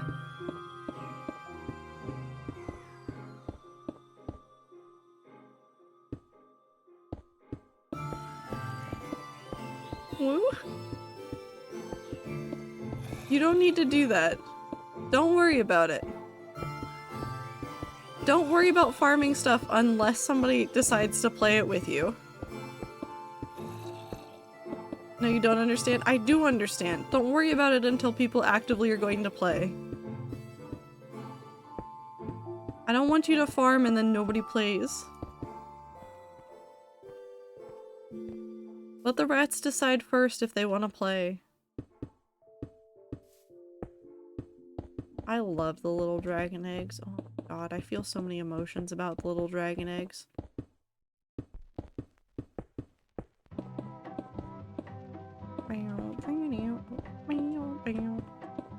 Also, this is a fair amount of terraforming. I always forget how long terraforming takes until I go back and do it.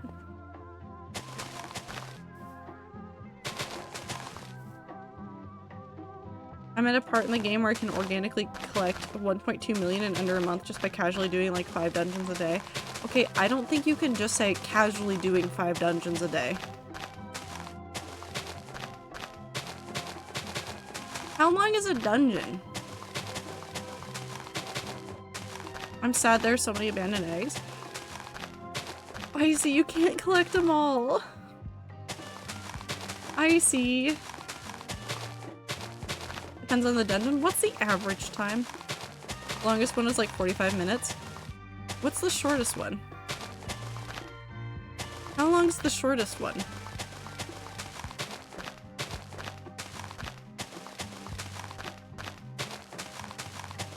Like 12 minutes. Oh, okay. See, that's fine. I was worried that they were all like over... All of them were over 30 minutes. No, I can't. You can't. Icy, you can't. You can't collect them all.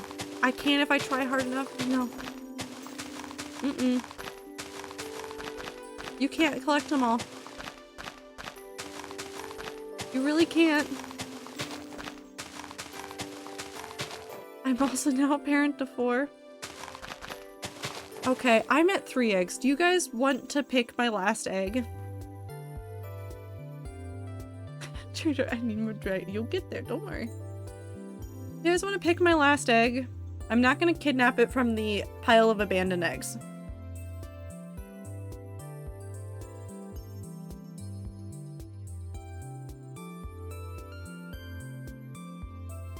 No, we're not going to kidnap it.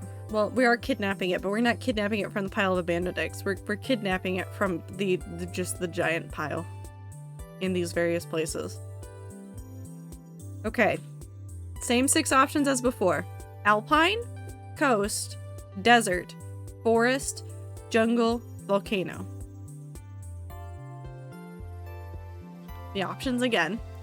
Alpine, coast, desert, forest, jungle, volcano. I see 2 coasts, 1 alpine.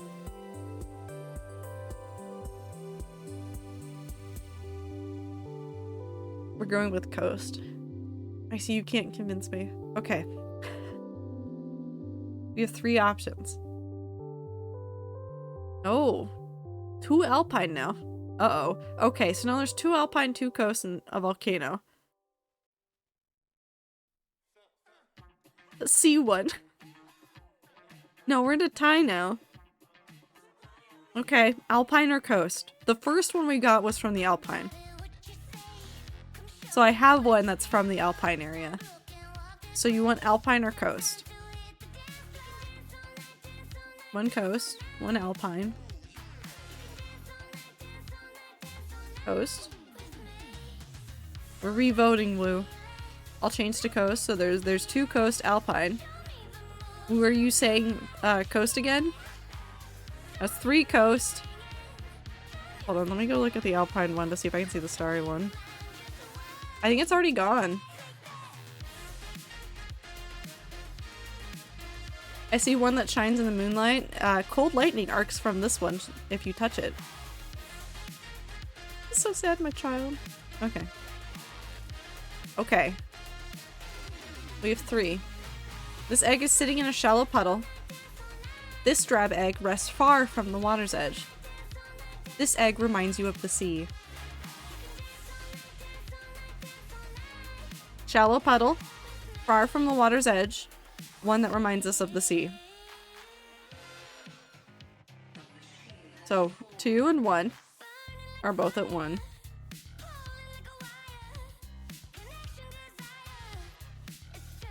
We're now tied at those two. We got a puddle far from the edge.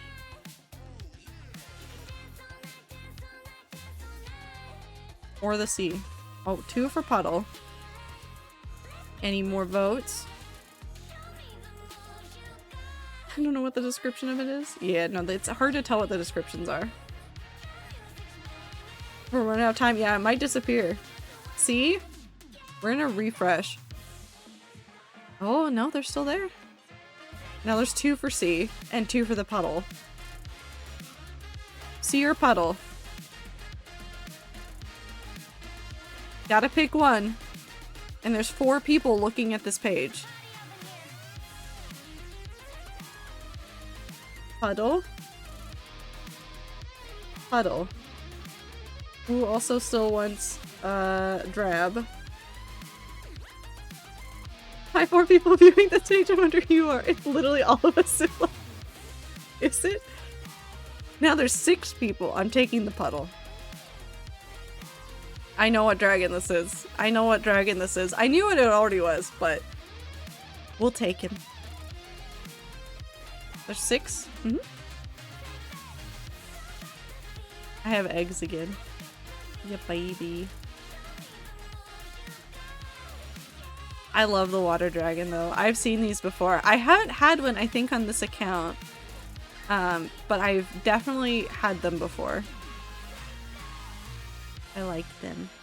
I like them a lot. You can get nice images after you've gotten a whole bunch of the same. And it's really cool. I like the eggs a whole bunch. Anyways, back to Minecraft. We're back to playing Minecraft. I'm done talking about dragons. Except I'm not done talking about dragons. What is it about dragons that resulted in so many, like, adoptable websites like Dragon Cave and Flight Rising? Your dragons can die? Yeah. Well, okay. I see. I'll say they can die, if they don't get enough views or clicks and stuff.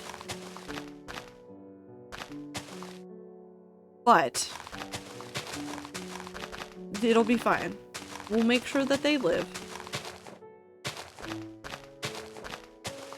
I was really hoping this would devolve into a situation where voting on stream with literally any amount of delay would be exactly the right amount of time for the eggs to refresh. I don't think they refresh. I think what happens, Woo, is that there's a behind the scenes queue of eggs that exists, and as soon as somebody picks an egg, it picks another one from that system to then put there. So really what you're racing against is people. Because I've refreshed it and only 1 egg has ever changed before. Because I used to sit there, because there were a couple of eggs that I really, really wanted, and I knew what regions they came from, and I would sit there and I'd look for their description. And then I would sit there for far too long, staring at them. Which I won't do this time. I'm just gonna, like, be happy. I'm gonna get the dragons that spark joy. And I'm going to make a story with them, but it's gonna be stupid. And it's gonna make me so happy. All 6 of us were looking at the same options. I think they also refresh after 5 minutes if nothing's picked. I don't know for sure about that one. Probably, but I know it takes a while for them to refresh. We'll leave this here. But we do need to do this. Are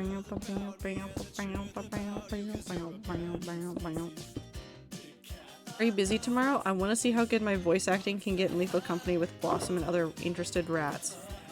I should have some time. I don't want to say for sure because I also am not looking at my planner and I know my planner is incorrect for some stuff. Because I have some things I want to work on, but I can definitely see if I have time.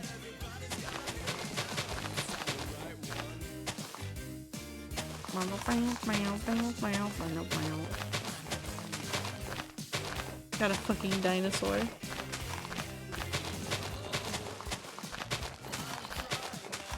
I'm so excited for you. I'm so excited for the rats to suddenly start playing Dragon Cave. okay, but like there's 300, there were like 300 something people online. Do you think they'll notice if they just suddenly have a like a spike and there's like just like random 20 people that suddenly showed up?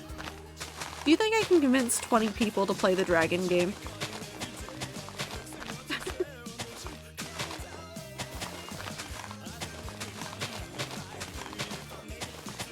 Can you tell what type of egg your egg is? Well, okay, so the way that it really works, Icy, is that the different egg shell designs correlate to different species of dragons. And you should be able to look at the egg, and it might even say on it, hold on, let me go look at the egg. So if you go to your dragons, you click on your egg, and then it should say breed. But I will say this, I used to just have them memorized. I used to be able to look at a dragon egg, especially like in the abandoned pile, and I could look at it and I would go, that's a sunstone dragon. What was another one I knew well? Oh, I knew these ones really well. I knew the sunset dragon eggs really well, like, because I kept getting them. They look a little bit like Spyro.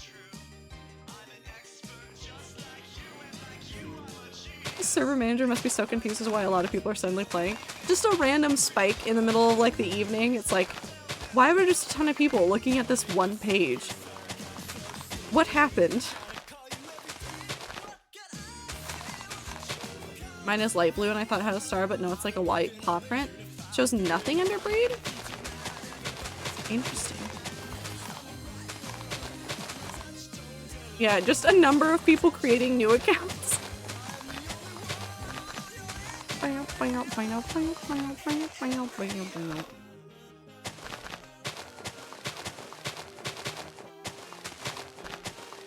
It's so funny. Yeah, join us, Woo.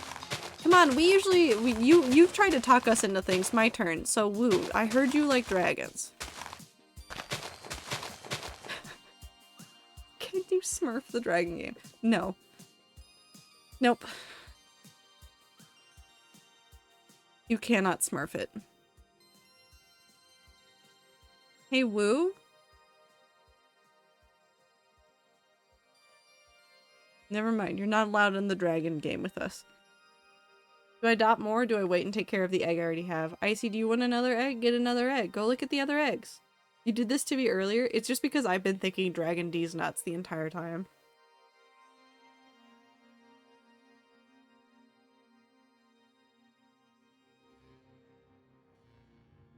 Anyways, so dragons. You want dragons? You cannot smurf the game. Woo, the way it works is literally you get dragons, you post it somewhere so that other people can see it, and then you then have dragons. You hope that people click on it, you work with your community so that you have people click on it. You could even join the official Discord to post your dragon eggs so that like your egg for sure will hatch. And that's it. I kind of want to kidnap an egg. Icy's committing crimes. You can't create multiple accounts. I mean, you can create multiple accounts, but first of all, if you're suspicious enough, they're gonna just ban you. Second of all, they don't share inventories. You'd have to trade them back and forth.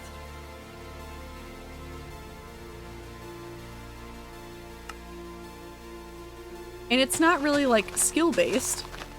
It's luck-based. It's just you hope you get an egg that you won. Either through the abandoned pile or just from picking up random ones. Offshore dragon egg laundering. Okay, so the person that made Dragon Cave, if you somehow stumble upon me talking about this because I really wanted to play the Dragon Cave game again, I don't endorse Woo trying to launder dragon eggs. It's a little bit funny, you do have to admit it, but we're not gonna do that. We're an upstanding community, mostly.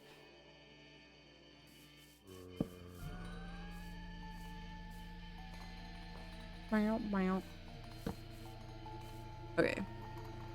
We need to bring everything up to that level.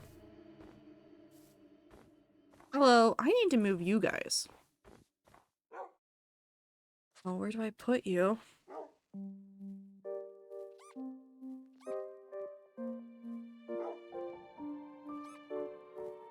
Hmm.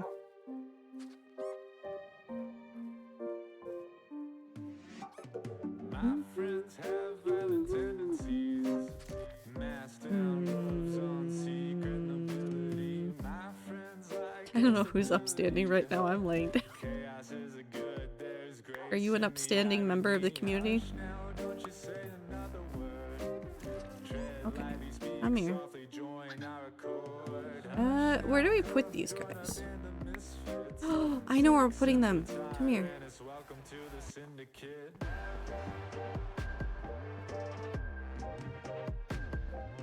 This way.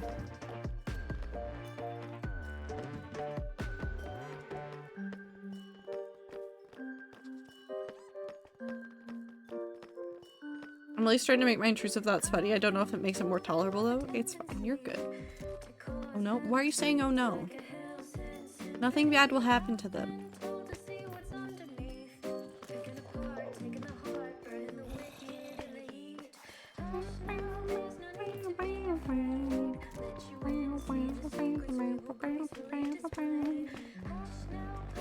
This way.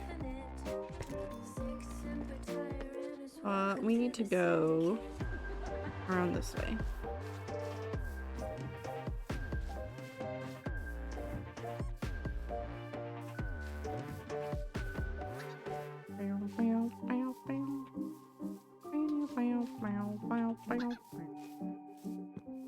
Watch where you step, any stone could mark your grave. We dance to the anthems of the nations we saved. Watch where you I don't know where I want to tie them to. eyes, always on the rise and plotting your demise. I might try to find a way to make this area so that they can actually run around in here, but I need to make sure if like fence gates or something they can jump over or not.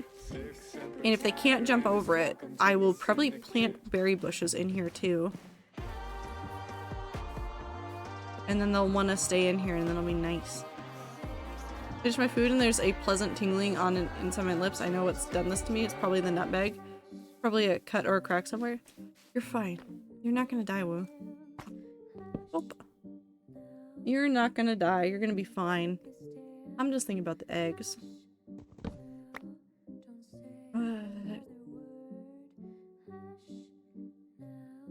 It's just babies.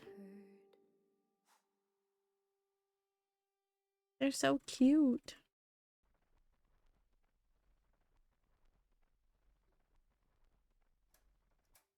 I just like them. I just like them a whole bunch. There's so many cute dragons. Sorry, I'm gonna go insane. Sorry. I'll stop looking at the dragons. I'm not looking at the dragons.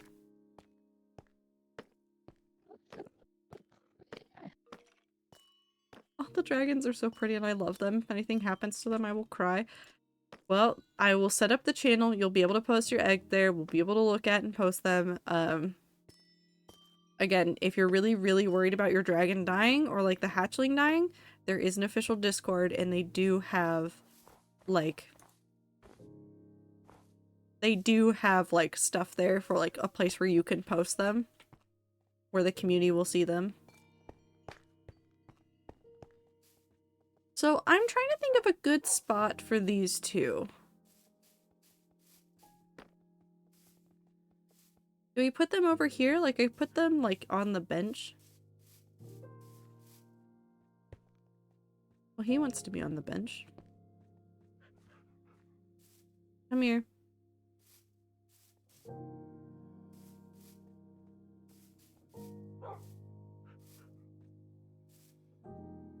Who did this? I mean, I had to.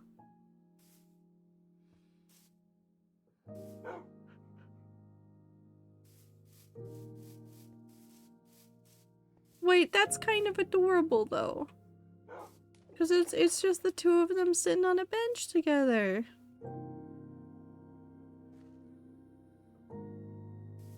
Oh, I'm gonna make myself cry. That's cute though.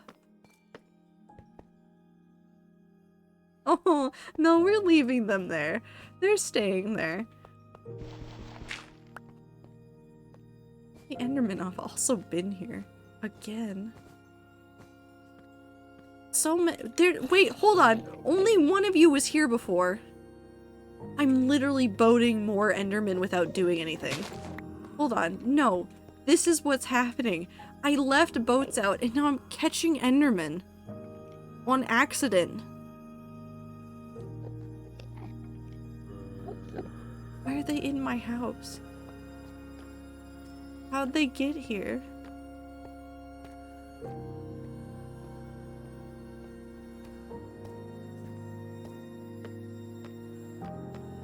I like to take sitting breaks. They can't get up though. As you know, Endermen can't get out of boats. Too impossible. Too difficult. Also, T, thank you for the blink, the water break, and the stretch. Except I'm gonna drink my tea to help my throat. I'd be the only degenerate in the world that would suggest that.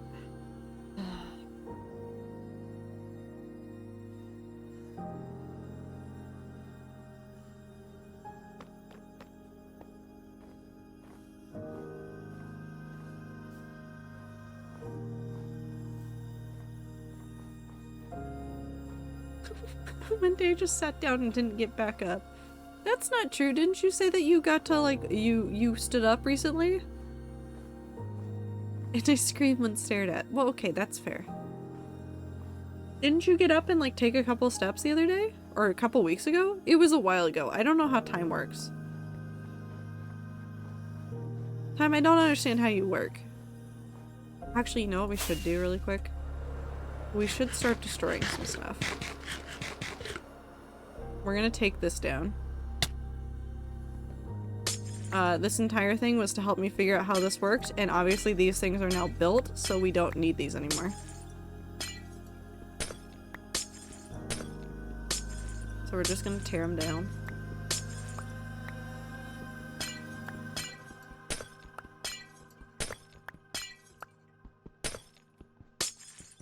Oh.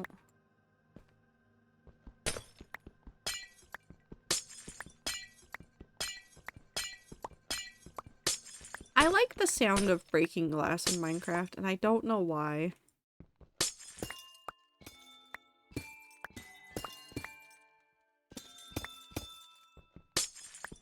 It's just such a nice sound.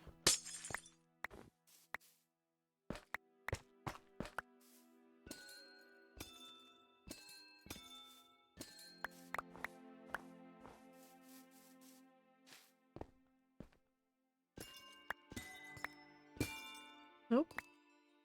It's trying to not lose the little bits and bobs, but that's fine. I think time is funny. I don't think that makes me a bad person, though. Time is a very funny person. Time, you have a great sense of humor, and I appreciate your presence in this community a lot, but I can say that about a lot of rats. All of you bring something different to the table, and every single time it is a delight to see the shenanigans that you do. Horrifying sometimes. Also a delight. It's both. It's both.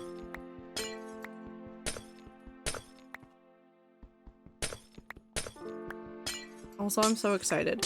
So I realized something the other day. Because on New Year's Day, I said, you know what I could do? I could go write at the cafe. Now, I moved the novel that I'm working on into a Scrivener file, which makes it harder to, like, if I want to work on it on its own, I keep a copy of the file, like, updated in for the words and stuff, but it's not the same as, like, the setup in Scrivener that I really, really, really like. Beans? B-B-B-U-B-E-N-E-A-B-N-N Eans Ans Beans.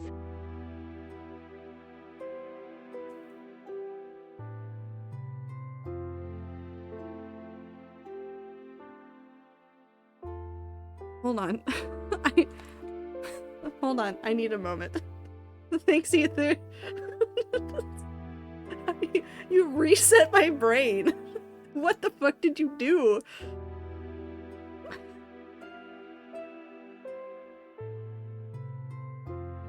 Okay, I'm fine. Okay, Scrivener.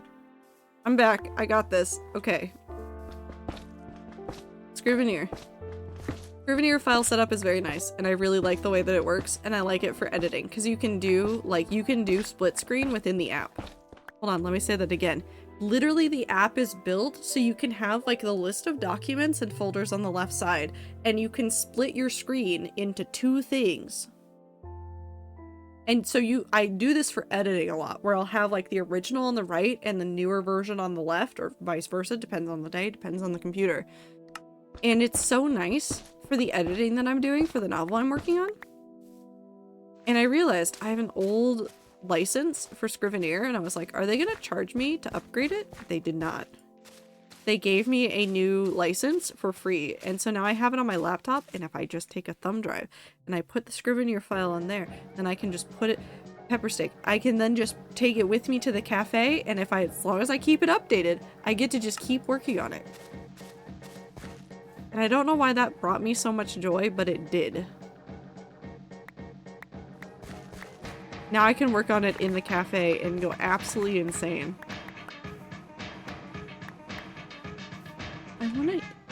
Hold on.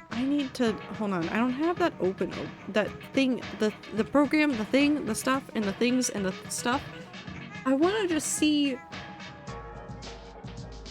I just want to see the message again.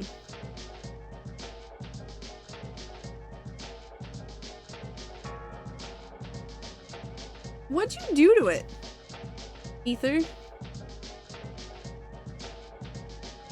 How'd you do that?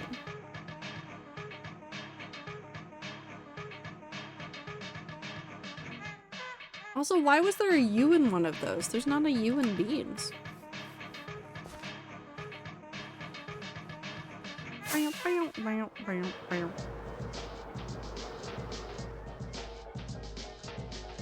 How'd the U get in there?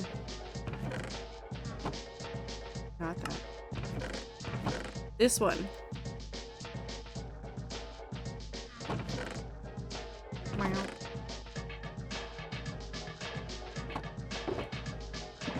Let's take down this.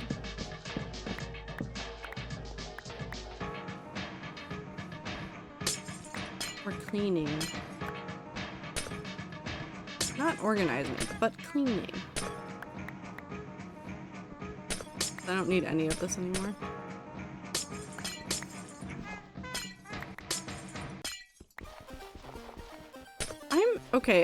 Listen, I'm kind of excited to play off again.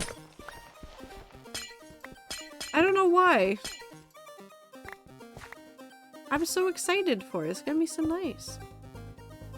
It's gonna be nice to introduce some rats that weren't there for it the first time to all of like the off memes.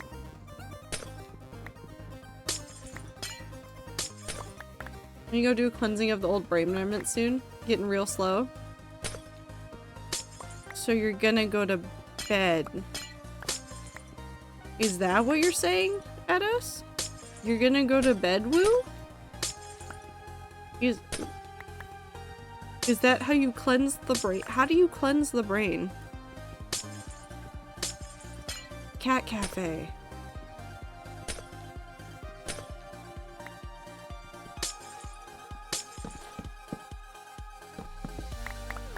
Bleach, no.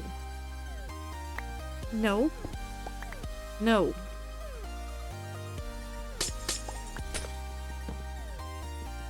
I need to rid myself of the toxins the internet left me with. A nap.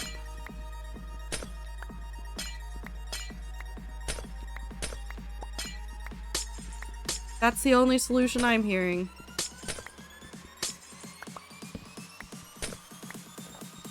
You're mostly wrong?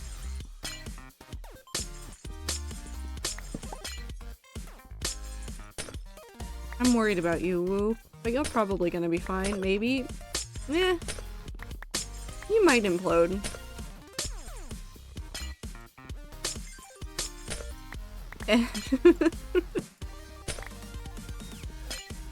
Might explode.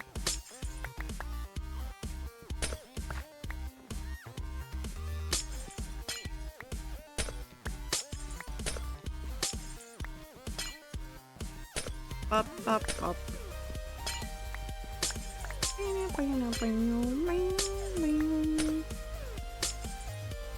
Oh no, it is a time? Yeah, it's almost the end of stream.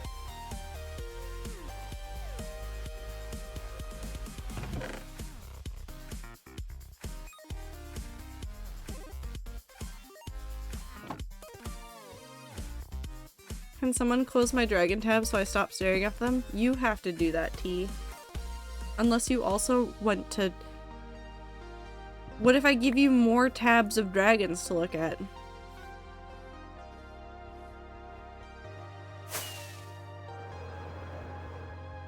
Hold on, but wait, T.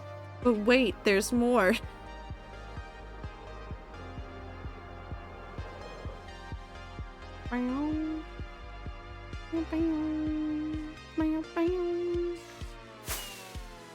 Please do, but also don't. Okay. No dragons, but infinite dragons.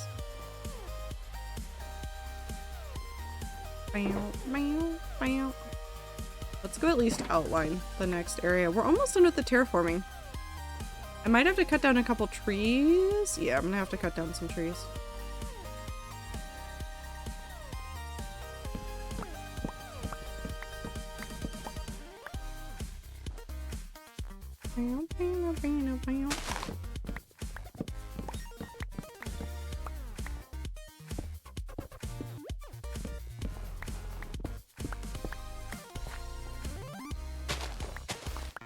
Pop.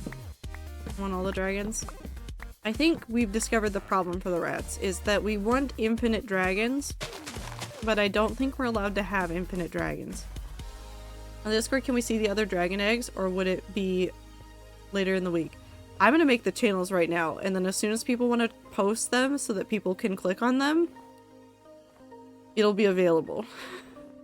As soon as stream is over. Literally the first thing I'm gonna... Hold on, I don't think you're hearing me. As soon as I end stream, the first thing I'm doing is duplicating a category so that I can just like really quickly throw eggs in there for people and set up a couple of channels. Literally, as soon as I end stream. It's priority number 1, and then I'm also going to go pet Anne. That's priority number 2. Priority 33? Priority 3, not 33, is cinnamon roll. For no other reason than I like cinnamon roll.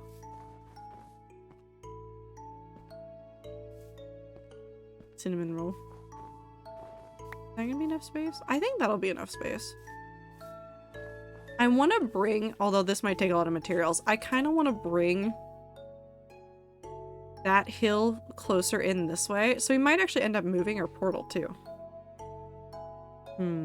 I might need to think about this a little bit harder. Because what I want to do, because we already have this like kind of like narrowish opening into the forest, I want to bring the hill, like wrap it around a little bit more this way so that this spot feels like cozier when you walk into it. So like right now, hold on, I want to walk this.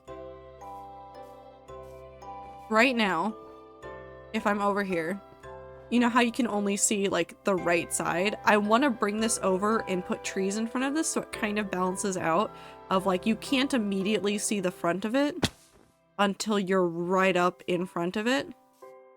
I might also, actually I might demolish some of this hill.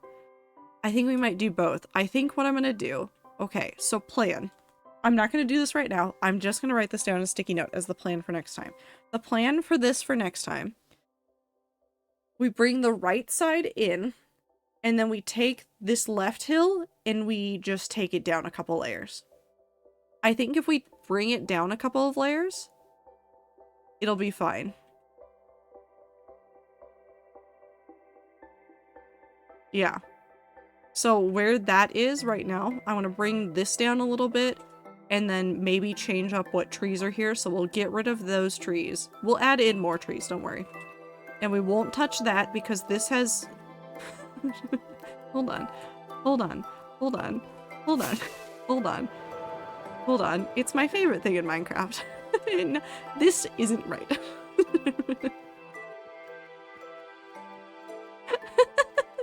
I love Minecraft when it's dumb. I fall right through them, yeah. It's so funny. I love cursed things. So we'll bring in that right side, take down the left side a little bit, just cozy it up, and then we'll work on maybe outlining where the wall goes. And then I will go back to the trees. I'll write that down as we're ending stream. Okay, hold on. I'm done. I'm done touching this. I need to go. I need to see the dragons. I want the dragons really badly. I've just been thinking about the dragons. I really want the dragons. No terraforming. Don't think it's good for World 5. It wasn't good for World 5. Well, it wasn't terraforming. It was the lava in the wall. Anyways, past deaths in the video game aside, I'm gonna go set up those things in the Discord, like, immediately, like the lunatic that I am. Thank you guys for hanging out with me while I had just nostalgia for, like, hours about, like, silly dragon games that I used to play. I'm sure I'll talk about this again. It's fine. The dragons will come back. I'll tell you guys about more things that I'm looking at. I'll have more stories about, like, what's going on in the publishing world and how I feel about planners and things. I don't know. It's fine. We'll get there eventually. I appreciate you guys so very much for hanging out with me. Thank you guys for the anonymous subs. Thank you guys for the follows. I appreciate everybody so very much. Please take care of yourselves. Get sleep. Don't spend your entire night looking at dragons. Well, no. Get sleep. You have to get sleep. You can't spend the entire night looking at dragons. This is a message to me. This isn't a message for you. This is a message for me. Okay. Get sleep, eat food, drink water, take care of yourself, take a shower, make sure you don't stink, all that good stuff. Take care of yourselves, please, and thank you. I hope that the year is off to a fantastic start for everybody. This is definitely this is a great way to start. This is great for me. I'm starting the year off with dragons. There's no way this can go wrong. I appreciate you guys so very much, and I'll see you in the next stream. Goodbye!